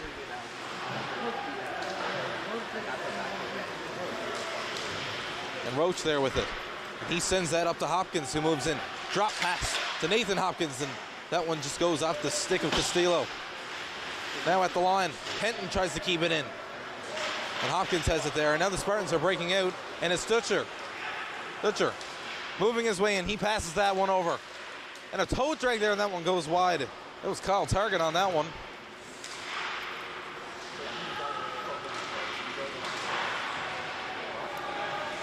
Ethan Quilty moving that over. Now it's Ryan Roach with it as he moves up through the zone. Fakes the slap. Sends it over to Hopkins, and he moves his way in. And Hopkins, and what a save made by Castillo to keep this one tied at 1 apiece with 6:42. Let me get a replay here on this one here. Just a great passing play there. Simple saucer pass for the Tigers. Hopkins moves, isn't able to bury that as Castillo stays with him the whole time. And the Spartans have it off the draw. We have a possible breakout here as the Spartans control the puck down in their own offensive zone. It's tied up there behind the net. Finally breaks through, and Griffin's going to pass that one up. And Hickey's going to have it there. Hickey gets it over to Maynard.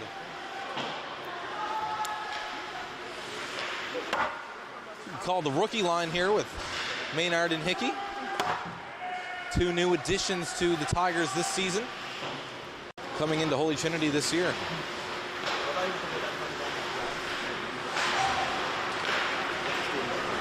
Now the Spartans moving in, they chip it into the zone.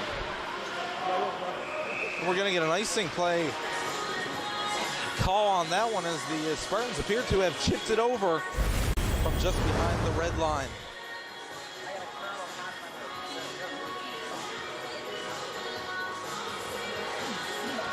Great hit there, laid out by what looked to be Nathan Hopkins.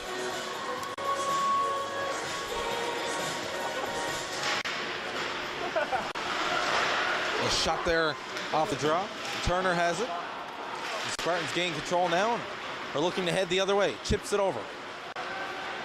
Moving in the zone is Tristan Bullen. He has Evan Heffernan with him. They're behind the net there looking for options. Saucered up, and the Spartans gain control.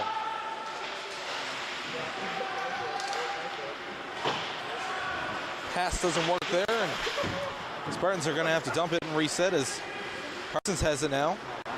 He gets it over.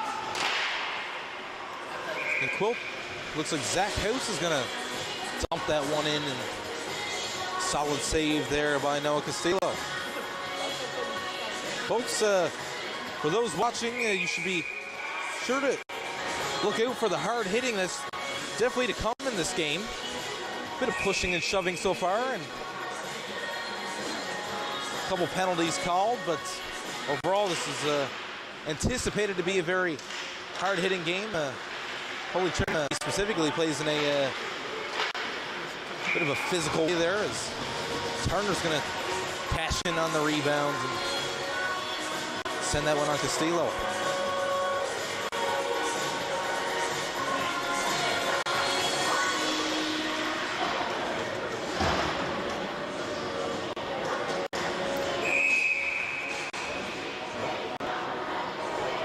Ryan Roach is on the draw there. Gets Noah Blanchard. Roach wins the draw. Gets it over to Hopkins. Back to Roach, who's not able to get the shot off there, and battles back for it. Spartans are going to do a good job there, and looks like that's going to be Hogan who's able to get the puck away from Roach, but he has it back there now, and as he comes into the zone. Moving in is Ryan Roach. Over to Nathan Hopkins, knowing that one, but Carter Parsons is going to have it. Looks for the shot there at the point. He controls it. Over to Sam Goss. He takes a shot. And it looks like the net is going to be off there on that call. Get that one there, and see on the replay, Parsons a quick little pass over, and Goss is going to have that one. Sam Goss, by the way, showed him in his rookie debut in the St. John's Junior Hockey League this season with the Northeast Eagles, was able to record a point, a goal, a matter of fact. Goss, very skilled defenseman, of course. And there's Hopkins.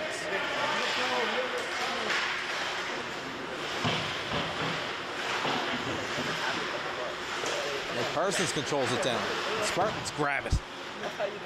Jack Hopkins at the line. Sends that one on, and that one goes wide. Hopkins, this year's league MVP in the City League. And he has it again now as he rushes in along the right wing. Hopkins makes his way and takes a shot there, and a good save by Castillo. He tries to wrap that one around, but a great defensive play there. That one's chipped out, hits the netting, and we're going to get a whistle here with 3:41 left in the first.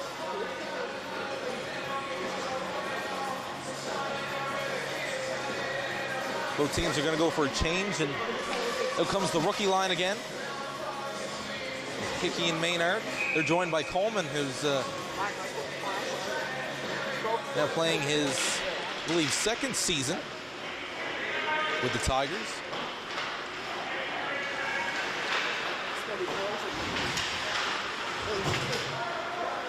The Spartans control. Tried to drop it back there to Hickey, and no luck on that one. The Spartans are going to counter, and back again. Maynard picks it off, but Spartans have it, and they're thrusting down the left side. Tries to center it, no luck on that one. And up now is Coleman. He has Maynard with him. Coleman has it. Maynard out front, digging for it, and Castillo's going to make the save there.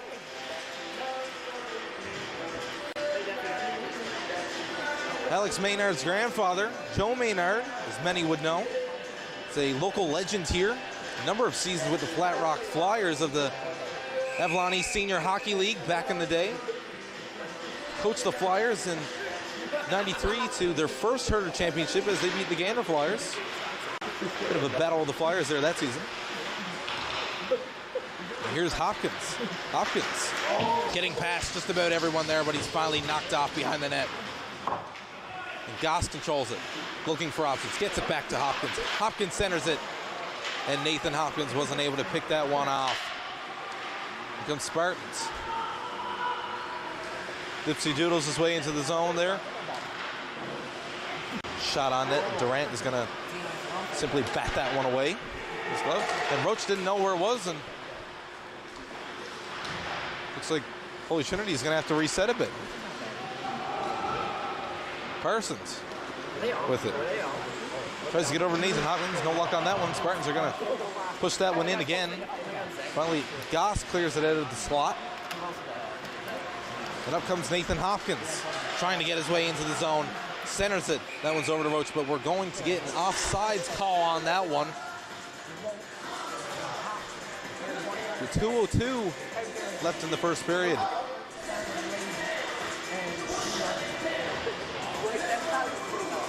And Liam Dutcher's going to take the draw against Cameron Turner.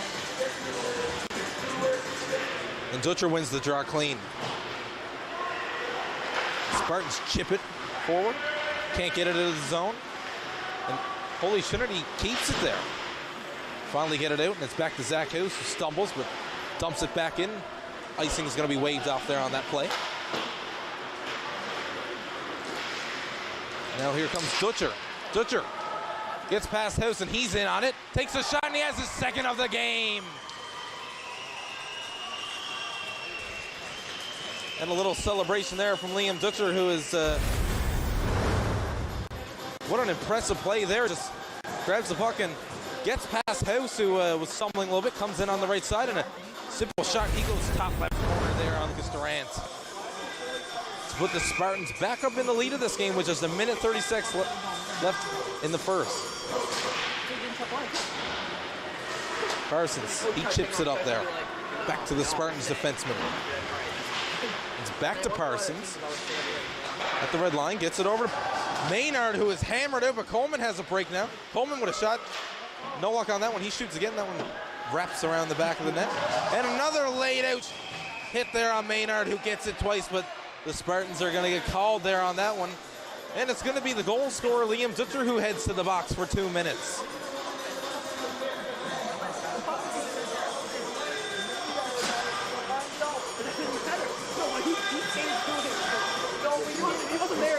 And 2 minutes is going to get up on the clock now as we take a first look here at the Holy Trinity power play.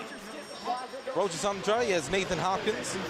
Jack Hopkins there with Nathan Hopkins on the draw, and it goes back to Jack Hopkins, and the Spartans are going to get a hold of it, and they're going to clear clean. There's Parsons. He swings it back around to Sam Goss. And Goss fishes that one up to Jack Hopkins. He breaks into the zone with it. That was dropped back to Ryan Roach. Roach is hammered into the boards, and Spartans get it and send it right back down to the Holy Trinity end.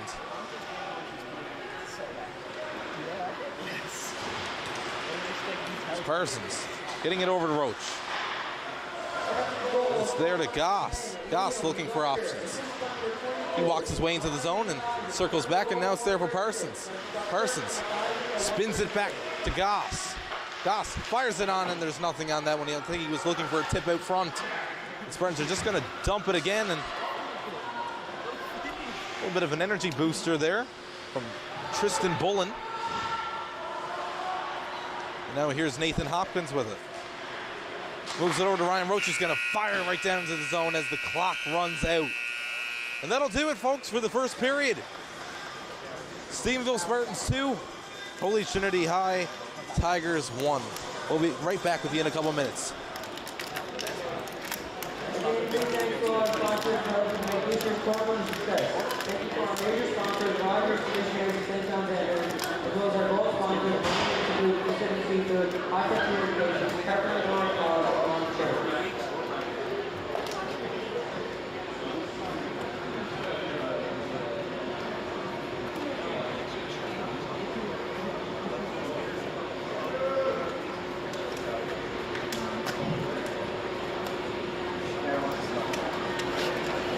Are you taking off? Yeah. All right, we'll see that.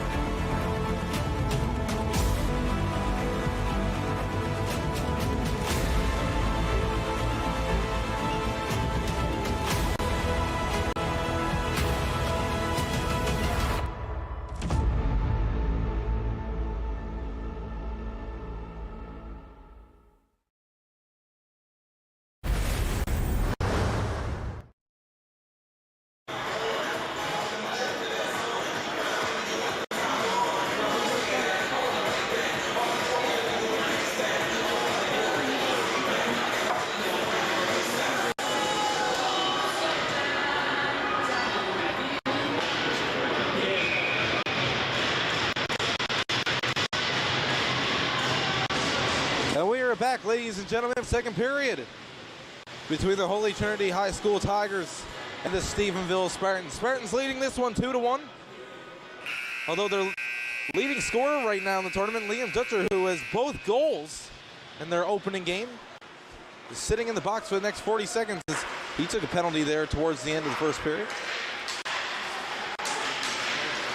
Big chance here for the Tigers to tie this one up again and get right back in it. Quilty moving it around the house. Tried to drop it back to Quilty. He didn't know about it, and that one barely just doesn't go in. Off the wraparound chance. Shot from the point again now, and Durant's going to make another save. And House there with it. Like a bit of miscommunication there on that play, and now the Spartans are going to stumble, and up comes Hiscock with it. Hiscock trying to get in the zone. Centering it out front. Nothing on that one. And he scores! Zach House! And they're calling it off, the refs are.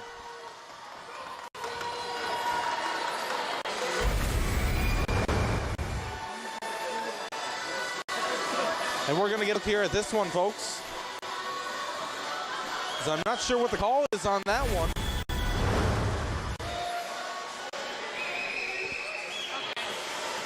But the refs are going to call a penalty on Evan King, and the game is going to stay at 2-1, it seems. So a little bit of misfortune there for the Tigers. They went from having a penalty in all of a few seconds. And Stephenville is going to go on the power play.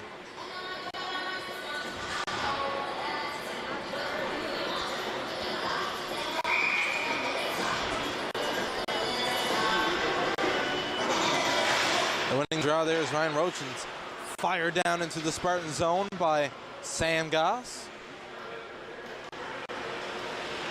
And here's Liam Dutcher with it. Dutcher passing it over. Blanchard with it, looking for options. Blanchard still has it.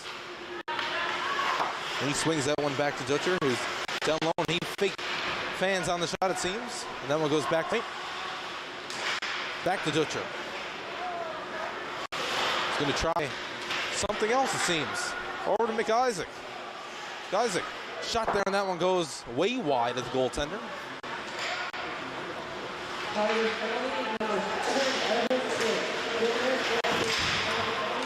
And Dutcher falls there on that one. And they're going to call offsides there on that play.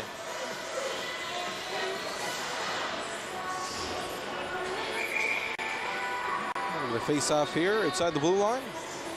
As Roach and March go after it. And March wins the draw, and here come the Spartans. Sam Goss is tying up the Spartans there with that.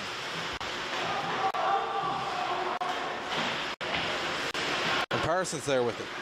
And he's just going to dump it right in. That one gets past Dutcher and goes back to Castillo.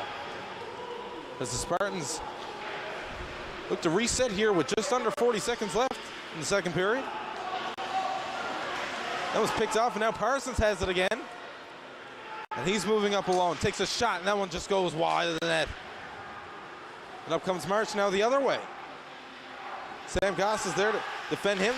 They center it to Dutcher, and no luck on that one. Now we have a possible we have a 2-on-1 here. Ryan Roach and Jack Hopkins. Roach looking for, he takes a shot, and that one goes right into the glove of Castillo. Oh, Castillo there looking very solid here. You see him stayed right with him the whole time and made the easy glove stop there. And with 12:23 left, folks, 2-1 Stephenville as they stay on the power play for 13 seconds, despite taking a defensive zone draw here, which the Tigers win. Spartans have control there now and are fumbling, it seems, a little bit. And Turner's in there to create a little bit of havoc, and he gets to it. And King is out of the box into the play. Turner's there after. And along the boards, and King there gets it back to Quilty, who takes a shot, and that one just barely goes wide of the net. And Turner spinning around, looking for other options. Now that swings around, and Penton's gonna be there to keep it in. And Hiscock's gonna lightly slap that one on Castillo, who's gonna make the easy cover.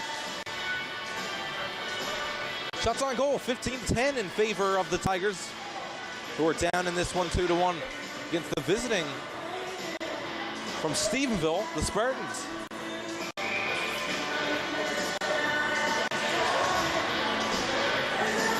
Both clubs are in their very first game so far of this tournament, as Stephenville just arrived today from the West Coast.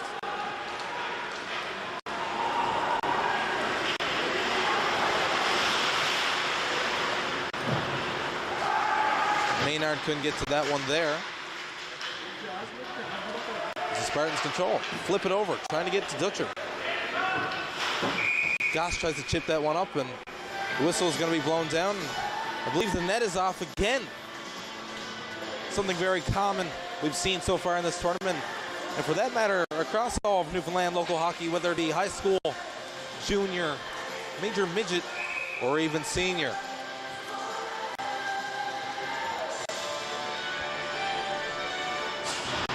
Ryan Roach wins the draw. Is there for Sam Goss. Sends it over to Nathan Hopkins, who's going to chip it back to him. Goss now looking for options. Gets over to Hopkins. Hopkins over to Roach. Roach coming up through the middle. Spins, but he blows a tire there on that one. And that one's out front. Possible chance here, and Hopkins is going to dig for it there. Gets it back, and Parsons still has it there. Over to Nathan Hopkins. Wheeling his way around. That one comes out, and the pocket's loose, but the Spartans are able to bat that one away, and Dutcher's going to send that one into the zone as they all go for a change. And Parsons is there. We're going to get an icing call there. Both clubs are going to head down to the other end of the ice with 10:22 left in the second period.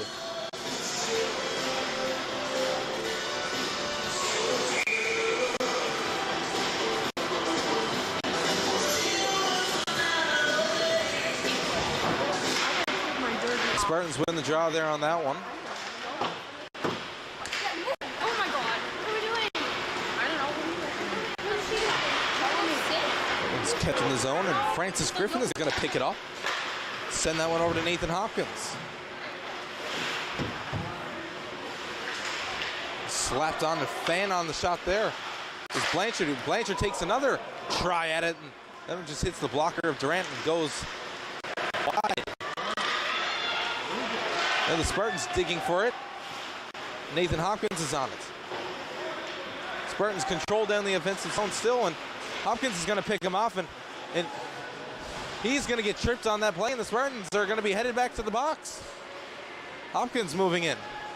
The extra attacker is out as Durant heads to the bench. House with it. Moving it over to... They send that one over, and Hopkins has a clear shot, and he goes wide on that one. So they still have it, and it's Nathan Hopkins now with it. Looking for options, sends it back to Griffin, who sends that one out front.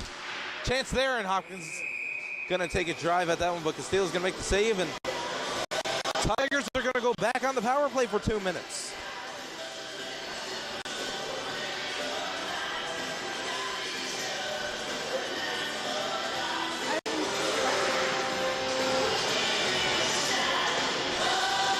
And headed to the box for 2 minutes is Liam McIsaac. Tigers win the draw there. There's Quilty. Quilty over to Penton. Penton's going to take a long shot.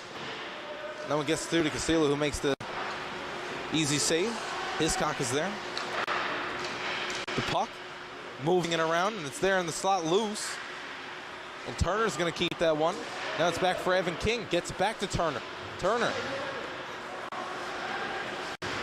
going there to Penton. He chipped that one over, and that one just goes wide, and both teams are going to race for it. Spartans chipped that one out, and it's picked up there, but we're going to get another penalty now.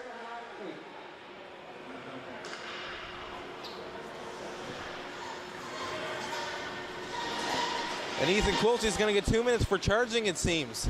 And just like that, the Holy Trinity power play is over.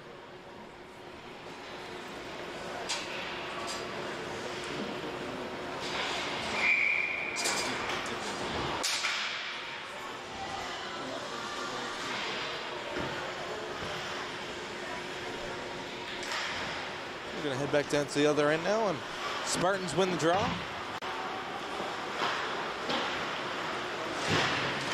Hopkins is going to try and chip that forward. For the first time, we're going to see some exciting 4-on-4 action. A little bit better ice. And look at Carter Parsons coming in between the legs. It wasn't that a move if it went in. And back the other way are the Spartans. Coming in with speed, and they're picked off. Jack Hopkins with the nice defensive play there. Now they're after it. Hopkins tries to tie him up. Ryan Roach is there with him.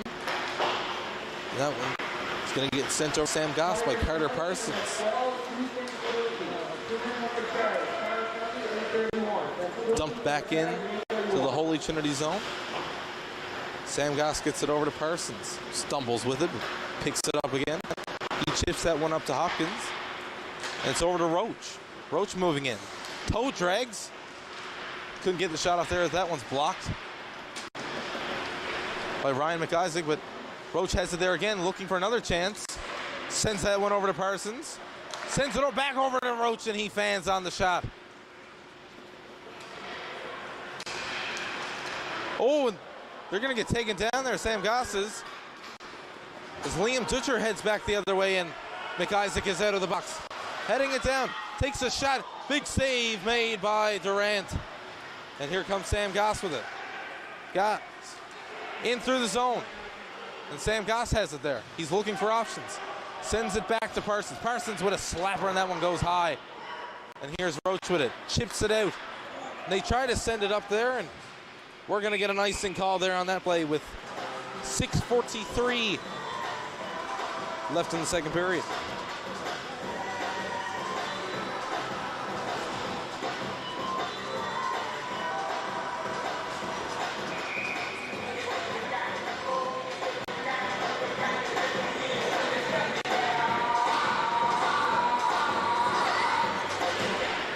And Holy Trinity is going to win the draw there. And Zach House takes a shot.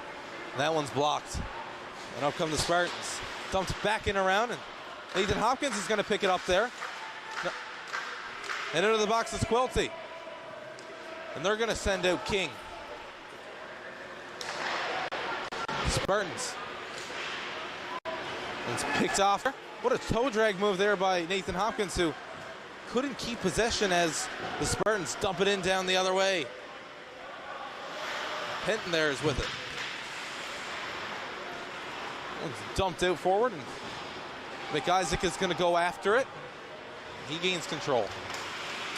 That was picked off there, and King is going to head into the zone with a chance. Looking for options. Dumps it back. Penton there. That was shot right on, and a save made by Callisto. Another shot there from the point by Peyton, and another save. And King has it now. Drops it back to Coleman, who can't keep control of it.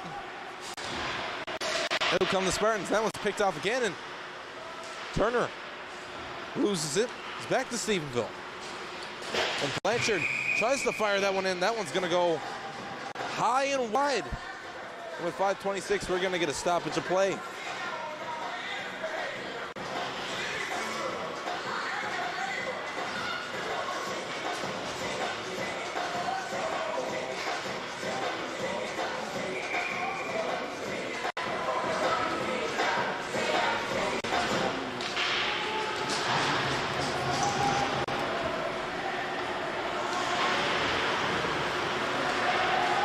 Parsons. Parsons with a shot. That one's blocked. And no luck for the Spartans, but they are able to control the icing there with it. That was Turner. He uses it again. Tried to get it over to Hiscock. No luck on that one.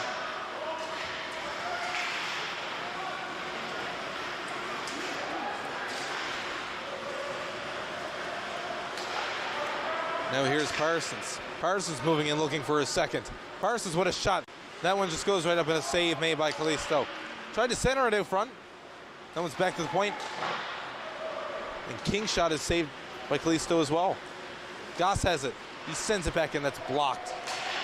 Turner with a shot. Kicked away by Callisto again. And here come the Spartans. Looking for options. Kept in by Parsons. What a game so far by Carter.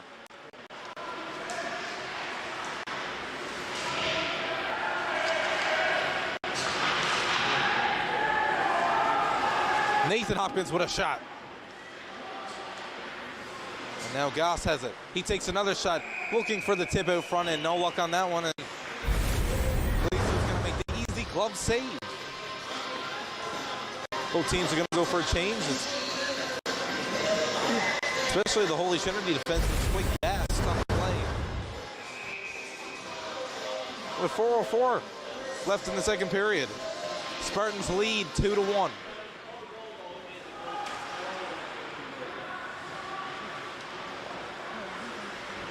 Shoved down there on that play, and we're going to get a penalty call on the Spartans again.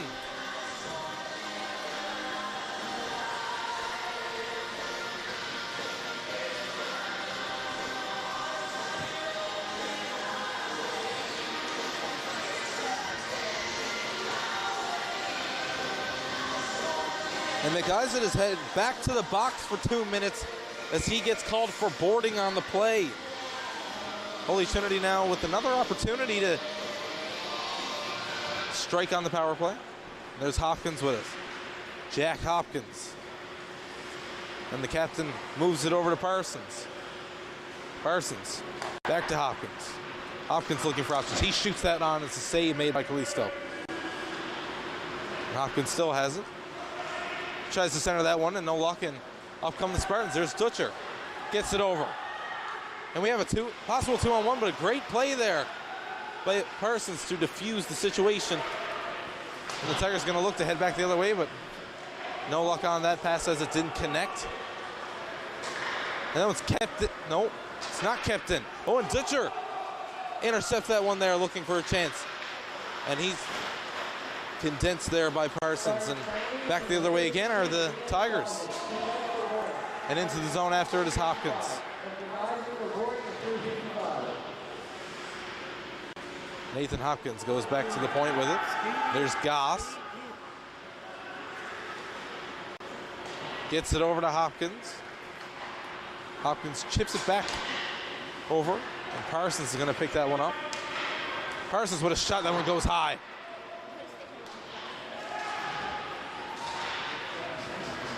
And Dutcher has it there. Dutcher moving in through the zone.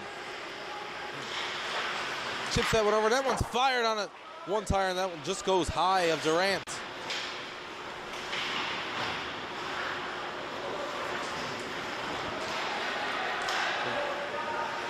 Kyle Target has it there. He tries to chip it forward, and it's intercepted by Jack Hopkins, who comes up with it. Hopkins in through the zone. He stops with it. Sends that over into the corner.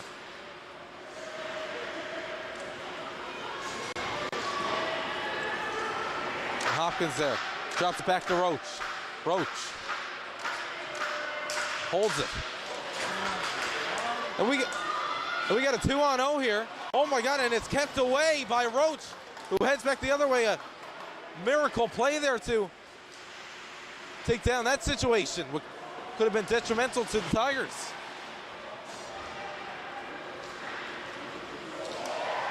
And a big hit there by the Spartans, setting the tone. Quilty's going to fight for there. He gets it over to Penn, but it's out of the zone, and Penn's going to have to dump it back in. The Spartans. And we're going to get a penalty call there on Evan King, who's going to get a call for tripping on the play. And King's headed back to the box for 2 minutes. Tigers not having the luck they were hoping for. 27-13 shots in favor of Holy Trinity, but just not able to get past Callisto, who's been rock solid so far in this one.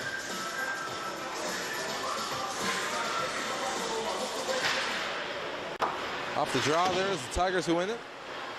That's picked up there. Now Turner has it. He gets it over to Maynard.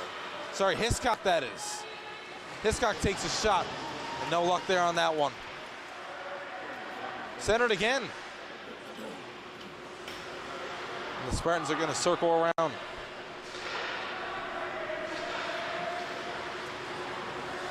Looking for options.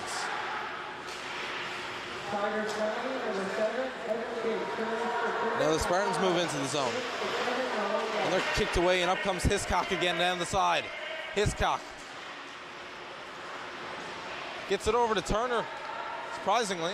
Turner's going to take a shot, and a nice save down there by Callisto. Sorry, Castillo.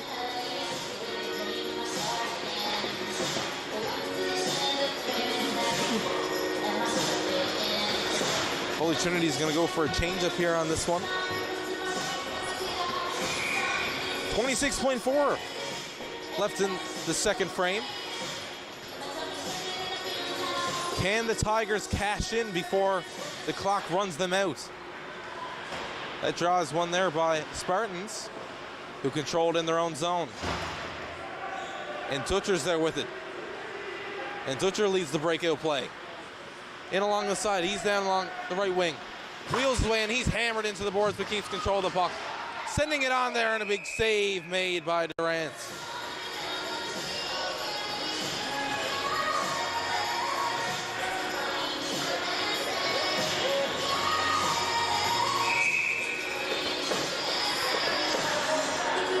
.2 left in the second. Spartans control. Spinning that on. And Parsons just going to tip that one out. And folks, that'll do it for the second frame of this one. Stephenville 2, Holy Trinity 1. Catch you right back in a few moments.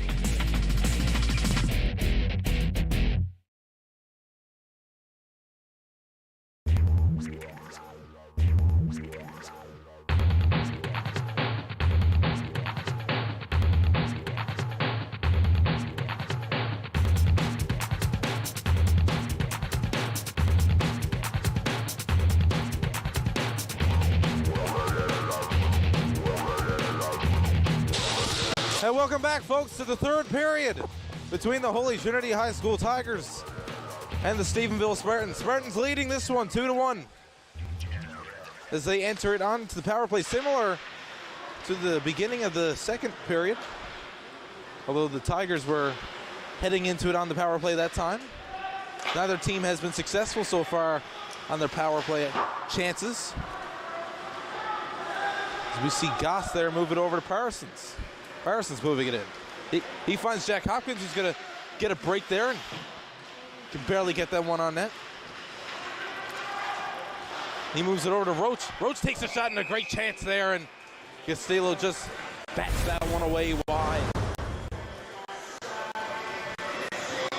As we can see there, Hopkins and Parsons telling him to send it. He finds Roach perfectly. He's going to take this shot, looking for the top left corner. Castillo beats him to it. The Spartans win the draw. And Hogan has it there. He passes it over there to Blanchard. And King's out of the box. And we're back to full strength, folks.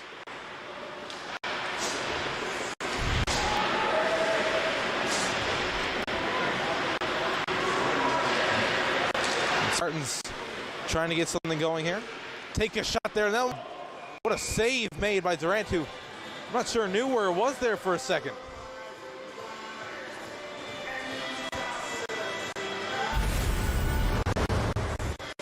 Take another look at here. Comes back to the point.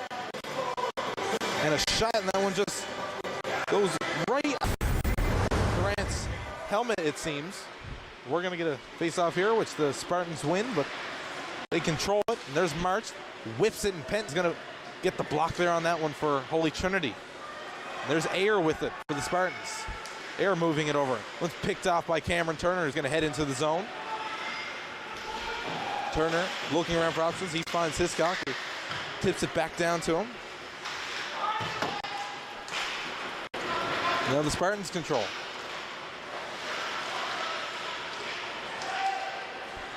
A little bit of shoving there coming from Penton. Hiscock stumbles with it. But it was too late for the Spartans as they were too deep past the goalie on the right wing, it seems. And now it's Penton. Penton hasn't. We're going to get another penalty call here, I think.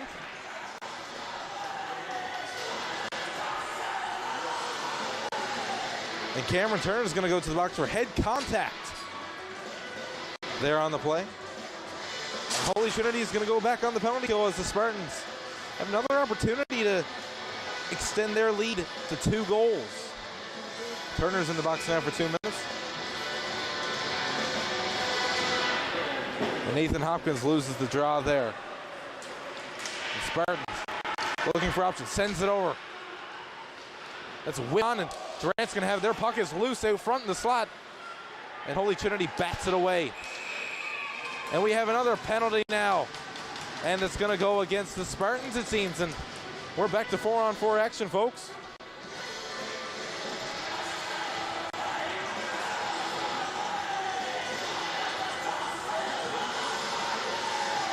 And that's going to be Tristan Bullen, who heads to the box for 2 minutes. Tigers, when it's all said and done, are going to have 16 seconds on the man advantage. The first, a minute 44 of exciting 4-on-4 action. Spartans whip it out around. And Quilt fighting for it there. Durant makes the easy paddle save. Quilty tries to find Hopkins. The Spartans control it. The Spartans have it now. And that's picked off there by Hopkins, who's going to come down the left side. Hopkins looking for options. Takes a shot there, and that one's sent out into the netting by Noah Castillo, who makes his 29th shot of the game. Playing great so far for the Spartans. Their opening game of the 2023 Royal Newfoundland Regiment High School Hockey Tournament. I must say, a great turnout for fans this evening, especially out here in Rink A, the Paradise Double Ice Complex.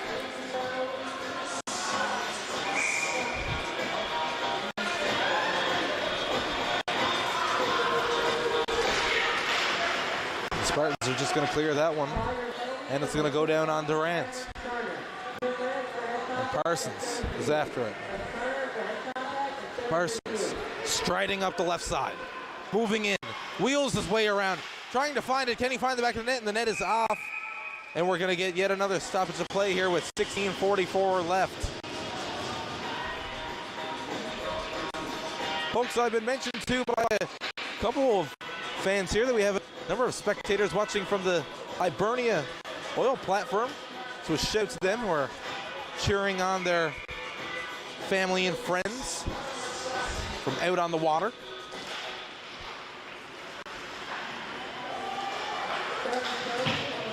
Shot there by Goss, and there's nothing on that one. And that one's picked off, and Dutcher's got it. He comes up the right side, looking for the hat trick. And that one swept into the glove of Lucas Durant, who's going to make the easy save.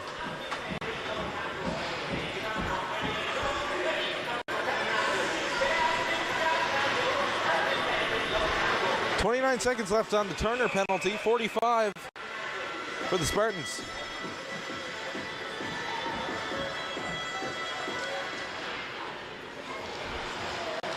Holy Trinity controls, and down the side looking after it is Hopkins. Spartans get it there now. Hopkins ties him off, and it's going to have to be taken by another Spartans player. Holy Trinity controlling there now, and it's Hopkins looking for options. Gets it down to Parsons. Parsons. Quick move there, and he wraps around that one just barely doesn't get through as Castillo looking sharp. Possible breakaway chance here. And Turner puts on just enough pressure for Durant to grab a hold. Get another look here at this possible break.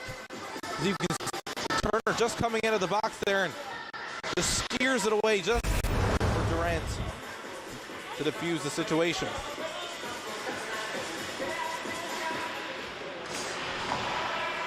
And Penton there with it. Penton sends that one over to Nathan Hopkins, who gets it over to Ryan Roach. Roach wheeling his way in. Takes a shot from a sharp angle there and isn't able to get past Castillo.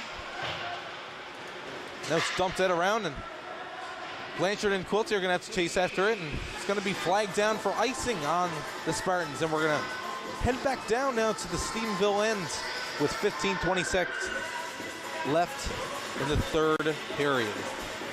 Spartans leading 2-1 in goals. Tigers leading 31-18 in shots.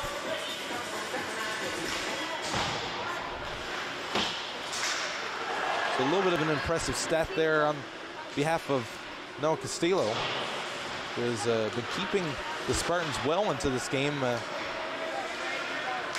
for the last 35 minutes. Roach there, drops it back to Hopkins. Hopkins with a shot. Rebound chance there, and that one doesn't get through either. And Nathan Hopkins gets it over to Ethan Quilty. Quilty with a shot. Tried to get it there. Tries to get over again, and that one goes wide of the net. A big chance there for the captain, Jack Hopkins, who just isn't able to get the job done. Now Penton tries to get it down to Hopkins. Goes too far. And a battle there in the zone. And now down the other side is Heffernan. Heffernan centers it. Just barely couldn't control the pass, but it's in front there again, and Heffernan digs for it, but he's not able to get that one on the net.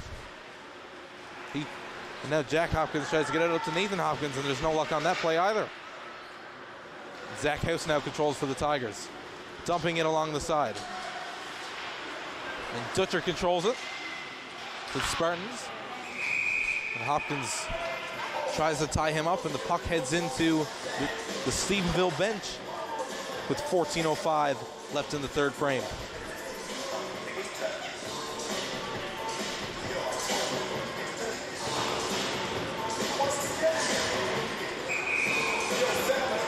And Coleman's on the draw there with Dutcher. And Coleman wins the draw for the Tigers. Spartans have control now. They dump it in the zone. That one's swung over. Zach House there with it. Swings it up to Hickey, who gets it over to Logan Coleman. Coleman rushing him down along the side. Tries to take a shot there, and that one's blocked, and he wraps around net. And it comes out front, and Maynard's going to try and take a chance there. And they swing it back in front, and another shot, and Hickey scores! And the Tigers have tied this one up with 13:31 left in the third period.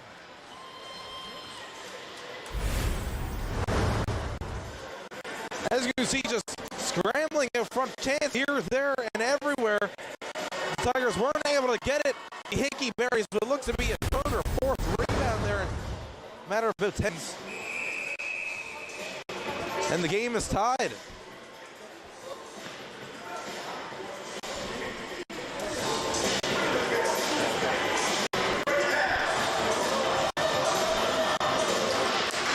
On the draw now, Turner wins it.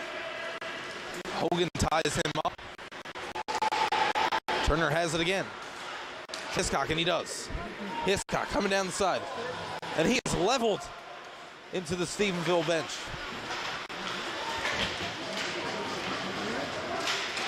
Spencer tries to feed it out front there.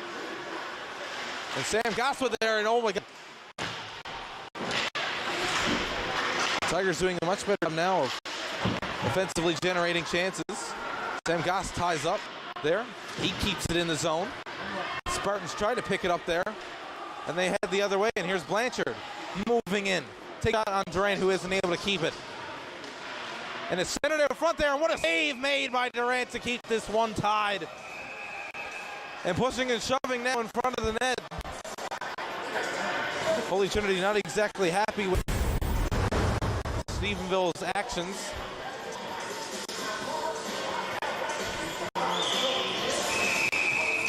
And Hiscock's gonna head to the bench.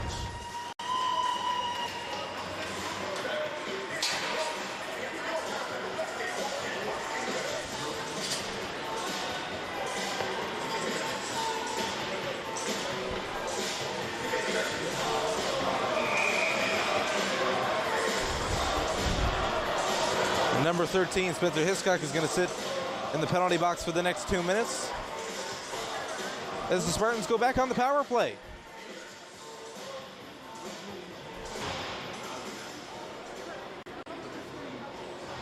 An important penalty kill now coming up by the Tigers. If they're to stay in this one, they got off to a great start with a dump coming from what looked to be Sam Goss.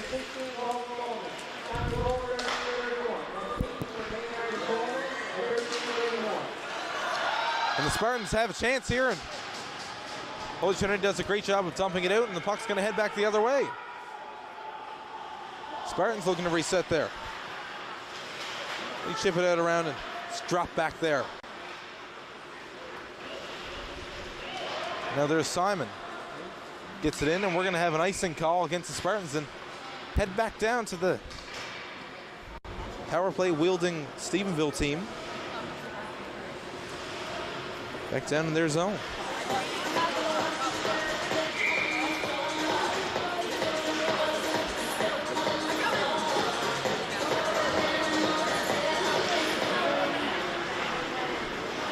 And Dutcher has it. Swinging up behind the net, and he comes down through center ice there now. Dutcher waiting. And he's hammered in to the bench by Sam Goss. And the puck is going to come right back up around and down to the Stephenville zone as we hit the halfway frame here in the power play. And Ryan Roach, what a possible chance now. He's going to take a shot right into the glove of Noah Castillo, who continues to be solid in this one. Spartans come out, and a perfect pickoff play there by Roach. Didn't have a lot of options when he finally got the puck. Ripped it on Castillo and wasn't able to bury it.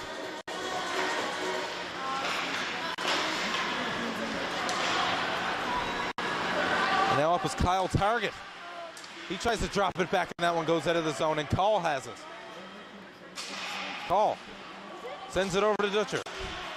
Dutcher swings that one in. Knocks the stick right out of Durant's hands. And he has no stick now on this one. And Holy Trinity's gonna have to fend off the Spartans long enough to allow for Durant to get his stick back.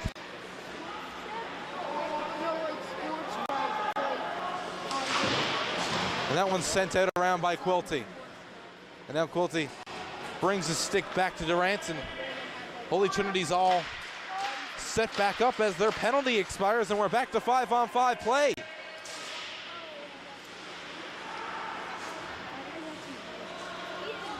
And Coleman has it. Coleman dumps it down and around.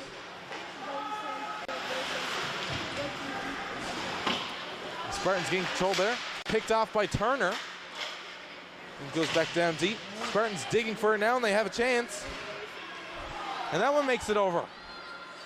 Trying to get it over. And that puck is swept out from the slot by Logan Coleman, and Durant's going to make the save.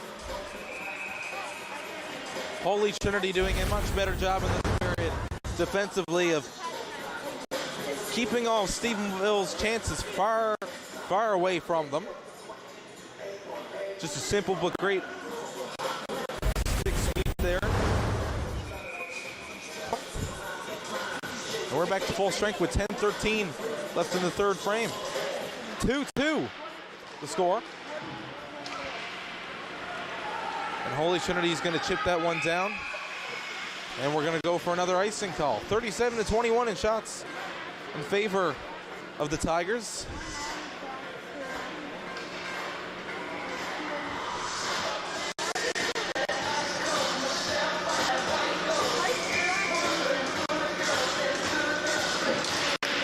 off the draw there is Holy Trinity. Parsons going to send that one over to Goss. Goss taps it over to Coleman. Now Parsons has it. That one's in the zone there, and Spartans try and clear that one, and that is out as the refs signal for a possible offsides call. Spartans trying to go with it, and here comes Parsons on the rush. Tries to wheel and deal his way in, but isn't able to, and he's got to get back now to the point. Puck still deep in the Stevensville zone. It's centered. Shot, that one just goes right over Noah Castillo, and it's back to the point. Goss takes shot, tipped out front. That one doesn't hit the net. And King has it now. King wrapping it around. Nathan Hopkins has it. Hopkins fighting for it down in the corner, and the Spartans prevail. They're going to dump that one down, and we're going to get yet another icing call as a beat-out Spartans team goes for a change. 8:50 left in the third period, folks.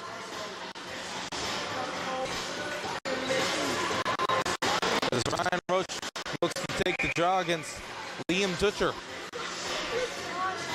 in the Stevensville defensive zone. Hopkins has it. Tries to drop it back to Roach, who wasn't there.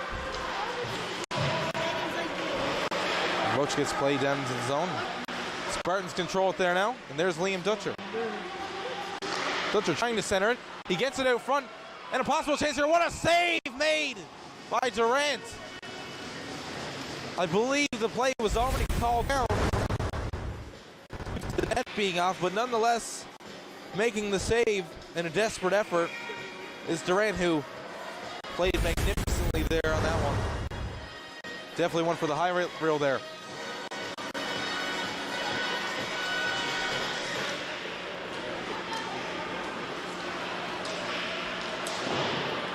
And Penton swings that one up to Hopkins, who centers it. Now it's over to Nathan Hopkins. Down the side, tries to toe drag that one, and it goes up into the netting. As the puck seemed to have hit someone else's stick on the way to Castillo.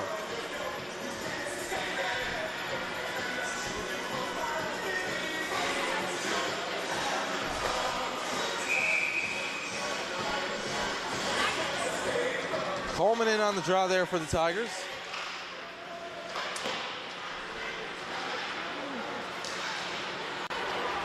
And a possible break here for Stephenville. They take a shot.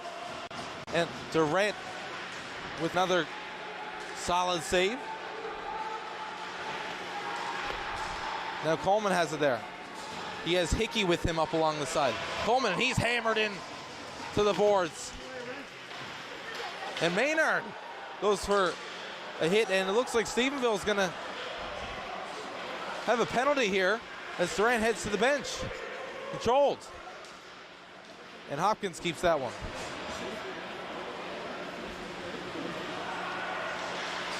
That one's kept up there. And no luck there on that one. And Blanchard's going to fire that into an empty net. Obviously no goal on the call. As the Spartans are heading to the box. And number 14, Brady Hogan, is going to sit in the box for 2 minutes. An opportunity here for the Tigers to take a 3-2 lead with 7:32 left in the third period. An equally as big kill as the Tigers' last kill coming up now from the Spartans. And Goss has it. Goss looking. Moving it over to Hopkins. Jack, that'll be Ryan Roach there, who rips it on, and love save made by Noah Castillo.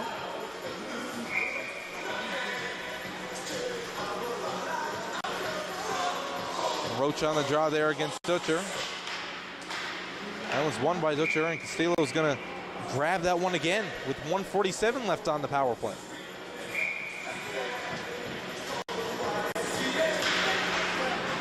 And Roach loses it again to Dutcher, who's wrapping around, and He's going to fire that down to the Tigers' end.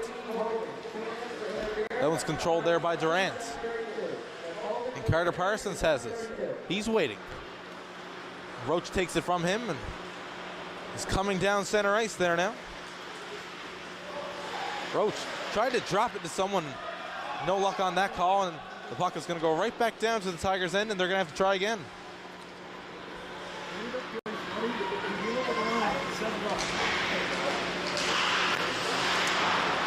Tigers having a bit of trouble getting it into the zone.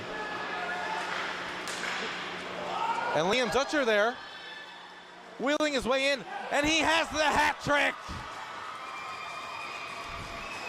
Short-handed goal by Liam Dutcher to put the Spartans ahead.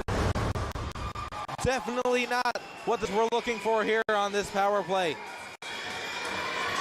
What a spectacular performance so far by Dutcher, who has the Spartans ahead now.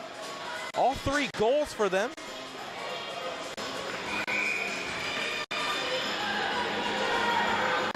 And the Tigers again are going to have to fight back to get back into this game.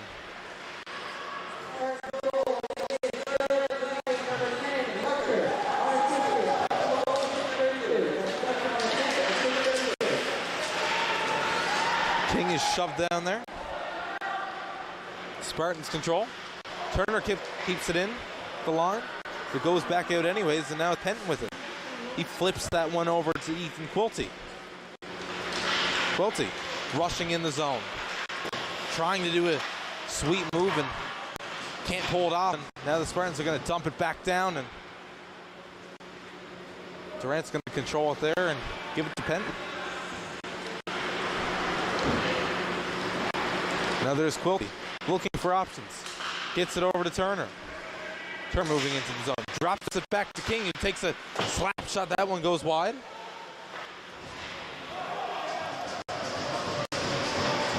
And the Spartans dump that again.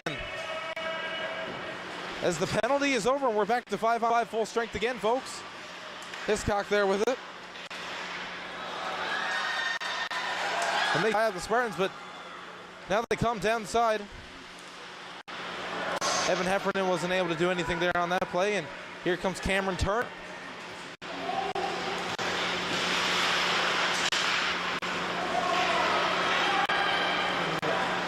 And come the Spartans again with it, moving it over. Not able to connect the pass there on that one. As up comes Sam Goss. He has Alex Maynard and Alex Hickey with him. Sam Goss coming in alone. He's taken into the boards there. Now Hickey back to the point for House. House with a long drive, and that one goes wide.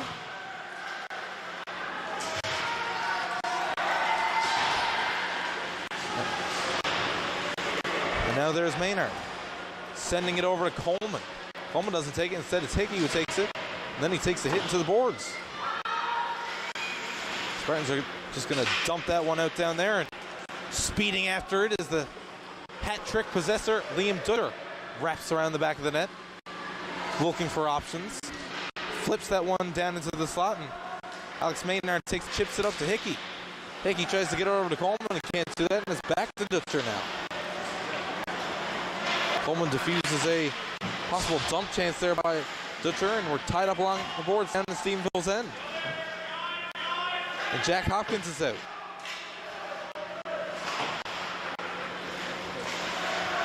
And Hopkins out front and just barely couldn't connect with Hickey, who had an open net chance there on that one.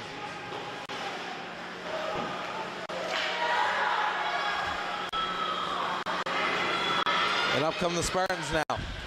And Colt dumps it in at Durant.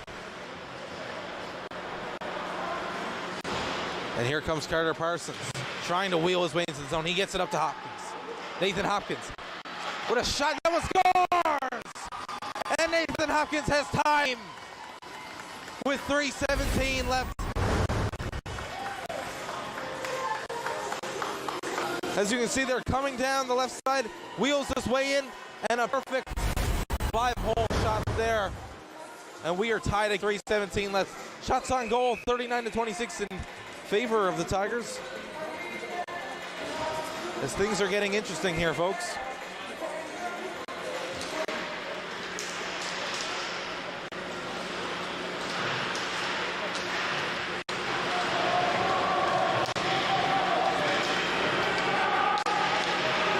tying up along the boards.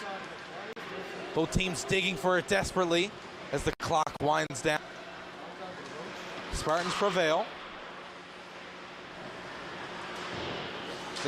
And the Tigers are going to dump it out, and icing is waved off.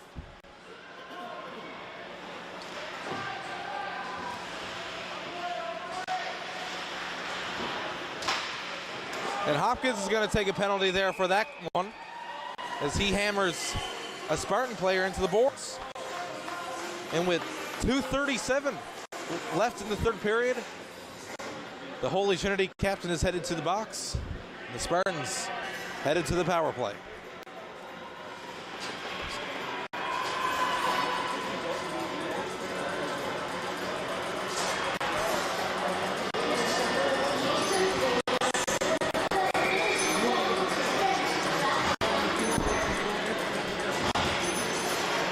Ryan Roach on the draw, wins it there for the Tigers.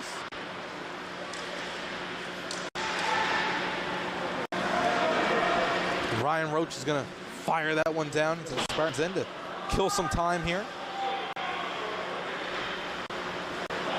Dutcher has it. Dutcher looking for options. He swerves in around Nathan Hopkins, and now he's challenging Carter Parsons. Swaps that around, and now Call has it. Fire at the point, and nothing on that one. Dutcher with another chance here, and he shoots it in. Beautiful save made by Durant.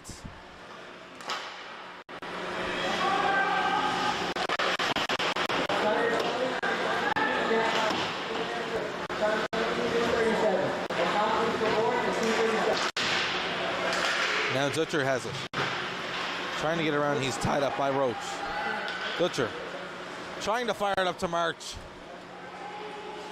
And icing is waved off there on that call. Parsons just dumps it down around. That one's going to slide into the Stephenville zone. Roach with another drive there. And in come the Spartans. Moving in. Save made by Durant. Another beautiful save made by Durant. As the puck scrambles down to the Spartans. Fire that one. That one goes wide.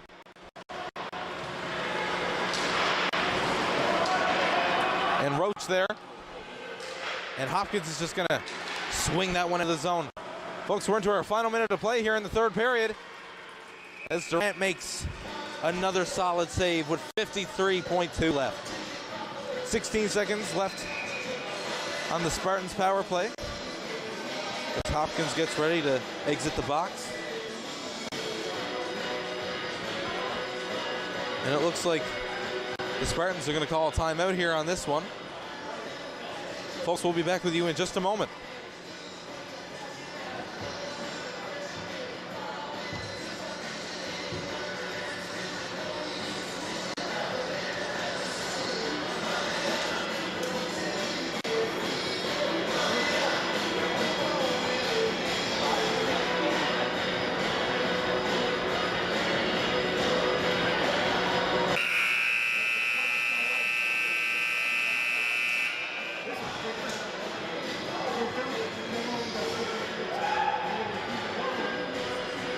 All right, folks, we're back here. 53.2 seconds left at the Paradise Double Ice Complex. Rink A, the Stephenville Spartans and Holy Trinity Tigers, the Spartans, on the power play for the next 10 seconds. Game is tied 3-3. Shot there. And Call takes a shot. That one just barely squeaks through, but isn't able to get past Durant. And Hopkins is out of the box as the clock winds down.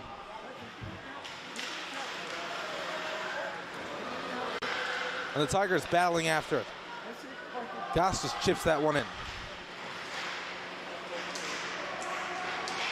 And Turner there, spinning for it. And Carter Parsons is going to take that one. He fires that on, and they score! 10.7 seconds left in this. The captain, Jack Hopkins. And the Tigers have the lead.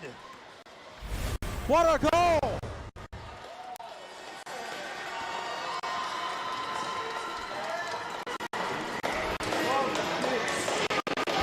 An effort prevails, folks. The Tigers, commanding 41 shots, finally breaking through and have the lead now. Right at the perfect time in the game as there's just 10.7 seconds left. What a goal by the league MVP of this year's St. John's Metro City League.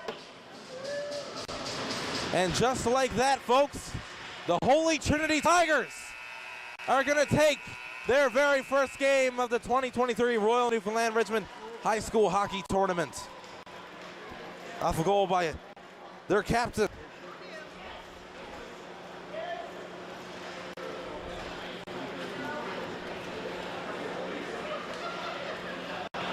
Number 19, Jack Hopkins.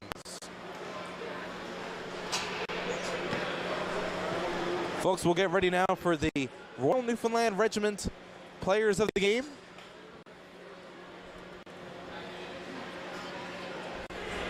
Before calling it a night.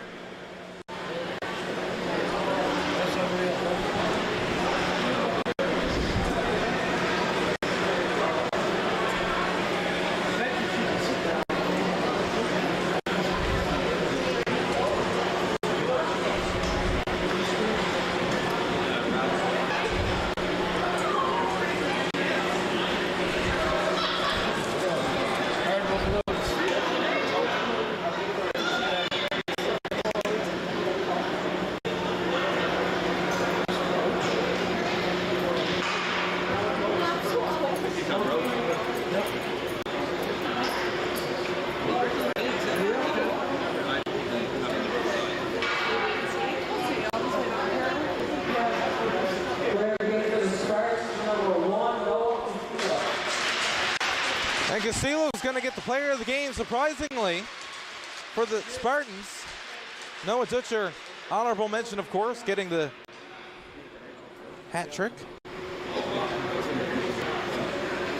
But it's going to be Castillo who takes home player of the game. Very impressive performance for him. Stopping 37 of 41 shots.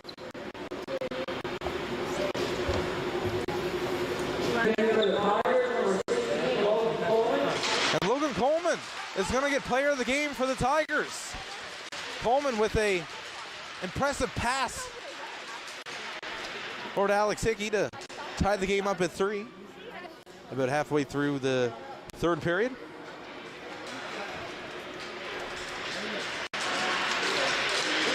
And folks, that's going to do it. Tigers 4, Spartans 3. Thanks, folks, for watching Rogers TV, broadcasted live in Corner Brook and around the world. My name is Cameron Gill, and I'll catch you on the next one.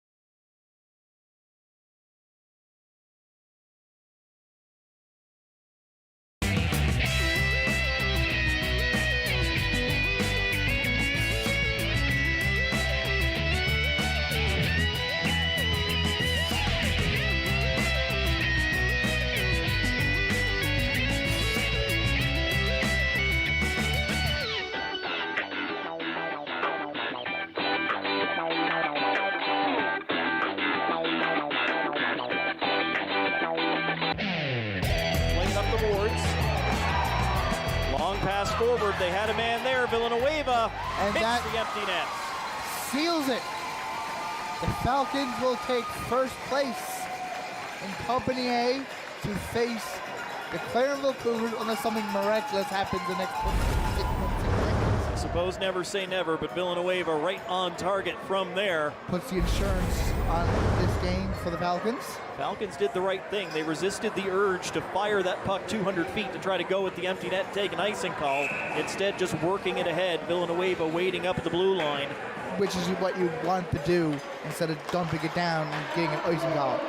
Goaltender's back in for the final 20 seconds as we look to see this one out. It is 5-3. Stone will stop it there, leave it for the defense as it's picked up by Cumbie. And that's Villanueva's second goal tonight. 10 seconds left in the hockey game. Corner Brook in no hurry to move forward. The Falcons will go back to their net and celebrate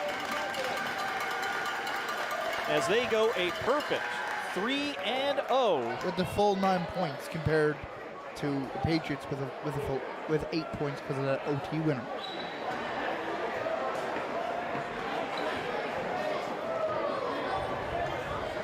Well, hats off to both teams. This was a fantastic hockey game.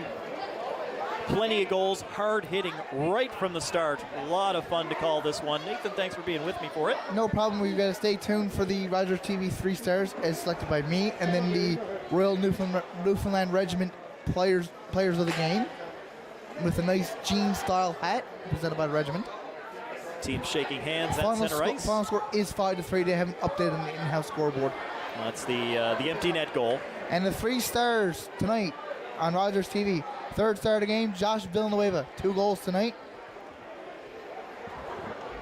Second star, Caleb Rashley, sorry. I'm gonna mess it up 100 times this weekend.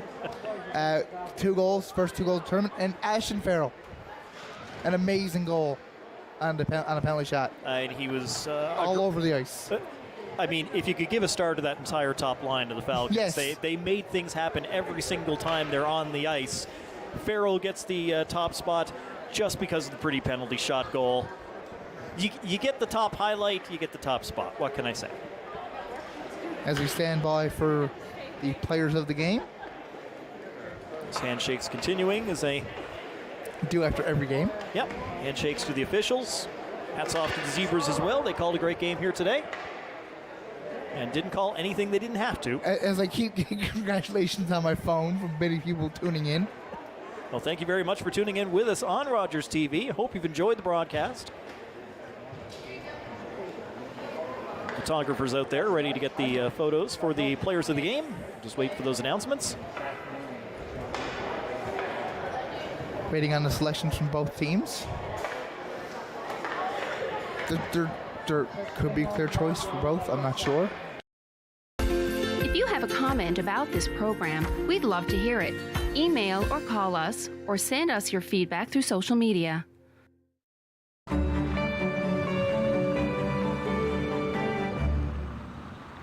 Was that 4 or 5? He's lost count and still thinks he can drive. Do you think he knows that when he is caught and charged with impaired driving, he'll lose his license and a lot more? If he gets in his car, he'll face costs exceeding $20,000. Does he realize he could have a criminal record for his choice to drive? And it could be much worse if he crashes. I wonder what he'll be thinking tomorrow. Have a Holden 1 at 15. Visit ArriveAlive.org to find out more. Arrive Alive. Drive sober. Looking for the best way to get the Major League Baseball games you want to watch? Rogers Super Sports Pack has you covered. With MLB Extra Innings, you'll have a premium ticket to out-of-market regular season games with all games available in HD. Don't miss the action from the games you want from both the American and National Leagues. MLB Extra Innings, part of the Super Sports Pack. For only $35.95 a month, Rogers customers get all this for one all-inclusive price. Order using your remote starting on channel 431 or visit Rogers.com today. We can be hurt. We can be bruised. We can be broken. Slowed down, confused, and even numbed. But we can't be defeated. We're built on a foundation that's strong. Our mission, unwavering. And together we'll beat as one.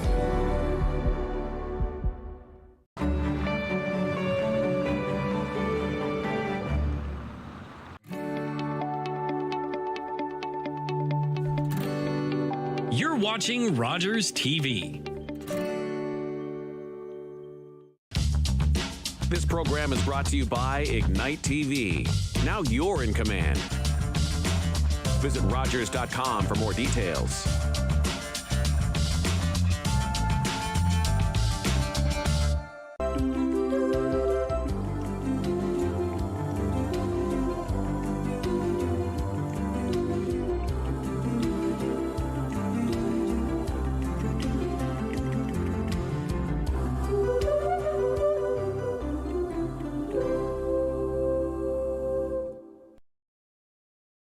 Hello, I'm Krista Norman, your host for Spotlight, the show that takes a trip across the province highlighting some of the great events and activities in our communities. Let's begin in Corner Brook, where we'll see parts of the Berry Mary Toy Drive, which is still ongoing. Bring your toy donations to the Corner Brook Fire Department and they'll make sure they find a good home this Christmas. Now, enjoy a couple of songs from Story at 11 and the one and only Nick Hamlin.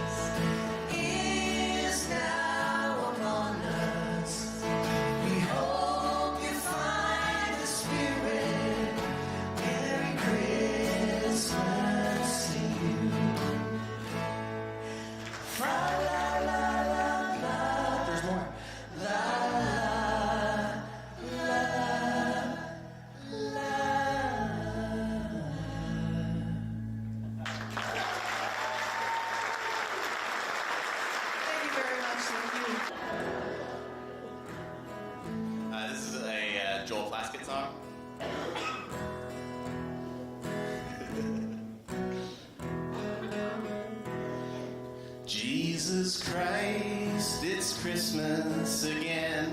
And we're heading to the Micmac Mall. there are people dressed as elves